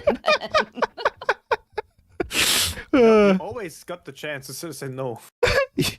Yep. Fucking guy. Anyway, hi. Hi. I got back like 2 hours ago. I heard your plane got giga delayed too. Well, it was such booty cheeks, man. I was so ready to like be back at a decent fucking hour and just, vibe, drink a little, enjoy life. And then here comes the, oh, hey, remember that 3:00 flight that you had? Get fucked. Enjoy 11. Damn. Yep. Extra hours. And not to it gets better. And not to shame my other guests, but just saying, like, this is how you yap. Yeah, no. Oh no, shame. Shame. Anyway, go ahead. Yeah, okay. But anyway, so see, there we go. Anyway, we get on the fucking plane. I'm like, all right, dude, I'm tired. There's been little fucking crying shitheads the entire fucking time. I'm not kidding. There were crying children from fucking Japan on backward. And I'm like, I don't want to be that fucking guy, but I'm about to be that fucking guy if these kids just don't shut the fuck up. Get them off the plane right now.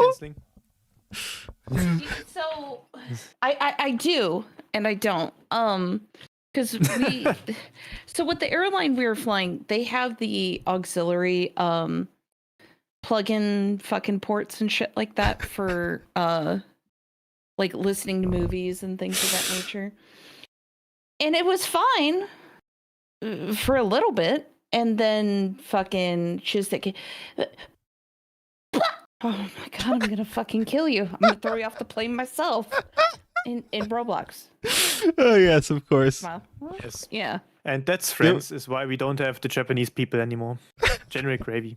Yeah, all of them. No, so if anything this trip has taught me is stereotypes. You did no, dude. I've talked to you. You already knew. There's no way. I'll to be completely honest, I had an absolute great time. It was a lot of fun, but I fully understand stereotypes now. Again, really you did before. There's no way. No, like it advanced stereotypes. Okay, yes. She's leveled up. Yes. She's leveled up. Yes. Oh no, no one is safe. No, like what's so funny and why, like, before I got on the plane from Japan back to the States, I was PvPing so hard. It's because The fucking British, dude. The fucking British have the Lion, the Witch, and the audacity of this bitch. I just gotta say, like, I saw some of those DMs. You're just like, dude, I'm a little drunk. Can someone make me some memes? Because I can't right now, and I'm on Twitter PvPing, and I'm just like, holy shit, yes, Gravy, yes, let's go. That's amazing. So my husband found a club. Like, so you pay like a $40 entry fee. You get unlimited food, drinks, whatever the fuck you want for like 3 hours, right? That's not And bad. so it's really good. Dude, it reminds me of unlimited sea dance. Oh yeah, I just bought Runway, by the way. Fuck yeah, let's go. Yeah. One of us. So it was so fucking funny. I'm just sitting here. I'm like, okay, well, I guess I'll scroll X while we're waiting. And then all these British, again, the Lion, the Witch, and dude, it fucking sounds like a slur when you say it. It's oh, so good. because that's the intent. All these British. It was so neutral though, and it still sounded so fucking terrible. He's fucking British, man. Holy shit. They're like, It's always the goddamn British. yeah, because they're just like, Easy there, German. Yeah, I'm not Don't going you know there. our love? I'm not going. Don't you I'm not know? going there. Don't you know our love relationship of the British and the Germans? Yeah, I'm me not going too. there. I just started drinking. It's too early. Anyway. So To find a solution to the gravy problem. All right, we're there. oh damn. Well, my thought went up in smoke. Yeah, what did the British do to you? Where? Show us on the doll where the British touched you. Yeah, I was thinking about saying that, but I decided against it. Right in the Thank you, Keen. You're welcome. Oh my God. That's what I'm here for. Amazing. Yeah, it was so fucking retarded. Well, it cost hundreds of thousands of dollars. You won't understand. That was a German accent, but No, it wasn't. work with me. I don't have anything high class to get into like a British kind of mode, but like it was so fucking stupid. And they're just like, well, it costs hundreds of dollars. Well, no shit, Sherlock, it fucking costs hundreds of dollars here. What do you want a cookie? Like, hello? And then the other one where they're like, oh, it's the Americans' fault. I'm like, again, traveling abroad, how many times the Americans get blamed for shit and it's not the Americans' fault? It really isn't. I had yet to see a fucking American while I was abroad that caused these issues aside from, the streamers. And it's either the fucking Nords, the Chinese, or the Jeets. Those are the three people who are the biggest pains in my fucking ass the entire time. Yes. Oh, and the Aussies. Yeah. You're not Dude, wrong. the Aussies. Oh my God. Yes. It was really funny. So for some strange reason, there was an Irish pub near us. And there were a bunch of these Aussies who were packing in because they were trying to watch rugby. Of course. Yeah. And so the guy who was serving us was like, "Oh, you're not gonna stay for like the rugby stuff?" And I'm like, "Bro, I'm American. I don't watch this shit." What is a rugby? Really? No one knows. Do you not know? Don't worry. Don't worry about Oh, it. okay. I was like, do you not know what rugby is? It's like football, No. but Even Yeah, I know, gayer. of course. Even gayer. We don't about to got say- either of those. Actually, I know a guy personally that was playing. Personally, huh? Yeah, we got really close when we wrestled. Yeah. oh, did you feel something hard and vicious in your back? That was the rugby No. ball. But he might have on the ground. Oh, gotcha. Yes, see, it's not our fault. We just get blamed for fucking everything because it's like, oh, the Americans are loud. We must blame them. No, fuck you. It's not our fault. We're just loud. Fuck off. Yeah, that's part of the problem. Okay. That's the only problem. But yet you have the fucking Jeets who will literally stand in the middle of everything like they got fucking main character syndrome. Gravy. What? That's all true, you know. I live in Germany. I know how these people act. But oh no, here come the Americans. They're just loud, but they're nice people, but they're loud. Yeah. But that overturns what the Jeets do. Yeah, they're standing in the bar. Normally, what I can tell you from experience, and normally it's like the Afghans and the Syrians and whatever down there, the Middle Easterners and what is this, North Africa? These are normally the people that love to be loud and annoying in public. These are the people that stand in the way and talk with their phone on loudspeaker. Oh my god, yeah. Oh, dude. In public transport. Yes. No, oh my god. Okay. So I want to put this in context. Oh my god, I love it. Go ahead. What context? Yeah. Okay, so I don't know if this is Here's the true. context. I'm not racist, but No, I'm racist. yes, good, all right. Point. Yes. So Good. okay, so in Germany, do they kind of have similar things to where, like, if you're going, like, you go a specific way, you don't stand in the middle of the fucking walkway trying to figure out where the fuck to go? Kind of. Okay. Depends on if the walkway is big enough, you just can't go stand by the side of it. Yeah, fucking, if you're not moving, stand to the fucking side. It's common sense. Okay. Yeah. Perfect. Okay, so in Japan, same fucking concept. Yeah. If you're going, you go one way. If you're trying to exit, you go another way. You don't stand in the fucking middle. If you need to orientate yourself, you fuck off to the side and you observe and figure out where the fuck to go, because people have got to get to fucking places. I fucking tell you, bro, it's the fucking Jeets and the fucking camel jockeys who are sitting there and they're just like, wait, we're going to impede traffic because we don't know where we're going. You make it sound like it's malicious, though, but it's just a IQ issue. Yeah, they don't know how it works. The thing is, okay, I always like to joke around that Japan is just like Germany on extreme, you know? Mm-hmm. In culturally wise, down there, you know, the Prussians of the East. I mean, they were on the same team at one point, but go on.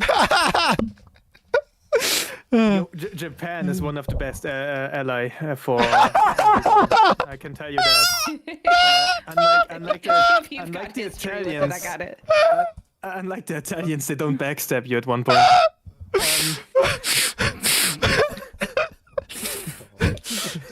All right.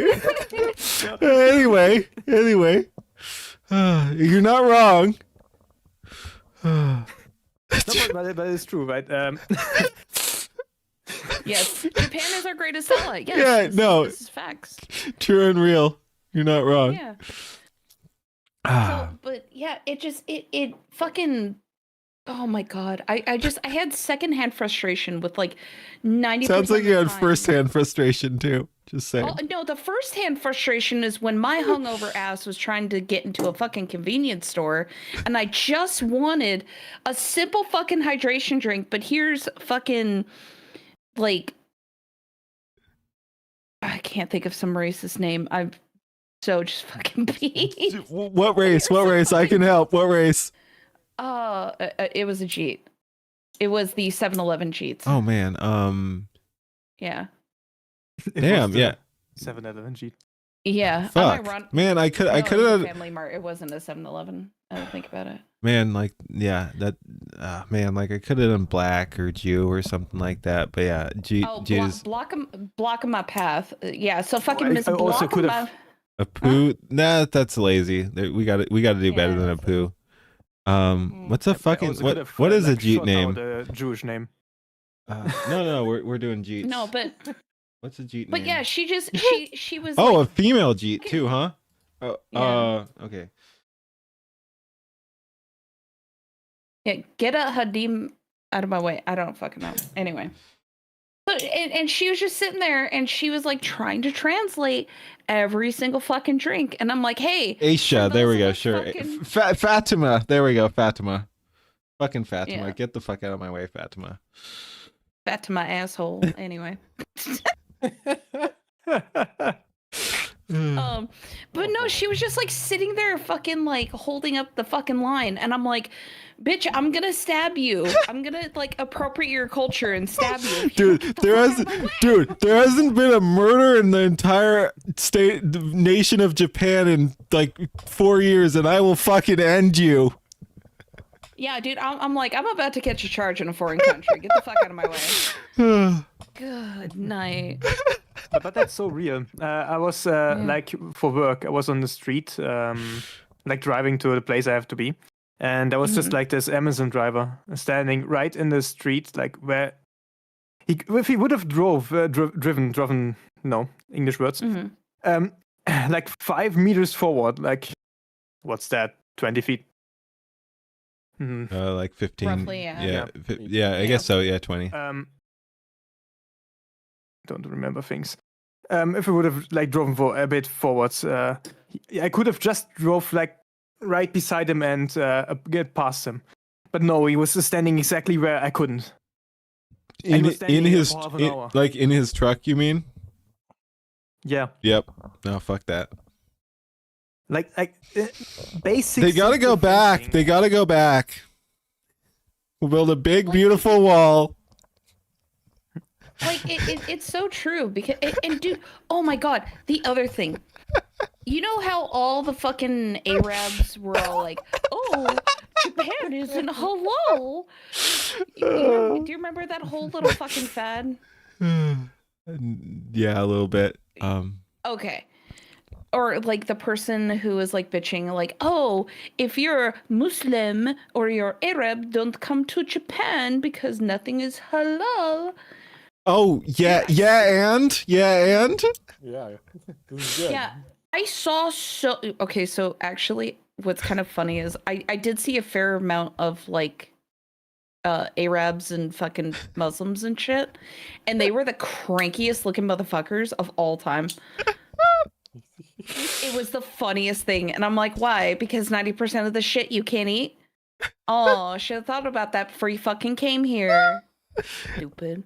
At least I think are they just visiting, or are those people trying to actually live there?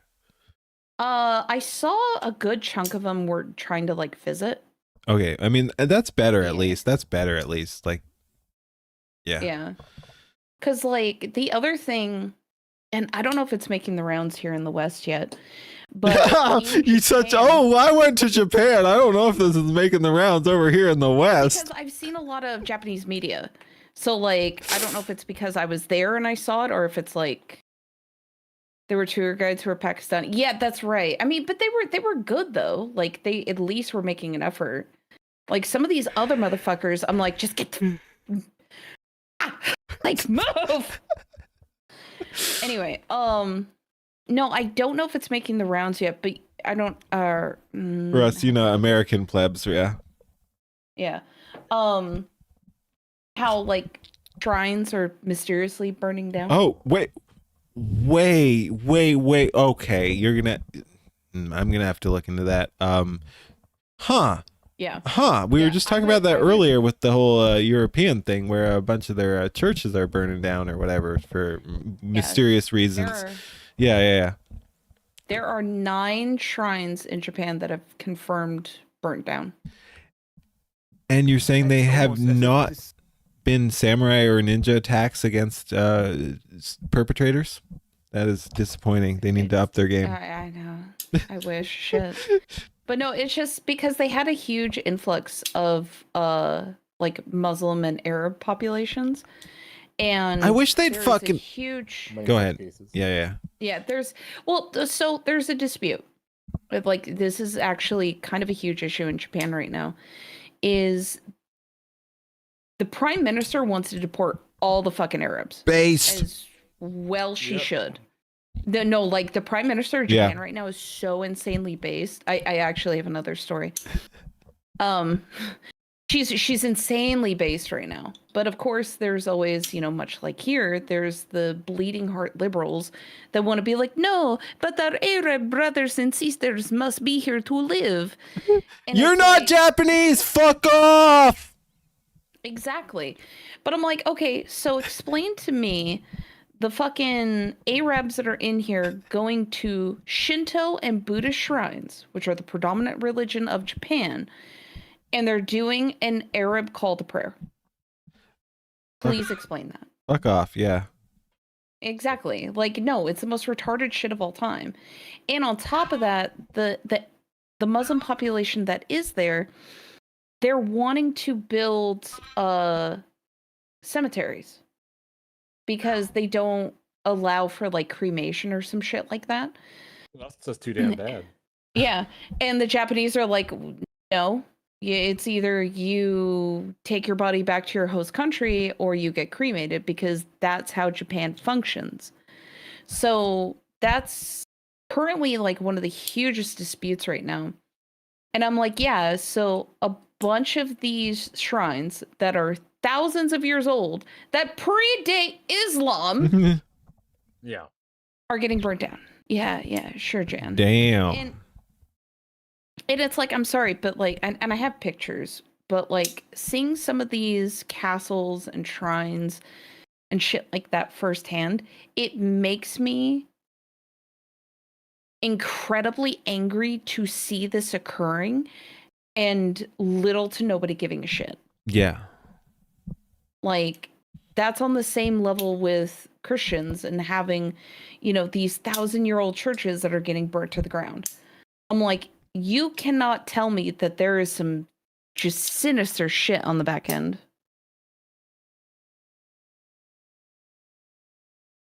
Yeah. So everywhere the Muslims go, they destroy cultural buildings and other religious stuff, and Right. they always want their stuff to be the prevalent one, because that's part of Islam.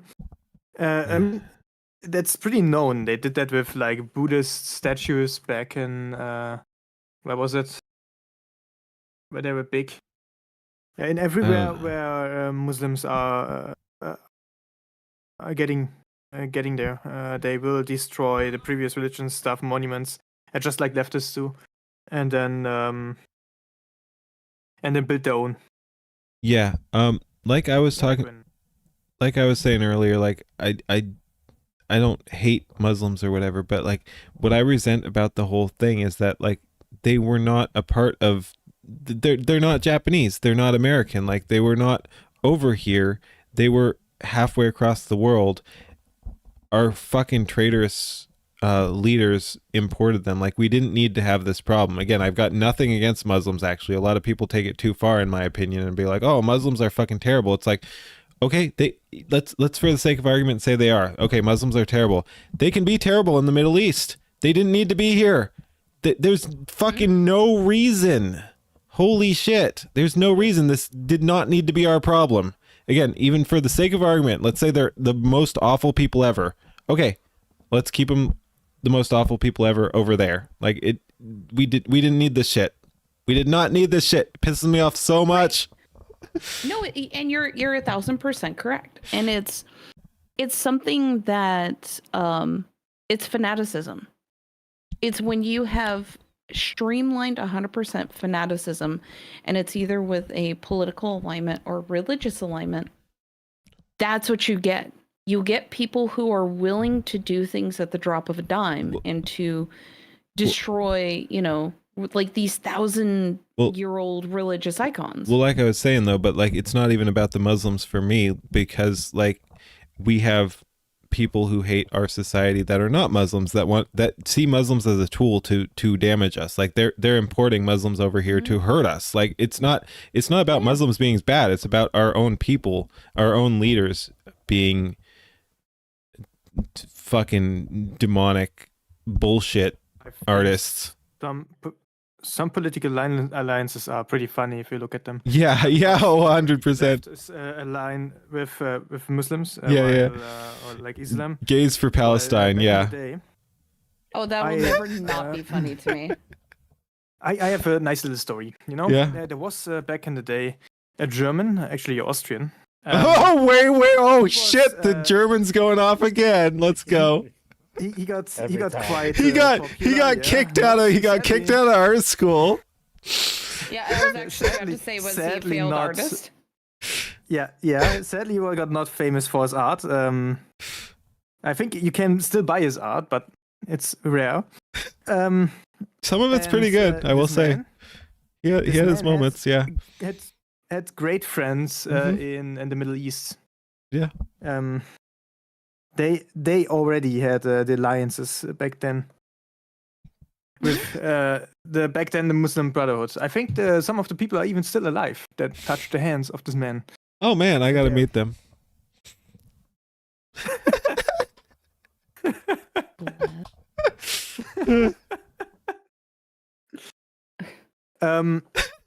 So these alliances are not something new, you know. Leftists always like them.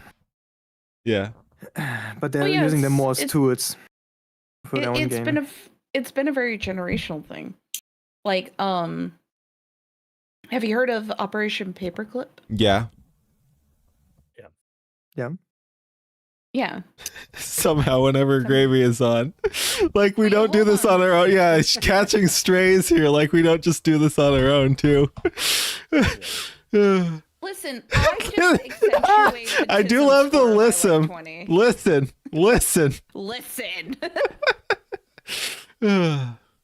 But we aren't the Nazis. No, we are just Nazis by proxy. Yeah. Yeah. I'm going to bed. It's a good spot. To jump out. All right. 4 in the morning. I'm like falling asleep here. All right. Have a good one. Oh, peace. Catch you later. Peace. Oh yeah, we're stellar humanists. Sure. Hell yeah. Nicola, the problem is if the Austrian painter had AI, he would still have not made it as an artist because he would have just not used AI. He would be probably against AI.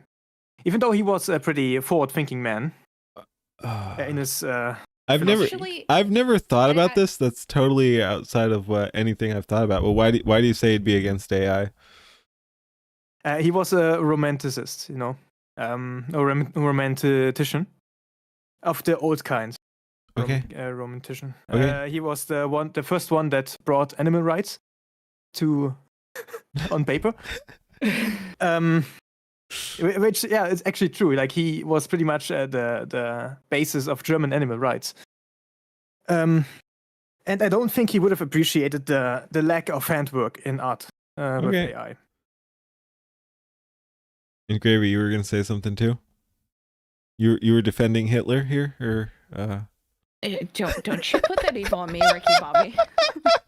So in his defense, sorry, Austrian painter. Yes, so you had what to say about this random Austrian painter? I don't fucking know, dude. I'm so just like, huh? Fair enough. Huh? Welcome to the stream. Oh my God. Jesus Christ. Dude, this is me working off like minimal sleep and high amounts of alcohol. That's me, for real, all the fucking time. The perfect way to live up. Yep. This is the stream mode. Yeah. Dude, as much as I was bitching earlier about the flight back, I was actually grateful I had the room to like remotely fucking sleep. Yeah. Oh, Jesus. Yeah, like if you ever fly internationally, just shell out the money and do like second or first class. Wait. Economy just... I haven't... There's this fucking second class now? What the fuck? I've missed a lot. To be fair, yeah. I mean, especially for like Delta, there's what they call Comfort Plus. That sounds so fucking gay class. Too. Comfort Plus. Yeah, give me the Comfort Plus seating, man. Well, it's cushier fucking seats, you know, because, dude, so flying into Japan, this is the funniest shit. Normally, flights over there are like 12, 13 hours, right? Yeah. Mine going into Japan was 14 hours. Okay. Because there was an active volcano in the flight. That's so based. Yeah. Like, what a reason. No, Sorry, active volcano. We got to move around that or whatever. Yeah. And so what was really fucking funny is I was just like, man, this flight is taking for fucking ever, dude. And when the pilot comes on the fucking intercom and he's like, yeah, sorry about the extended flight time, folks. We had to divert because there's an active volcano. I think it was like near one of the Russian territories, and it was in our flight path, so we had to go around. And I went, oh, okay. just all right. Just random ass volcano. Sure, Jan. Oh man. So when did you land anyway? Coming back? Yeah. I'll be right back. Okay. Yeah. 3 hours ago. Okay. I thought it would have been funny for the meme if you'd landed like 20 minutes ago and you're just like, yeah, all right, put me on. No, I wanted to unpack like all the stuff we got. Yeah. Because we just fucking went ape shit and bought a bunch of like little odds and sods. Dude, that I won. Yeah, no, that you're like, oh no, this sake was really good. I just fucking pulled it up and like the cheapest was like $400 a bottle or some shit like that. I'm like, what the fuck? Oh, the one I was talking about initially. Yeah. So, Ixia is right. We treated Japan like a huge anime convention. Yes, we did. Based. So they like it. They respect you for it. Like just like the that Family Guy bit. Like they'll just respect you for it. Like you go out there and call them the anime convention, and they'll put the crown on your head. Honestly, if you can speak a little bit of Japanese, like be a little bit conversationalist, if you dress kind of modestly, like if you're more adapting to their culture, the Japanese will respect the shit out of you. However, if you're like the fucking Jeets, the Nords, and the Arabs, oh, let's go. Yeah, you're gonna fucking just piss off every Japanese person of all time. Yep. But yeah, the sake I was talking about, it's like like $400 or $500 a bottle. Yeah. And through the magic of either Google Translate or ChatGPT. Oh. The guy was like, yeah, even Japanese people don't get to drink this as often. Yeah. Like it's that much of a treat. And we were like, oh shit. And I was really sad when I had the last sip. I'm like, fuck. Son of a bitch. Like I can't even imagine a $500 bottle of a sake. Like, yeah, no, that's sick. I'd probably go for whiskey personally, but holy shit, I'd love to try some $500 sake. Oh yeah, they have fantastic. Oh my god, they do. Holy shit, they do. Oh yeah. Mm-hmm. Yeah. We actually found in the hotel we were staying at before we came back, we found the whiskey that they serve, and it's stunning. It's absolutely gorgeous. Yeah. Yeah, no, they've got some fucking crazy distilleries too. Like, I got to get more into the Japanese whiskey. That stuff's fucking good. Yeah. Chibi, since you're in chat, can you link me that documentary? There's a documentary about the whiskey in Japan. Like they talk about how the Scottish came over and they like showed the Japanese how to do like everything. Yep. Yeah. Oh yeah, I've seen what you're talking about. That one black dude who's like super respectful. Yes. Like honestly, and the biggest thing I always fucking tell people, you have to remember it's not your fucking country. It's not your country. Imagine that. Dude, like, respect them. They will respect you. And it's that fucking trimple. But people don't What's that fucking what? Shrimple. Okay. Yeah. Okay. That was a Netflix documentary? All okay. right, fair I'll enough. have to find it. But yeah, it is. It really is. Like, okay, for instance, like if I was for some strange reason gonna go to Germany, I would make sure Catching strays there.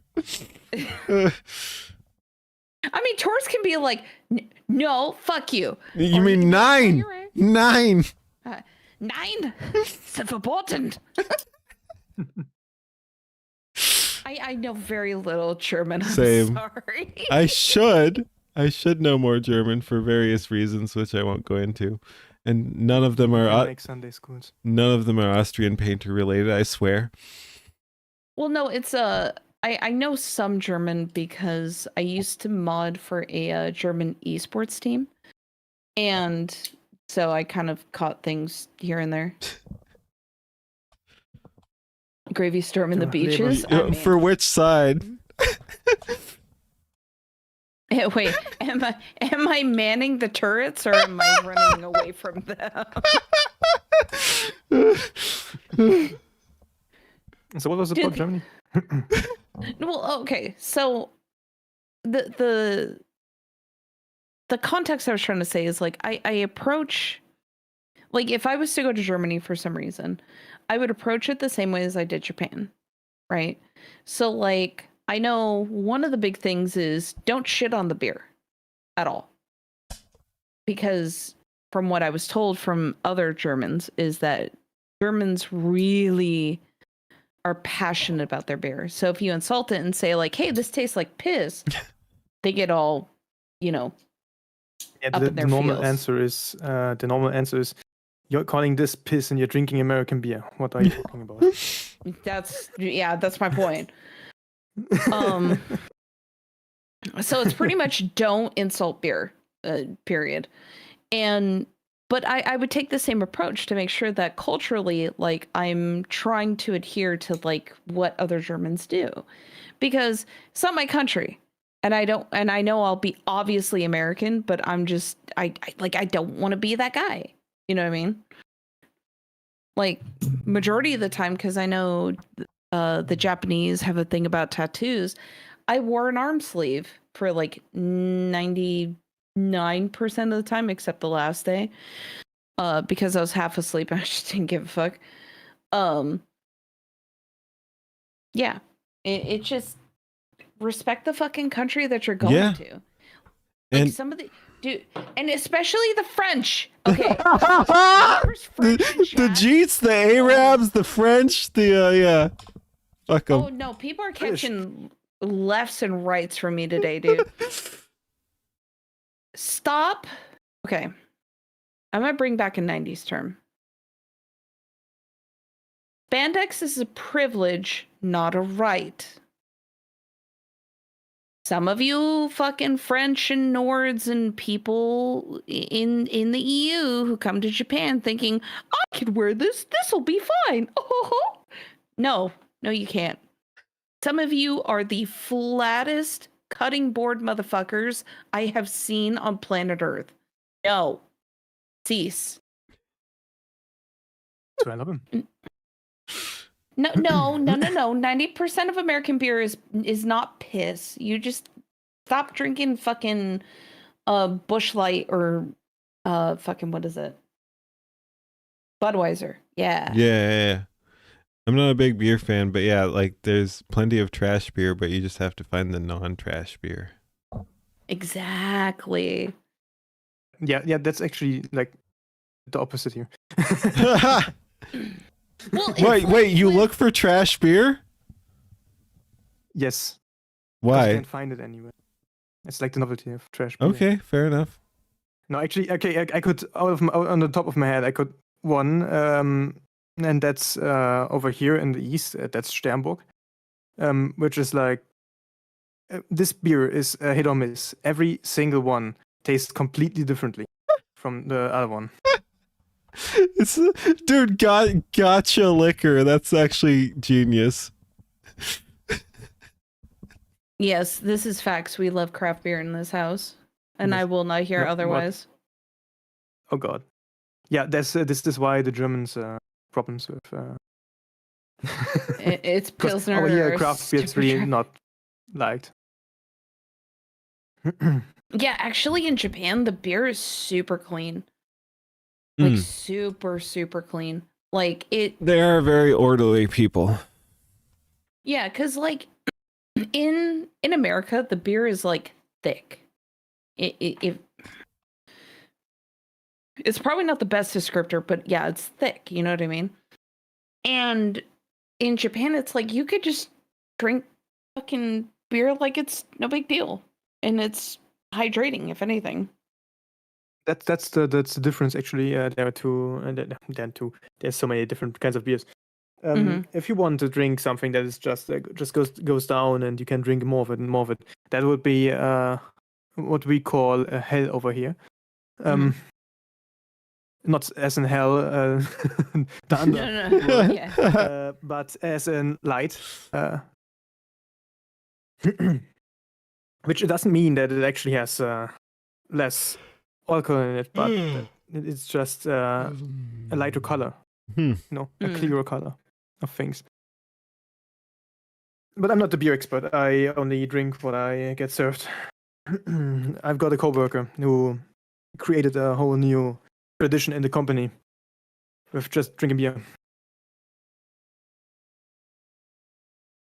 I mean, every once in a while, beer with steak is great. Yes, beer with steak is amazing. So is whiskey with steak. And bourbon with steak. And I only got wine. Wine with steak. Like, steak pairs a lot with different alcohol. Steak and alcohol is good. Alcohol and various things are good. Like, yeah, no, alcohol pairs well with food. Yeah, it really depends. Because, like, with a lot of, like, alcohol, you have to be very specific to get, like, that right taste. Because if not, you'll get conflicting things. And then, like, your palate is just going to go, like, what are we doing? Whiskey on the steak? Dude, I will preach this on high from every mountaintop until the day I die. If you want to feel like a rich motherfucker. I don't remember where this is going, but I think you've said this before too. I think I've told you this, Kane. But like, get yourself a good cigar. Yep. And a good whiskey or a good bourbon. Find yourself on a porch or wherever you can just chill and just have some nice whiskey and or bourbon and a cigar.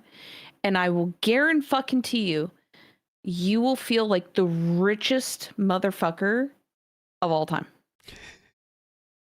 Yeah. Like I do have to get into serious. I do have to get into cigars and gambling, I think. Like I do the what's up? If you don't want to feel like rich but classy, you take the wine. Yeah. You take a wine glass. No. Yeah. American Keen. Be an American Keen. Do the whiskey. Why am I catching strays? That was the fucking German saying that shit, that gay shit. That was oh no, what about the wine? That wasn't me. Yeah. I'm bringing you back, brother. Listen. Listen. No, but I'm right there with you. I'm the whiskey guy. Like you can't be like, "Oh no, I'm bringing you back." Listen. No, what the fuck? No, I don't want you to be tempted by the wine. Don't. I wouldn't. There's no way. That's why you guys over there got the boys and superheroes that are gay, and we over here got the Greek legends, you know. That's why we got Achilles and Heracles, and you guys. No. Oh, dude. Oh yeah, dude. Are we just Are we fucking? We're just gonna fucking dunk on Germany for a while now? Oh, we're gonna fuck this pig. What up? Go ahead. You first. Hit him. I don't know why I remember the Robin Williams. Well, no, the Robin Williams joke is like, why do you think there's not so much comedy in Germany? And it's like, because do you think you killed all the funny ones? But no, it's like you can't hit us with like, oh, but the boys and all the other things that you guys have that are super gay, and that is why Germany is so superior. No, like We hate that shit. And also, Operation Paperclip. You did this to us, you fuckers. You're welcome. I mean, what?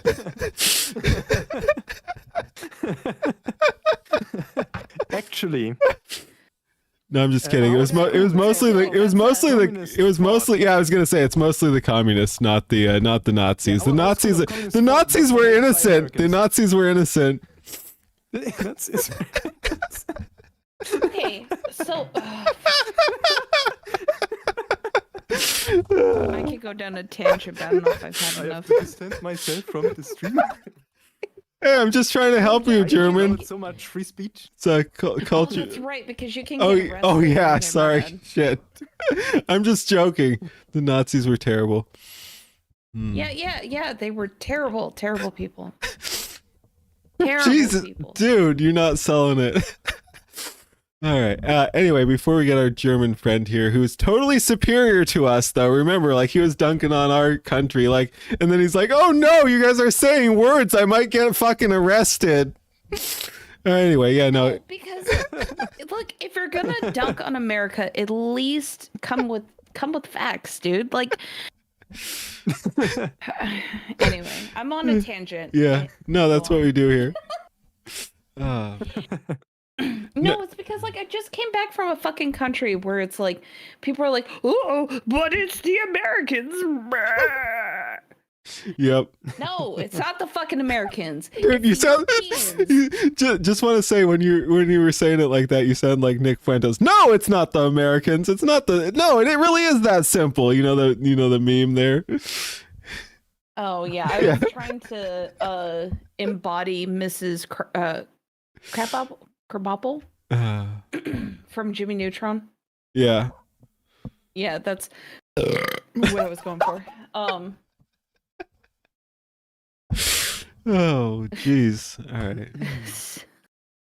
Yes, we love our German friends. Yes. Just as much as we love our Japanese friends. And, you know, it's like we have to be on the same axis for things. Exactly. Phrasing. Like the good old. Wait, no. Like the good old days. Yo, fun fact. There was a thing in the room back in the day, like 200 years ago, or even more, which probably would have changed the world for the better. And that was back in the day when when America freed themselves from the British rule. The people of America went to the Prussians and asked them to be part of their what's it? It's not a kingdom. Part of their empire, right? And sadly, the Prussians said no. So, if America would have been part of Prussia, that sounds really fucking retarded, though. Like, I don't know, man. Things would have been completely no. You know, the thing is, the British Empire not being part of that is cool. Being part of the Prussian Empire, that was the cool shit. Because you know, unlike the British they created concentration camps in Africa. You know what the Germans did in Africa instead of concentration camps? They randomly picked a random guy there, and then just whipped him out on public space, public spot, and that kept them all in line. The British created concentration camps. We just whipped them. Oh man. Yeah, and later on we thought maybe the concentration camps weren't a bad idea after all. Oh, when was that?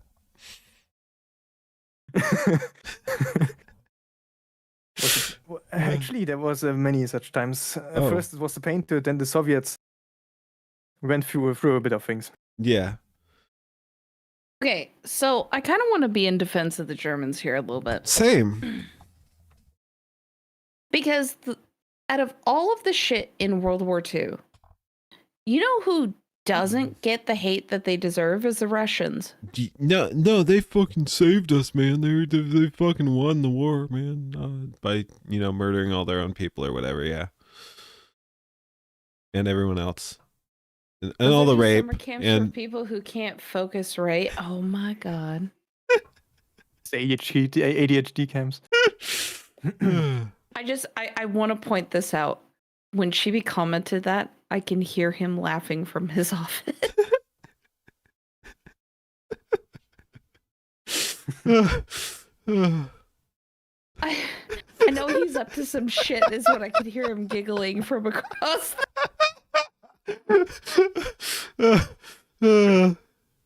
I'm like, oh god, what's going on? Oh no. Anyways. But anyway, so the fucking Russians. I really don't think they get enough hate that they deserve.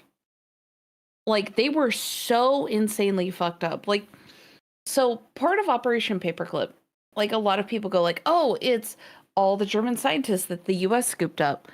But nobody ever talks about what happened to the Germans that the Russians scooped up. You know? And they treated not only those scientists like shit, they treated fucking all of their prisoners of war like shit. Yes. Yep. Yeah. That's why it's a big thing if you actually got a survivor from that. Yeah, no. Yeah. I was just saying, go on. Like I said, the Russians just continued on with the concentration camps. They just reinstated them directly afterwards. Yep. So the big problem was not the Germans having them. Yeah. No, it is. It was the Germans. Yeah. No, it really is incredibly fucked. Just how, like, say what you want about the whole World War II thing and who is the right side and wrong side or whatever, but it's very true that the winners write the history. Like, if you actually look at, and I actually have relatives that were on doing the Nuremberg trials, and it's still just like, no, that was so fucking bullshit. Like, dude, some of the fucking, like, it was the fucking Russians accusing the Germans of war crimes. Look at what the Russians were doing, like we were just talking about. Yeah. Like, you won, congratulations. Oh, the Germans were bad. Okay, oh my god, good job, good argument. Russians treated German POWs and other, like, people that the Germans had in camps twice as worse. They were so much worse than the Germans were. But, like, we don't want to talk about that because, oh, Germany bad, Hitler bad. Blah. Like, brother, what are we doing? Yep. Dude, like, my take on World War II has always been, like, every side was fucking assholes, including the Americans. Like, the Americans were fucking atrocious, too. Like, it's like, okay, what are we doing here? Oh, let's not get involved until the very right moment when we... So, yeah, let's just let the maximum number of people die, then also fucking... Let the Japanese bomb us, then get involved in the war, then kill a bunch of people and kill Americans as well. And so, like, let's just throw the Americans in the meat grinder. Yeah. We knew about Pearl Harbor. Yes, I know. That's the big thing, is that was pure fucking negligence. That was malicious. Okay. I'll use a southern term. Somebody was a little too big for their britches. Okay, Chibi said no, it was malicious. Based. Yeah, so I can hear him correcting me. But no, it was fucking stupid. Like, it was something that could have been either countered or avoided, but oh no, this won't happen. Oh. No. Again, no, you're not even giving us enough credit for just how fucking evil the government is. Like, they thought it was useful to get involved in the war. Like, you let Americans die and then you have a excuse to get involved. Yeah, actually, this is facts. Yeah, so it wasn't negligence. Yeah. Not just America. Shut the fuck. Shut the fuck up, German. Shut the fuck up. You're gonna go after. Look. I let you off last time. You want me to fucking go after you? Keen. We never took pretenses like, they killed Germans. No. We just went in. They're French. That's why we attacked them. I mean, base, but yeah. We never said, they're friends. oh no, a terrorist attack happened. Our towers went down, and then we attacked Afghanistan. We just said I the Americans are going there. We're going there as well. What do you think? I think 7-Eleven was an inside job. 7-Eleven was a part-time job. Get it right. Oh damn shit! You're right, homie. My bad. It's all right, dude. I was trying to speak around the YouTube censors, so you want to get fucking schwapped, dude. Dude, I don't give a fuck. Okay, 9/11 was an inside job. There, fuck. Okay, who did it? Poor gravy mixing me. I'm not mixing memes. I'm trying to be nice. No, you totally mixed memes, and you're not even realizing. No, fuck you both. No, you're just wrong on this one. No, I'm not. You are. You're totally off base. No, I have the women debuff, therefore I'm right. That's not how this works. Yes, so anyway, in my world that works. Gravy, who did 7-Eleven? Oh, the Jeets. Who did 9/11? Bush. Okay, you could have got a little spicier, but fair enough. Yeah, no. Well, I don't know. That's fair. Oh man. Oh god. Poland being European. I know. I was reading that one too. Because of the Germans in the EU's peak. Dude, Poland is base as fuck. I would love to go see Poland. That's why keen on things. Yeah, I don't know, but that's why you're keen on things. What? I'll take it. I'm just gonna take that as a compliment. Yeah, you're right. Go me. I'm awesome. Anyways, the thing of Poland.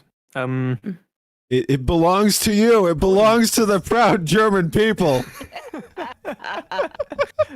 No, they have a history on their own. I accept that. At least part of it. Yeah, exactly. Part of Poland. Part of Poland can stay Poland. Fucking Germans. No, the problem is I have family that got kicked out of there. That got hunted out of there, and they lived there their whole lives in northern Poland. I think it was in Prussia. I'm sorry, but I do just love that I was memeing, and you're just like, yeah, no, part of Poland can stay Poland. You know, that reminds me of my grandfather was in World War II. Yeah, and he died. Yeah, in the concentration camp. Yeah, dude, your fucking delivery is shit. I know you're a woman, but come on, man. Like the comedy is just not. No, dude, no. You'd already fucked it up, man.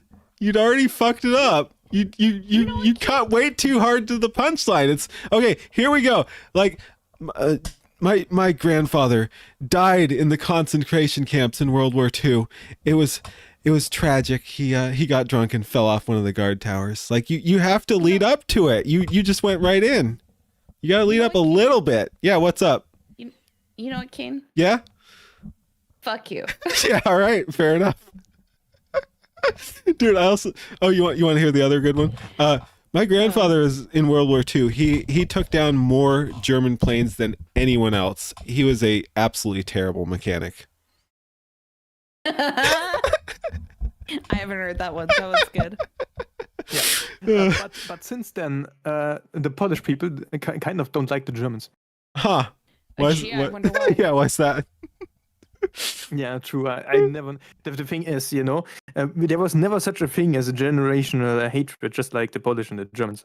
And that's like we completely always were happy with the were completely friends with the French after the wars.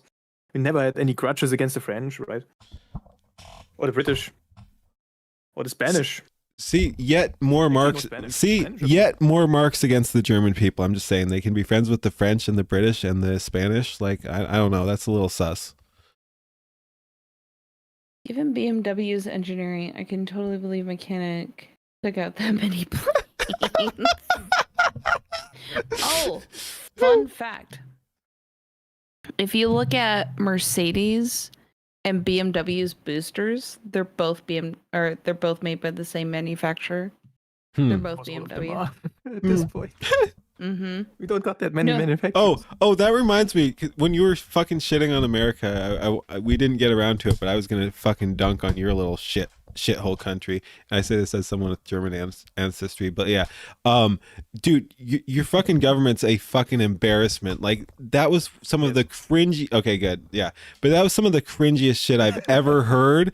Like your energy minister or whatever was your lesbian fucking energy minister saying that them shutting down their last nuclear plants felt better than their lesbian sex or whatever like that. That was fucking atrocious. And now you're beholden to Russia.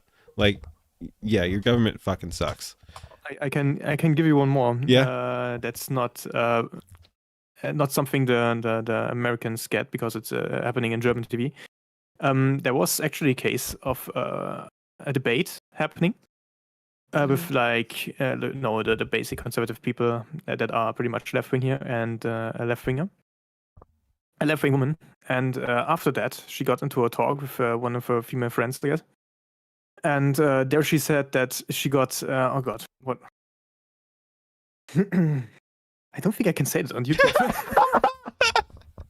I think King cares. I don't think King cares. Just fucking let it rip.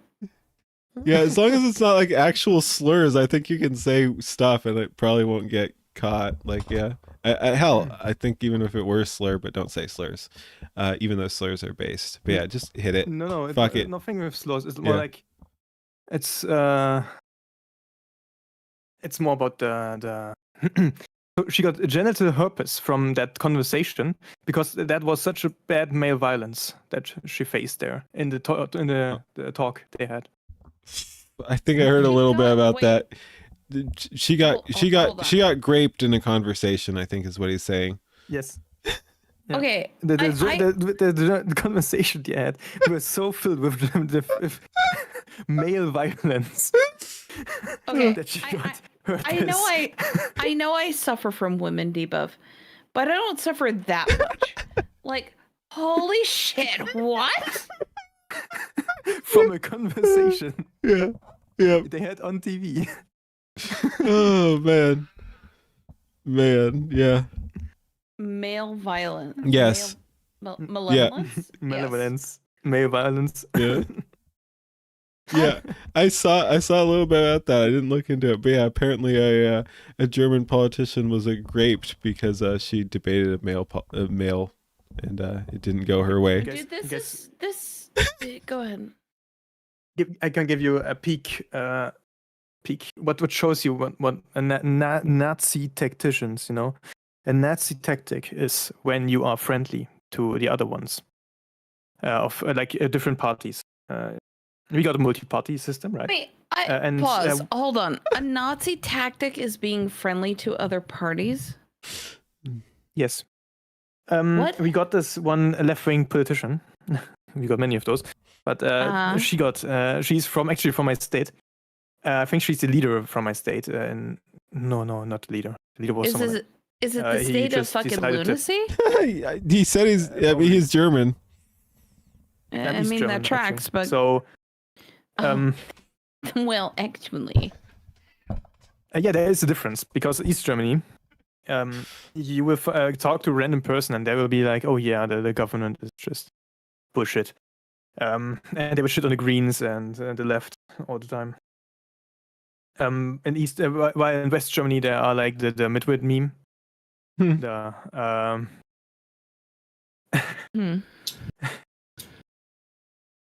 the political compass, the midwit meme.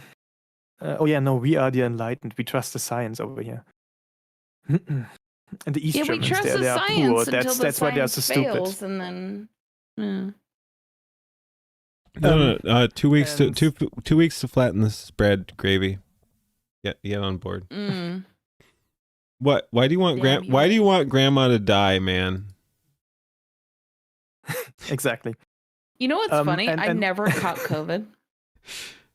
Did anyone?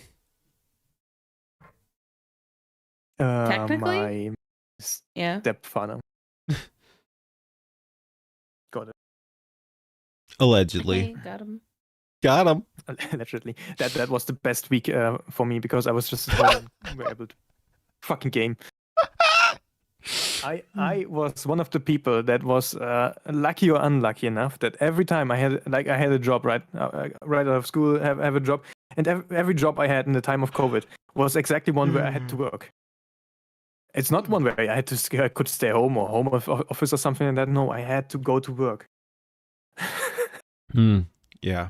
Because one was in the hospital and the other one was the whole thing was so fucking retarded. We don't have to get into the whole COVID thing, but it's like if there's actually a big disease going around, like, you just tell people to stay home when they're sick. Like, that's it. You stay home when they're sick, and then everyone else just goes about their business. Like, it's actually insane. It's actually insane, and it was a control thing and total op. It was a psyop. Yeah, of course. Yeah. Just like everything else. Oh my god. I'm trying to get the fucking Fugi thing to still work, and it's being a dickhole. And I don't think I have the bandwidth to deal with. Yeah? How so? Because I'm trying to get the inactive thing to work, and I can't get the frames to get reduced. Who cares? I mean, it looks fine as is. Yeah, whatever. I'll just close it. Yeah, I'll just. I'll be My stupid sexy Jinray. Don't worry about it. With my new model, I only got one picture. Yeah, the problem is the halo. Cutting out the halo or getting it transparent is such a bullshit work. Fair. Yeah. Good that we did not tangent. I think we had a video at one point. No, I don't think so. That doesn't sound right. Dude, I don't know. Wherever I come in, especially if it's between here and like Skynet, I raise the tism levels by like 20. It's even worse as if I'm tired and inebriated. So. I just think it's kind of funny that you actually wanted to jump in here like 3 hours off your flight or whatever. Yeah. What? Yeah. Sorry. Who was the one who was like, "Oh, hi, Gravy, get in here. How you doing?" Me? Yeah, that was me. What's your point? What's your fucking point? You didn't have to say yes. I do that shit. I'm here. Yeah, I'm here to I know. help and support and fucking be a part of the shenanigans. Yeah. It was support. Yeah. Yeah, you could have been all like, "Oh, hey, Gravy, I'm glad you're home and you're safe. Why don't you get some rest? Don't worry about it, and we'll just come in another time. Just come in another time. It'll be fine." No, we don't. That's not how we operate here. Yeah. What's your point? You got a problem? You want to fight about it? Several problems. Yeah, it's what? Does it just all come back to the woman debuff or what? Maybe. Yeah, that's what I thought. So anyway, how was your trip? I hope you had a good time. We talked about your trip. Don't act like we're just like, oh no, that's anyway. Yeah, yeah, if I was actually just like, no, we don't give a shit, we would have actually watched 3 seconds of this video at least. Right. Yeah. We ain't doing that here. No. We don't do that, dude. It's. Do I even want to see 5 hours? If you want 5 hours. pictures. Okay, 5 hours, and we were 45 minutes in. Let's go. All right. Wait, there's a video. Is this a Cinemir stream? No. Wait a sec, dude. Do I do it for the memes? Do I do it?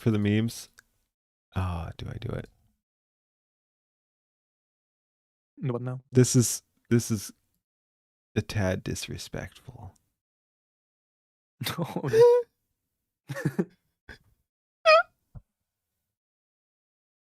I'll just do it this once, and then I will never do this again. Hey, sweeties, how's it going?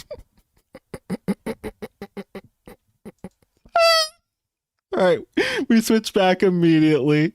We switch back immediately because that's not Wait, cool. Hold on.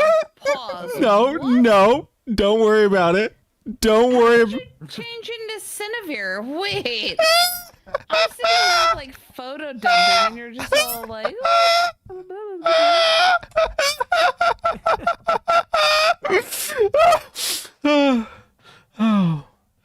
Oh. Again, don't worry about it. Yep. So Nicola wrote transformative React content. Timestamp that. Very Do not. transformative. Do not. Do not transformative the React content. Oh yeah. Anyway, oh yeah, you sent some stuff here to Discord. I'm thinking, which is somewhere in my tabs here. I'm sure. There we go. Mhm. Also, Nicola, don't you have to go to sleep sometime? We don't sleep here. We don't sleep here. No, the thing is, Nicola just came from an 11-hour stream. Oh, did you now? That's nice. Yes. Damn. Damn. Japan, huh? Mm-hmm. There's one particular image I think you might enjoy. Yeah. Okay. Is it the statue?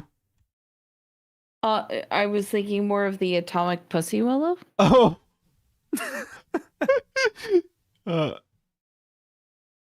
That's on the map. It's on there.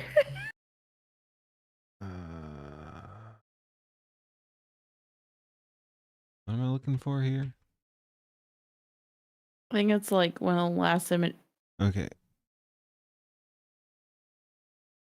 Oh god. Dang. Not that. Why do I have these? What the fuck? Why do I- Nicola, what the fuck are you doing? You're soloing the goddamn Minecraft server. That's. I need to put your restrictive restraints on you. She might. Nicola might like that. Just saying. I don't think so. I hope. Would be Jesus. I don't Anyway. know. I don't make the rules.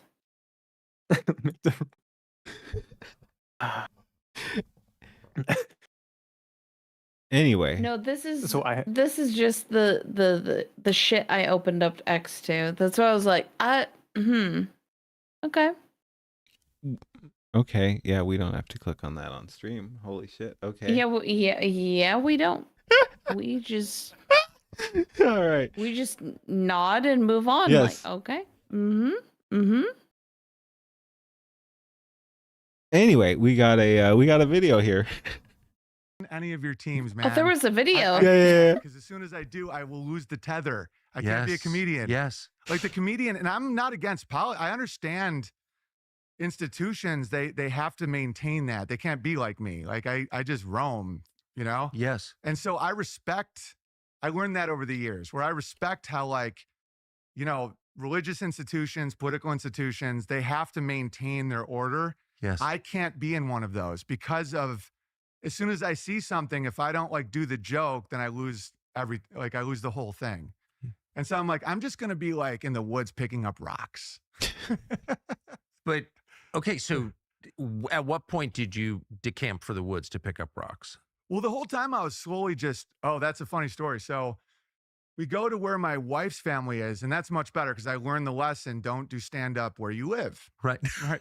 Fair. Yeah, because I didn't know. I'm like, oh, this will be my job. And now I'm like, the whole thing is family. So I have these kids. I don't want them to be like Owen Benjamin's kids. Yeah. I'm like, I want you to like have great relationships with everybody. And because a lot of times it's not even people that are offended. It's just power freaks people out, you know, Yes.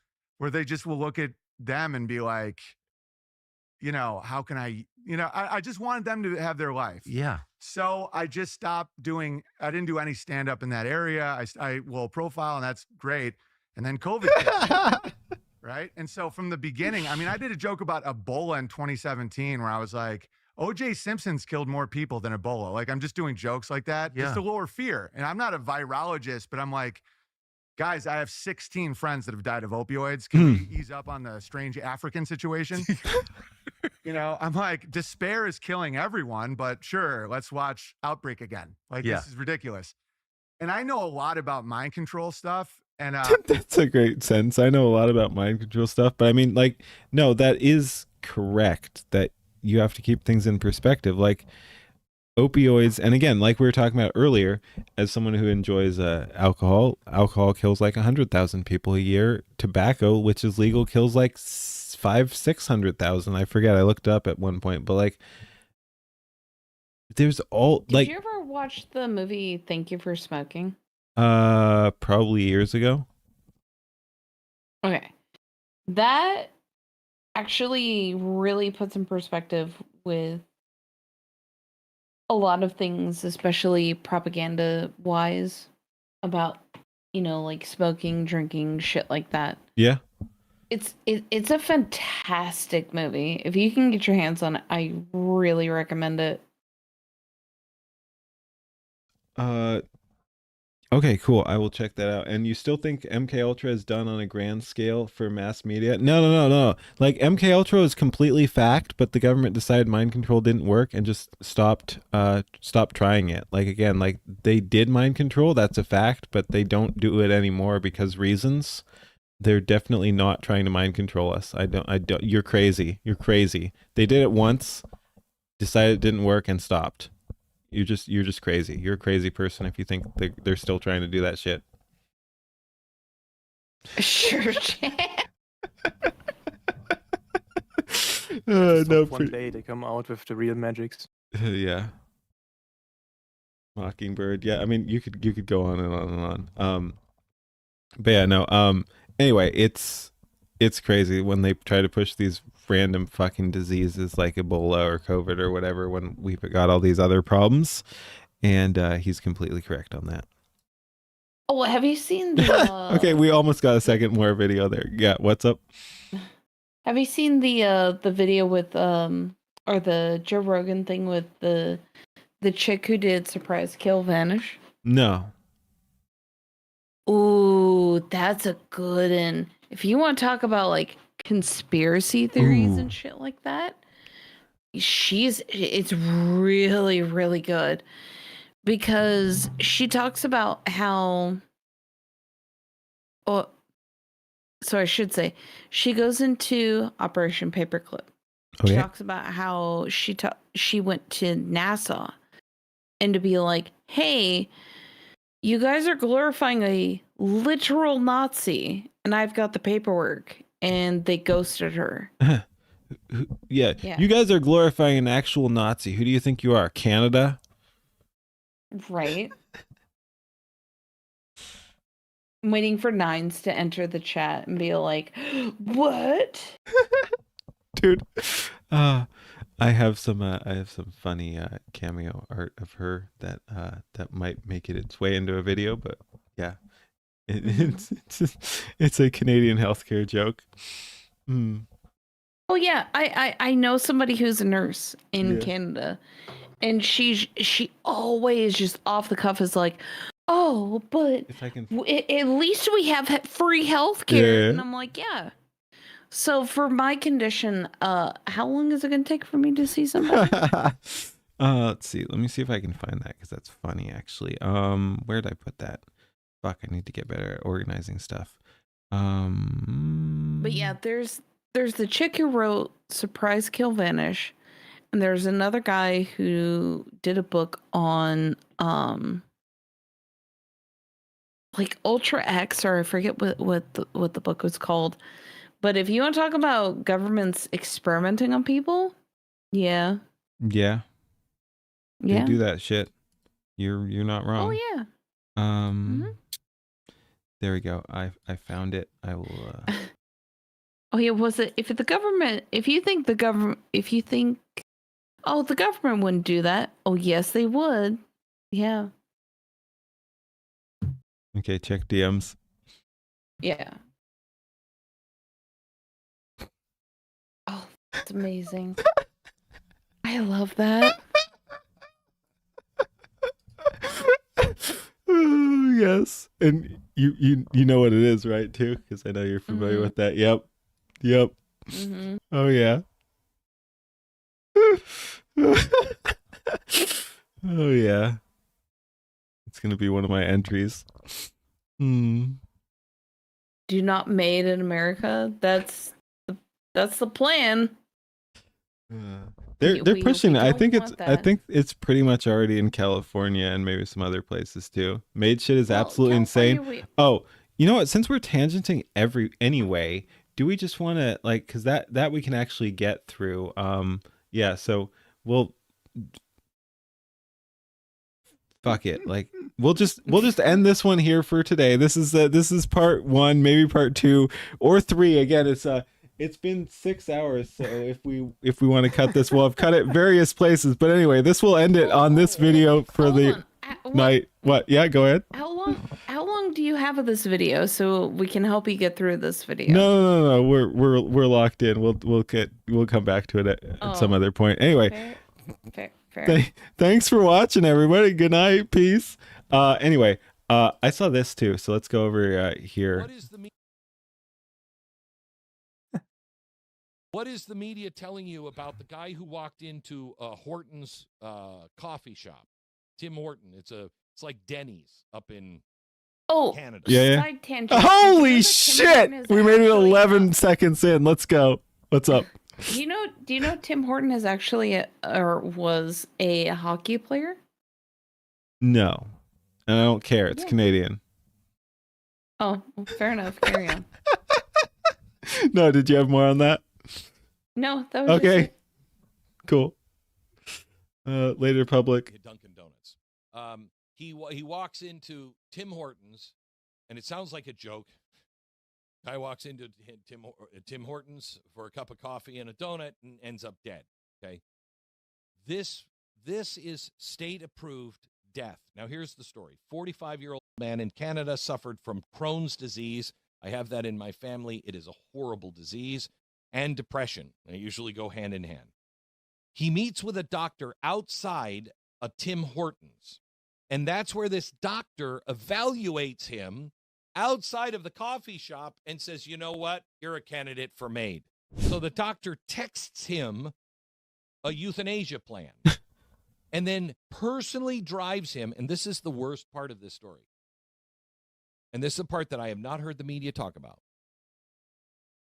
The doctor drives him personally to an industrial building where cadavers are prepared for funerals. Walks him into a holding room at this industrial cadaver factory. Wait, what? An industrial cadaver factory, okay. Walks him into a holding room at this industrial cadaver factory. Injects him with legal drugs, end of life, paperwork complete, end of story. An industrial... Same day? Like... Yes. Wait, also, why is Porsche trending? Did we do that? Did we do that too? Why not? Anyway, we'll check that out after. But yeah, what is this? Oh, I'm sure they harvested the organs. They always do. Oh yeah, Porsche is still trending. Yeah, right down there. We'll check that out after. But yeah, this is absolutely fucking insane. If as presented, like same day they evaluate you and then the same guy kills you, like the part of me wants to say that he should bear that responsibility, but then another part says like that no, that should be completely disconnected. I don't know which is the more base take, but like this is obviously absolutely fucked.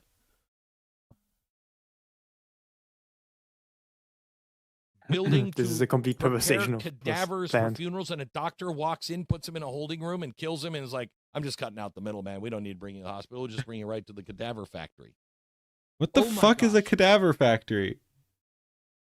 These are the Morgues. stories. These are the stories. Because it's not just the death, it's the collective shrug. Mm-hmm.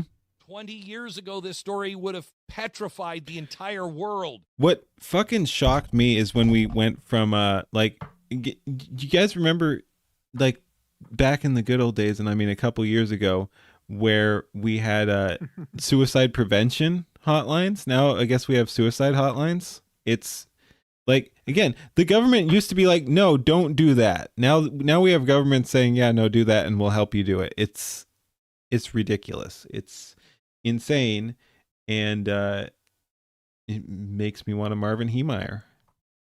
Like, yeah, I don't know what to say. Yeah. Like, again, you don't.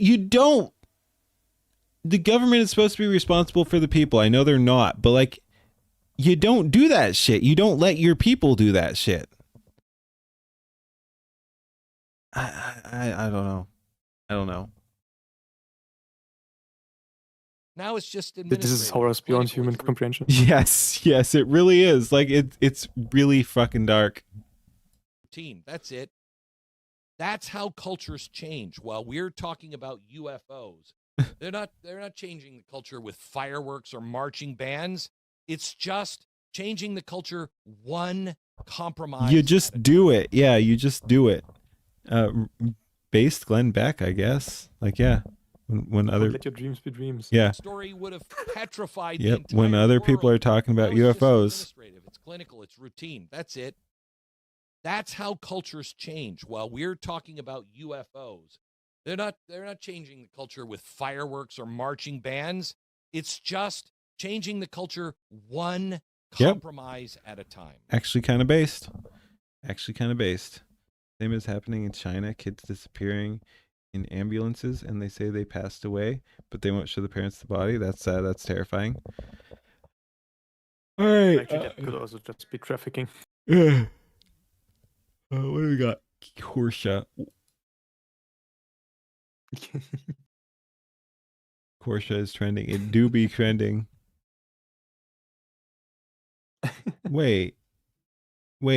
Okay. Dude, Kirsha needs better merch. Like, all her shit's been fucking terrifying. Like, I don't want that shit. Like, I'd buy some. I'd buy some. You want it? I will have. Okay. Already. All right. But yeah, that just doesn't appeal to me. Like, I'd get some of her stuff, but a bunch of it's just cursed shit, so to speak. Yeah. Actually, like the last drop or the Gamer Subs drop, I think both were not really appealing to me. Yeah. As well. And a while back, that first one that I saw, this is fucking cute, by the way.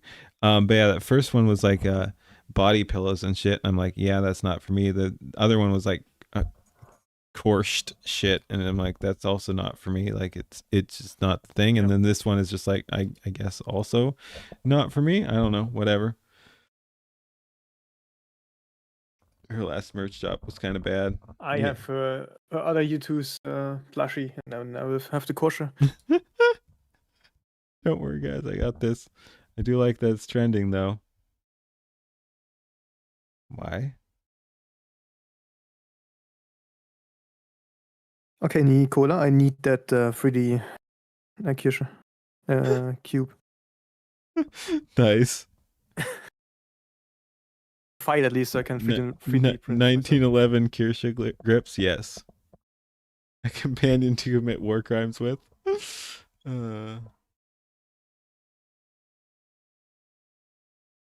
Thank you, Nicola.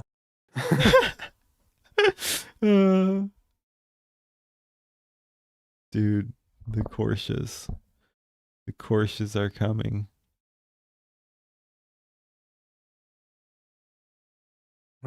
What?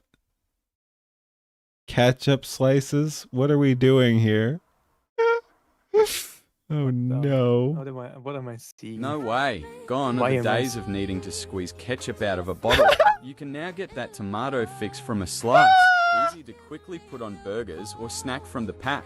It's so tasty. What the fuck? No way. There's- Gone are the days of needing to squeeze There's no ketchup way. out of a bottle. This can't be You real. now get that tomato fix from a slice. Easy to quickly put on burgers or snack from the pack. It's so tasty. Would you try? No way. Gone are the days of needing to squeeze ketchup out of a bottle. Yes, I always suffer when I have to squeeze ketchup out of a bottle. Holy shit. Yeah. The greatest suffering. Not.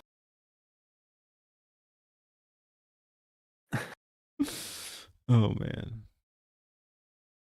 Oh, I think it's just because it's ending, I guess. What? The selling of No. I think it must have just gone live because it said like it was 1 week left to pre-order, and this was 9 hours ago. So I mean, there's still a week on it. 1 week left. Okay. Yeah. Yeah, it was like a month now. We got week 3 in, I guess. Well, before. The Porsches. Sliced ketchup. It's almost over. There's another week.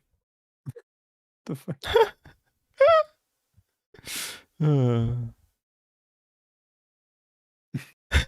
Why be human when you can be kosher? That's pretty funny. Sounds as disgusting as you're sure it is. Yeah.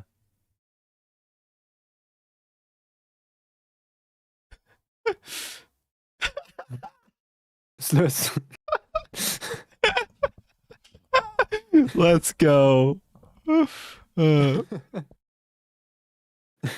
ceiling kosher. Yeah.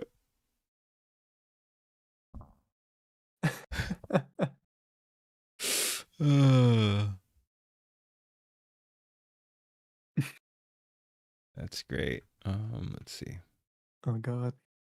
Yeah.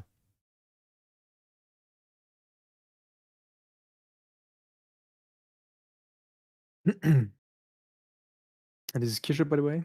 And Yeah. She sees herself as a literal who. And when she tweets out, she can just start a trend. Or just get into the trending without any problems. Meanwhile, it took us quite a lot to get Himbo Friday trending. What's the ad? What ad? Yeah, of course. We were making a Kirsche ad, the kosher ad. She made for that. Oh. I don't know if it's somewhere. It'll probably be linked up. Oh, yeah, I'm guessing this is what they're talking about. Have you ever wanted a Yeah. Have you ever wanted a pet, but the responsibility of remembering to feed and water something alive is a horrifying prospect? Get your very own Porsche today. This little guy is too low IQ to understand it's not alive. Do you already own the Conco's My Little Padded Room Magical Girl Kirsche plush? Well, get this companion Porsche to keep her company. Or maybe you just want to commit war crimes with a reliable partner who won't snitch to Interpol. Well, get this companion Porsche. Oh, that is good. Company. You're right. Maybe you just How do we want to create commit this? war crimes with a reliable partner. Mr. German, do you want to commit war crimes? I'm not allowed to say yes. But, Fair enough. I'm legally advised to not say yes. You just want to commit war crimes with a reliable partner who won't snitch to Interpol about your dastardly doings. Okay, you can't say whether or not you want war crimes. Do you want a reliable partner who would theoretically commit war crimes with you, though? Yes. Fair enough. Who won't snitch to Interpol about your dastardly doings. Get your Porsche today. The Porsche will continue to love you, no matter what. Except if you try to do it. Do not the Porsche. The Porsche is for loving, eating, and war crimes, not for doing. Buy a Porsche for your Porsche so that they don't get lonely inside your walls. Porsches are valuable employees of Porsche Mart, and if you find a Porsche reverted back to a Kirsche, please call 1-800-Porsche now to have her return to her original residence. Porsches are also an endangered species due to severe retardation, overeating, and excessive use by world powers and military conflict. Please know that owning a Porsche does not give you the right to do it. The feds are listening to your every move. If you or a loved one has been assaulted by a Porsche, contact authorities immediately, as you will not make it. You can buy your very own life-size Porsche or a Porsche for your Porsche starting May 8th at 3 p.m. EST through June 5th at 8 p.m. EST. Get yours now before they escape and are gone forever. All right, have a retweet. Have you ever wanted? That's good. Yep. That's good. The infomercials that are really a vibe. Yep. All right, I think we about call it here. Holy shit. Let me see who's online on various sites. Holy shit, it's 3 a.m. It is what it is. These things happen. These things happen. That's an ad you won't skip. Yep. Let's see.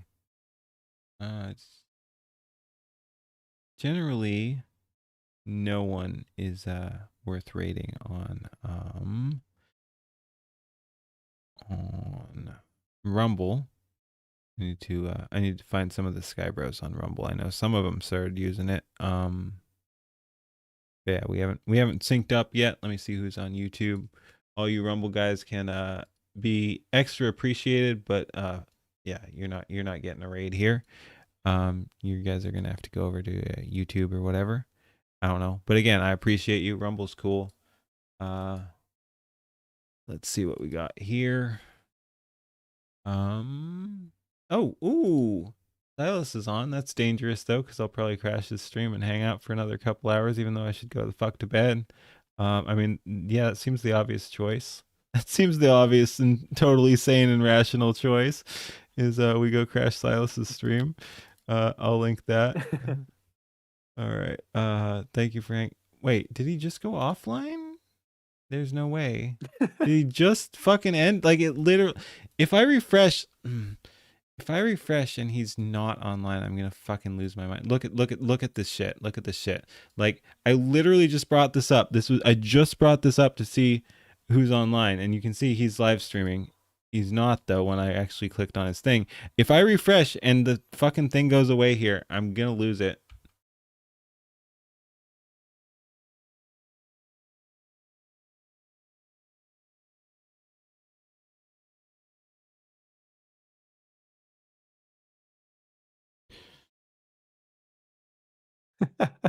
Yeah, so we're not raiding anyone. We're not raiding anyone. Thanks for watching, everybody. Fuck off.